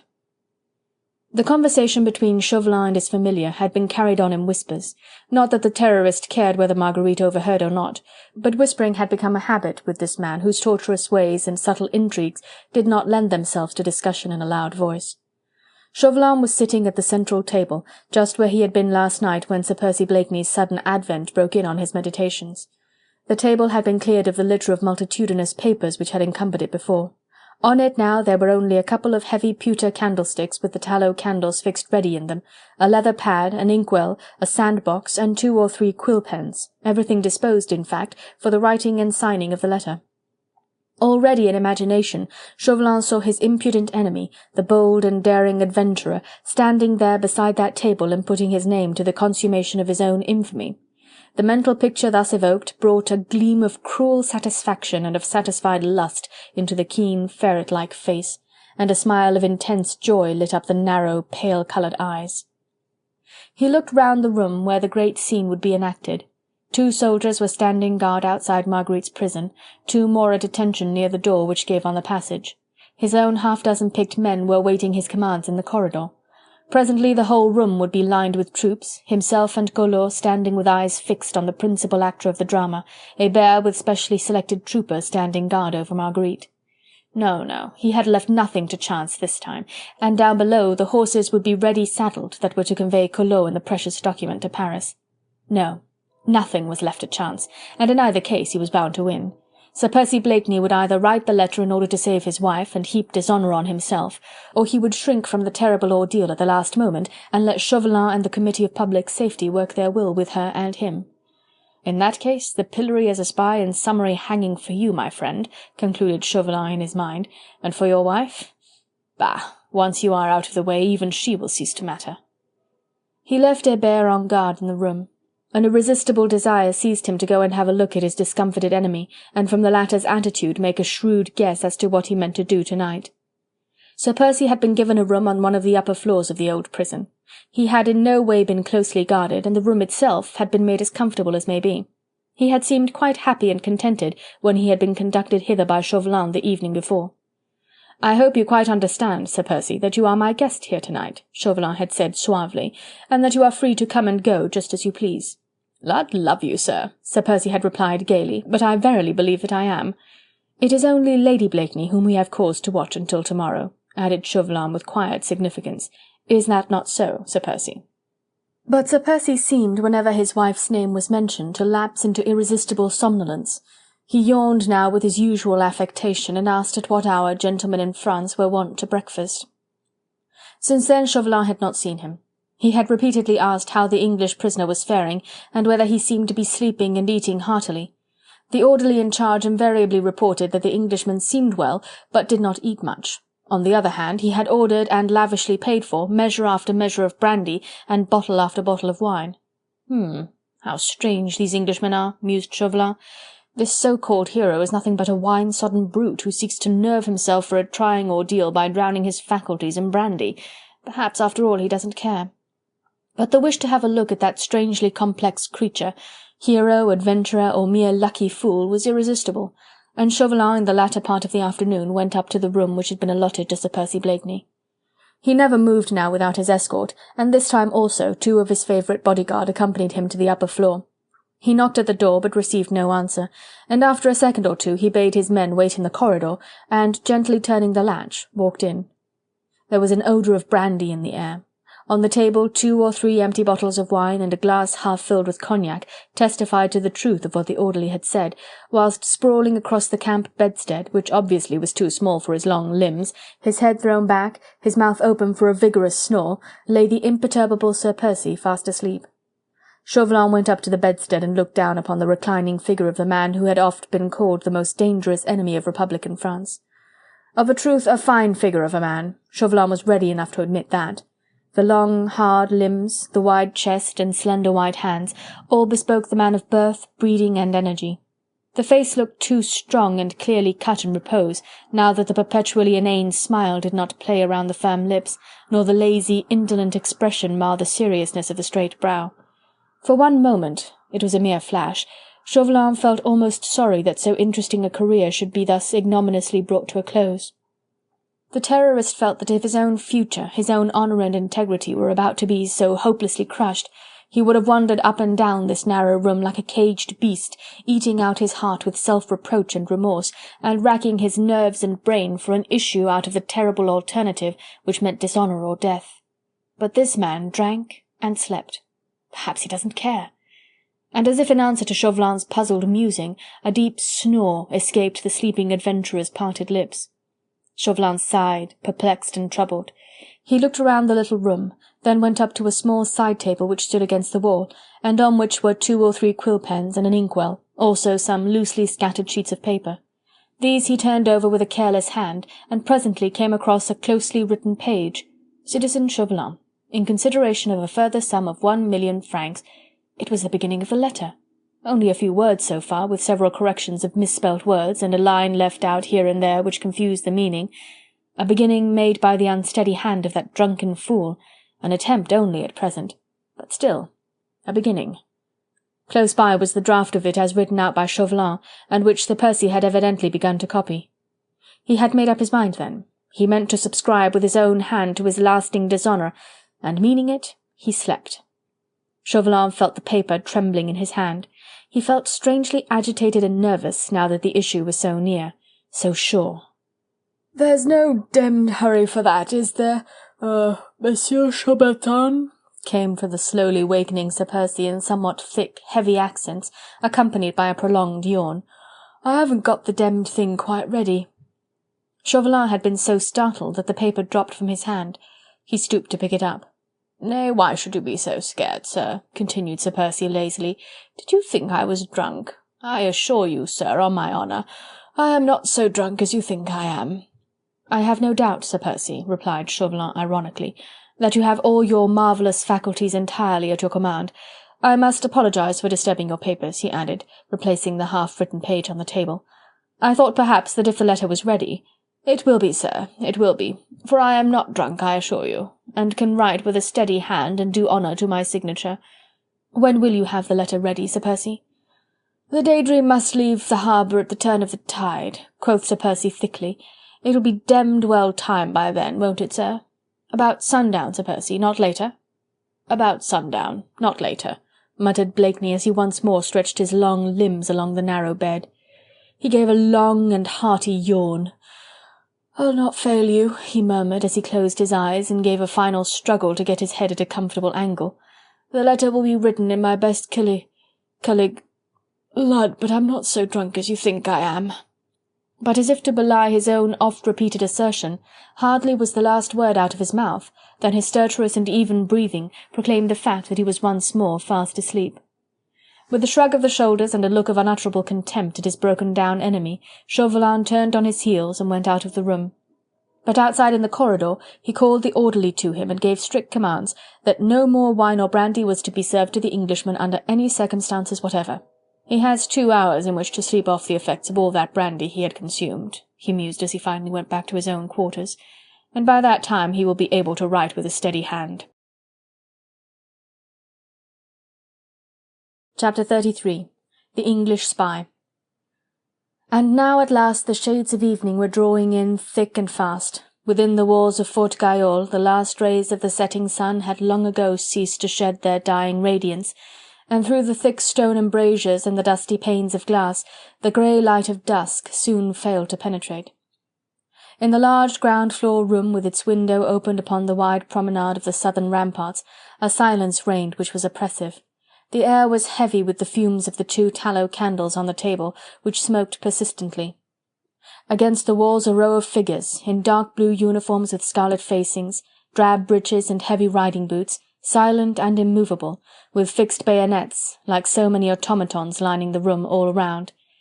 At some little distance from the central table, and out of the immediate circle of the light, a small group composed of 5 soldiers in the same blue and scarlet uniforms. One of these was Sergeant Hébert. In the centre of this group 2 persons were sitting, a woman and an old man. The Abbé Fouquet had been brought down from his prison cell a few minutes ago, and told to watch what would go on round him, after which he would be allowed to go to his old church of St. Joseph and ring the Angelus once more before he and his family left Boulogne for ever. The Angelus would be the signal for the opening of all the prison gates in the town. Everyone tonight would come and go as they pleased, and having rung the Angelus, the Abbé would be at liberty to join François and Félicité and their old mother, his sister, outside the purlieus of the town. The Abbé Fouquet did not quite understand all this, which was very rapidly and roughly explained to him. It was such a very little while ago that he had expected to see the innocent children mounting up those awful steps which led to the guillotine, whilst he himself was looking death quite near in the face, that all this talk of amnesty and of pardon had not quite fully reached his brain. But he was quite content that it had all been ordained by le bon Dieu, and very happy at the thought of ringing the dearly loved Angelus in his own old church once again. So when he was peremptorily pushed into the room and found himself close to Marguerite, with 4 or 5 soldiers standing round them, he quietly pulled his old rosary from his pocket and began murmuring gentle paters and aves under his breath. Beside him sat Marguerite, rigid as a statue, her cloak thrown over her shoulders so that its hood might hide her face. She could not now have said how that awful day had passed, how she had managed to survive the terrible, nerve-racking suspense, the agonizing doubt as to what was going to happen. But above all, what she had found most unendurable was the torturing thought that in this same grim and frowning building her husband was there, somewhere, how far or how near she could not say, but she knew that she was parted from him, and perhaps would not see him again, not even at the hour of death. That Percy would never write that infamous letter and live, she knew. That he might write it in order to save her, she feared was possible, whilst the look of triumph on Chauvelin's face had aroused her most agonizing terrors. When she was summarily ordered to go into the next room, she realized at once that all hope was now more than futile. The walls lined with troops, the attitude of her enemies, and above all that table with paper, ink and pens ready, as it were, for the accomplishment of that hideous and monstrous deed, all made her very heart numb, as if it were held within the chill embrace of death. "If the woman moves, speaks or screams, gag her at once," said Collot roughly the moment she sat down, and Sergeant Hébert stood over her, gag and cloth in hand, whilst 2 soldiers placed heavy hands on her shoulders. But she neither moved nor spoke, not even presently when a loud and cheerful voice came echoing from a distant corridor, and anon the door opened and her husband came in, accompanied by Chauvelin. The ex-ambassador was very obviously in a state of acute nervous tension. His hands were tightly clasped behind his back, and his movements were curiously irresponsible and jerky. But Sir Percy Blakeney looked a picture of calm unconcern. The lace bow at his throat was tied with scrupulous care, his eyeglass upheld at quite the correct angle, and his delicate-coloured caped coat was thrown back just sufficiently to afford a glimpse of the dainty cloth suit and exquisitely embroidered waistcoat beneath. He was the perfect presentation of a London dandy, and might have been entering a royal drawing-room in company with an honoured guest. Marguerite's eyes were riveted on him as he came well within the circle of light projected by the candles, but not even with that acute sixth sense of a passionate and loving woman could she detect the slightest tremor in the aristocratic hands which held the gold-rimmed eyeglass, nor the faintest quiver of the firmly moulded lips. This had occurred just as the bell of the old Beffroi chimed 6:75. Now it was close on 7, and in the centre of the room, and with his face and figure well lighted up by the candles, at the table, pen in hand, sat Sir Percy writing. At his elbow, just behind him, stood Chauvelin on the one side, and Collot d'Herbois on the other, both watching with fixed and burning eyes the writing of that letter. Sir Percy seemed in no hurry. He wrote slowly and deliberately, carefully copying the draft of the letter which was propped up in front of him. The spelling of some of the French words seemed to have troubled him at first, for when he began he made many facetious and self-deprecatory remarks anent his own want of education, and carelessness in youth in acquiring the gentle art of speaking so elegant a language. Presently, however, he appeared more at his ease, or perhaps less inclined to talk, since he only received curt monosyllabic answers to his pleasant sallies. 5 minutes had gone by without any other sound, save the spasmodic creak of Sir Percy's pen upon the paper, the while Chauvelin and Collot watched every word he wrote. But gradually from afar there had risen in the stillness of the evening a distant rolling noise like that of surf breaking against the cliffs. Nearer and louder it grew, and as it increased in volume, so it gained now in diversity. The monotonous roll-like far-off thunder was just as continuous as before, but now shriller notes broke out from amongst the more remote sounds. A loud laugh seemed ever and anon to pierce the distance and to rise above the persistent hubbub, which became the mere accompaniment to these isolated tones. The merrymakers of Boulogne, having started from the Place de la Sénéchaussée, were making the round of the town by the wide avenue which tops the ramparts. They were coming past the Fort Gayole, shouting, singing, brass trumpets in the front, big drum ahead, drenched, hot and hoarse, but supremely happy. Sir Percy looked up for a moment as the noise drew nearer, then turned to Chauvelin and pointing to the letter he said, "I have nearly finished." The suspense in the smoke-laden atmosphere of this room was becoming unendurable, and 4 hearts at least were beating wildly with overpowering anxiety. Marguerite's eyes were fixed with tender intensity on the man she so passionately loved. She did not understand his actions or his motives, but she felt a wild longing in her to drink in every line of that loved face, as if with this last long look she was bidding an eternal farewell to all hopes of future earthly happiness. The old priest had ceased to tell his beads. Feeling in his kindly heart the echo of the appalling tragedy which was being enacted before him, he had put out a fatherly, tentative hand towards Marguerite, and given her icy fingers a comforting pressure. And in the hearts of Chauvelin and his colleague there was satisfied revenge, eager, exultant triumph, and that terrible nerve tension which immediately precedes the long-expected climax. But who can say what went on within the heart of that bold adventurer, about to be brought to the lowest depths of humiliation which it is in the power of man to endure? What behind that smooth, unruffled brow still bent laboriously over the page of writing? The crowd was now on the Place du Mont. Some of the foremost in the ranks were ascending the stone steps which led to the southern ramparts. The noise had become incessant. Pierrots and Pierrettes, harlequins and columbines had worked themselves up into a veritable intoxication of shouts and laughter. Now, as they all swarmed up the steps and caught sight of the open window almost on a level with the ground, and of the large dimly lighted room, they gave forth one terrific and voluminous hurrah for the paternal government in Paris, who had given them cause for all this joy. Then they recollected how the amnesty, the pardon, the national fete, this brilliant procession had come about, and somebody in the crowd shouted, "Allons, let us have a look at that English spy! Let us see the Scarlet Pimpernel! Yes, yes, let us see what he is like!" They shouted and stamped and swarmed round the open window, swinging their lanterns and demanding in a loud tone of voice that the English spy be shown to them. Faces wet with rain and perspiration tried to peep in at the window. Collot gave brief orders to the soldiers to close the shutters at once and to push away the crowd, but the crowd would not be pushed, it would not be gainsaid, and when the soldiers tried to close the window, 20 angry fists broke the panes of glass. "I can't finish this writing in your lingo, sir, whilst this demmed row is going on," said Sir Percy placidly. "You have not much more to write, Sir Percy," urged Chauvelin with nervous impatience. "I pray you finish the matter now and get you gone from out this city." "Send that demmed lot away, then," rejoined Sir Percy calmly. "They won't go, they want to see you." Sir Percy paused a moment, pen in hand, as if in deep reflection. "They want to see me," he said with a laugh. "Why, damn it all, then why not let 'em?" And with a few rapid strokes of the pen he quickly finished the letter, adding his signature with a bold flourish, whilst the crowd, pushing, jostling, shouting and cursing the soldiers, still loudly demanded to see the Scarlet Pimpernel. Chauvelin felt as if his heart would veritably burst with the wildness of its beating. Then Sir Percy, with one hand lightly pressed on the letter, pushed his chair away and with his pleasant ringing voice said once again, "Well, damn it, let him see me." With that he sprang to his feet and up to his full height, and as he did so he seized the 2 massive pewter candlesticks, one in each hand, and with powerful arms well outstretched he held them high above his head. "The letter," murmured Chauvelin in a hoarse whisper. But even as he was quickly reaching out a hand, which shook with the intensity of his excitement, towards the letter on the table, Blakeney, with one loud and sudden shout, threw the heavy candlesticks onto the floor.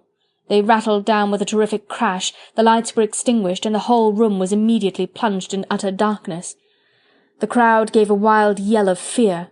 They had only caught sight for one instant of that gigantic figure which, with arms outstretched, had seemed supernaturally tall, weirdly illumined by the flickering light of the tallow candles, and the next moment disappearing into utter darkness before their very gaze. Overcome with sudden superstitious fear, Pierrots and Pierrettes, drummer and trumpeters turned and fled in every direction. Within the room all was wild confusion. The soldiers heard a cry, "La fenêtre! La fenêtre!" Who gave it no one knew. No one could afterwards recollect. Certain it is that with one accord the majority of the men made a rush for the open window, driven thither partly by the wild instinct of the chase after an escaping enemy, and partly by the same superstitious terror which had caused the crowd to flee. They clambered over the sill and dropped down onto the ramparts below, then started in wild pursuit. But when the crash came, Chauvelin had given one frantic shout, "The letter! Collot! À moi! In his hand, the letter!" There was the sound of a heavy thud, of a terrible scuffle there on the floor in the darkness, and then a yell of victory from Collot d'Herbois. "I have the letter! À Paris!" "Victory!" echoed Chauvelin, exultant and panting. "Victory! The Angelus, friend Hébert! Take the calotin to ring the Angelus!" It was instinct which caused Collot d'Herbois to find the door. He tore it open, letting in a feeble ray of light from the corridor.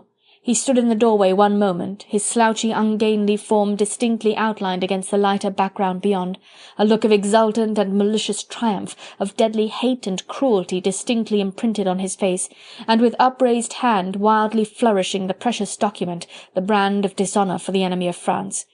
"À Paris!" shouted Chauvelin to him excitedly. "Into Robespierre's hands! The letter!" Then he fell back panting, exhausted, on the nearest chair. Collot, without looking again behind him, called wildly for the men who were to escort him to Paris. They were picked troopers, stalwart veterans from the old municipal guard. They had not broken their ranks throughout the turmoil, and fell into line in perfect order as they followed Citizen Collot out of the room. Less than 5 minutes later there was the noise of stamping and champing of bits in the courtyard below, a shout from Collot, and the sound of a cavalcade galloping at breakneck speed towards the distant Paris gate. Chapter 34. The Angelus. And gradually all noises died away around the old Fort Gayole. The shouts and laughter of the merrymakers, who had quickly recovered from their fright, now came only as the muffled rumble of a distant storm, broken here and there by the shrill note of a girl's loud laughter, or a vigorous fanfare from the brass trumpets. The room where so much turmoil had taken place, where so many hearts had beaten with torrent-like emotions, where the awesome tragedy of revenge and hate, of love and passion had been consummated, was now silent and at peace. The soldiers had gone, some in pursuit of the revellers, some with Collot d'Herbois, others with Hébert and the calotin who was to ring the Angelus. Chauvelin, overcome with the intensity of his exaltation and the agony of the suspense which he had endured, sat vaguely dreaming, hardly conscious but wholly happy and content. Fearless, too, for his triumph was complete, and he cared not now if he lived or died. He had lived long enough to see the complete annihilation and dishonour of his enemy. What had happened to Sir Percy Blakeney now, what to Marguerite, he neither knew nor cared. No doubt the Englishman had picked himself up and got away through the window or the door. He would be anxious to get his wife out of the town as quickly as possible. The Angelus would ring directly, the gates would be opened, the harbour made free to everyone. And Collot was a league outside Boulogne by now, a league nearer to Paris. So what mattered the humbled wayside English flower, the damaged and withered Scarlet Pimpernel? A slight noise suddenly caused him to start. He had been dreaming, no doubt, having fallen into some kind of torpor, akin to sleep, after the deadly and restless fatigue of the past 4 days. He certainly had been unconscious of everything around him, of time and of place, but now he felt fully awake. And again he heard that slight noise, as if something or someone was moving in the room. He tried to peer into the darkness, but could distinguish nothing. He rose and went to the door. It was still open, and close behind it, against the wall, a small oil lamp was fixed which lit up the corridor. Chauvelin detached the lamp and came back with it into the room. Just as he did so, there came to his ears the first sound of the little church bell ringing the Angelus. He stepped into the room, holding the lamp high above his head. Its feeble rays fell full upon the brilliant figure of Sir Percy Blakeney. He was smiling pleasantly, bowing slightly towards Chauvelin, and in his hand he held the sheathed sword, the blade of which had been fashioned in Toledo for Lorenzo Cenci, and the fellow of which was lying now, Chauvelin himself knew not where. "The day and hour, monsieur, I think," said Sir Percy with courtly grace, "when you and I are to cross swords together. Those are the southern ramparts, meseems. Will you proceed, sir, and I will follow?" At sight of this man, of his impudence and of his daring, Chauvelin felt an icy grip on his heart. His cheeks became ashen white, his thin lips closed with a snap, and the hand which held the lamp aloft trembled visibly. Sir Percy stood before him, still smiling, and with a graceful gesture pointing towards the ramparts. From the church of St. Joseph the gentle, melancholy tones of the Angelus sounding the second Ave Maria came faintly echoing in the evening air. With a violent effort Chauvelin forced himself to self-control, and tried to shake off the strange feeling of obsession which had overwhelmed him in the presence of this extraordinary man. He walked quite quietly up to the table, and placed the lamp upon it. As in a flash of recollection had come back to him the past few minutes, the letter, and Collot well on his way to Paris. Bah! He had nothing to fear now, save perhaps death at the hand of this adventurer turned assassin in his misery and humiliation. "A truce on this folly, Sir Percy," he said roughly. "As you well know, I had never any intention of fighting you with these poisoned swords of yours, and—" "I knew that, Monsieur Chauvelin. But do you know that I have the intention of killing you now, as you stand, like a dog?" And throwing down the sword with one of those uncontrolled outbursts of almost animal passion which for one instant revealed the real inner man, he went up to Chauvelin, and towering above him like a great avenging giant, he savoured for 1 second the joy of looking down on that puny slender figure which he could crush with sheer brute force with one blow from his powerful hands. But Chauvelin at this moment was beyond fear. "And if you killed me now, Sir Percy," he said quietly, and looking at the man whom he so hated fully in the eyes, "you could not destroy that letter which my colleague is taking to Paris at this very moment." As he had anticipated, his words seemed to change Sir Percy's mood in an instant. The passion in the handsome aristocratic face faded in a trice, the hard lines around the jaw and lips relaxed, the fire of revenge died out from the lazy blue eyes, and the next moment a long, loud, merry laugh raised the dormant echoes of the old fort. "Nay, Monsieur Chaubertin," said Sir Percy gaily, "but this is marvellous, demmed marvellous. Do you hear that, my dear? Gadzooks, but 'tis the best joke I have heard this past 12 months. Monsieur here thinks— Lud, but I shall die of laughing. Monsieur here thinks that 'twas that demmed letter which went to Paris, and that an English gentleman lay scuffling on the floor and allowed a letter to be filched from him." "Sir Percy!" gasped Chauvelin, as an awful thought seemed suddenly to flash across his fevered brain. "Lud, sir, you are astonishing," said Sir Percy, taking a very much crumpled sheet of paper from the capacious pocket of his elegant caped coat, and holding it close to Chauvelin's horror-stricken gaze. "This is the letter which I wrote at that table yonder in order to gain time, and in order to fool you. But by the Lord, you are a bigger demmed fool than I ever took you to be, if you thought it would serve any other purpose than that of my hitting you in the face with it." And with a quick and violent gesture he struck Chauvelin full in the face with the paper. "You would like to know, Monsieur Chaubertin, would you not," he added pleasantly, "what letter it is that your friend Citizen Collot is taking in such hot haste to Paris for you? Well, the letter is not long, and 'tis written in verse. I wrote it myself upstairs to-day, whilst you thought me sodden with brandy and 3 parts asleep. But brandy is easily flung out of the window. Did you think I drank it all? Nay, as you remember, I told you that I was not so drunk as you thought. Aye, the letter is written English verse, monsieur, and it reads thus: We seek him here, we seek him there, those Frenchies seek him everywhere. Is he in heaven? Is he in hell? That demmed elusive Pimpernel. A neat rhyme, I fancy, monsieur, and one which will, if rightly translated, greatly please your friend and ruler, Citizen Robespierre. Your colleague, Citizen Collot, is well on his way to Paris with it by now. No, monsieur, as you rightly said just now, I really could not kill you, God having blessed me with a saving sense of humour." Even as he spoke, the third Ave Maria of the Angelus died away on the morning air. From the harbour the old chateau there came the loud boom of cannon. The hour of the opening of the gates, of the general amnesty and free harbour was announced throughout Boulogne. Chauvelin was livid with rage, fear and baffled revenge. He made a sudden rush for the door in a blind desire to call for help, but Sir Percy had toyed long enough with his prey. The hour was speeding on. Hébert and some of the soldiers might return, and it was time to think of safety and of flight. Quick as a hunted panther, he had interposed his tall figure between his enemy and the latter's chance of calling for aid. Then, seizing the little man by the shoulders, he pushed him back into that portion of the room where Marguerite and the Abbé Fouquet had lately been sitting. The gag, with cloth and cord, which had been intended for a woman, were lying on the ground close by, just where Hébert had dropped them when he marched the old Abbé off to the church. With quick and dexterous hands, Sir Percy soon reduced Chauvelin to an impotent and silent bundle. The ex-ambassador, after 4 days of harrowing nerve tension followed by so awful a climax, was weakened physically and mentally, whilst Blakeney, powerful, athletic, and always absolutely unperturbed, was fresh in body and spirit.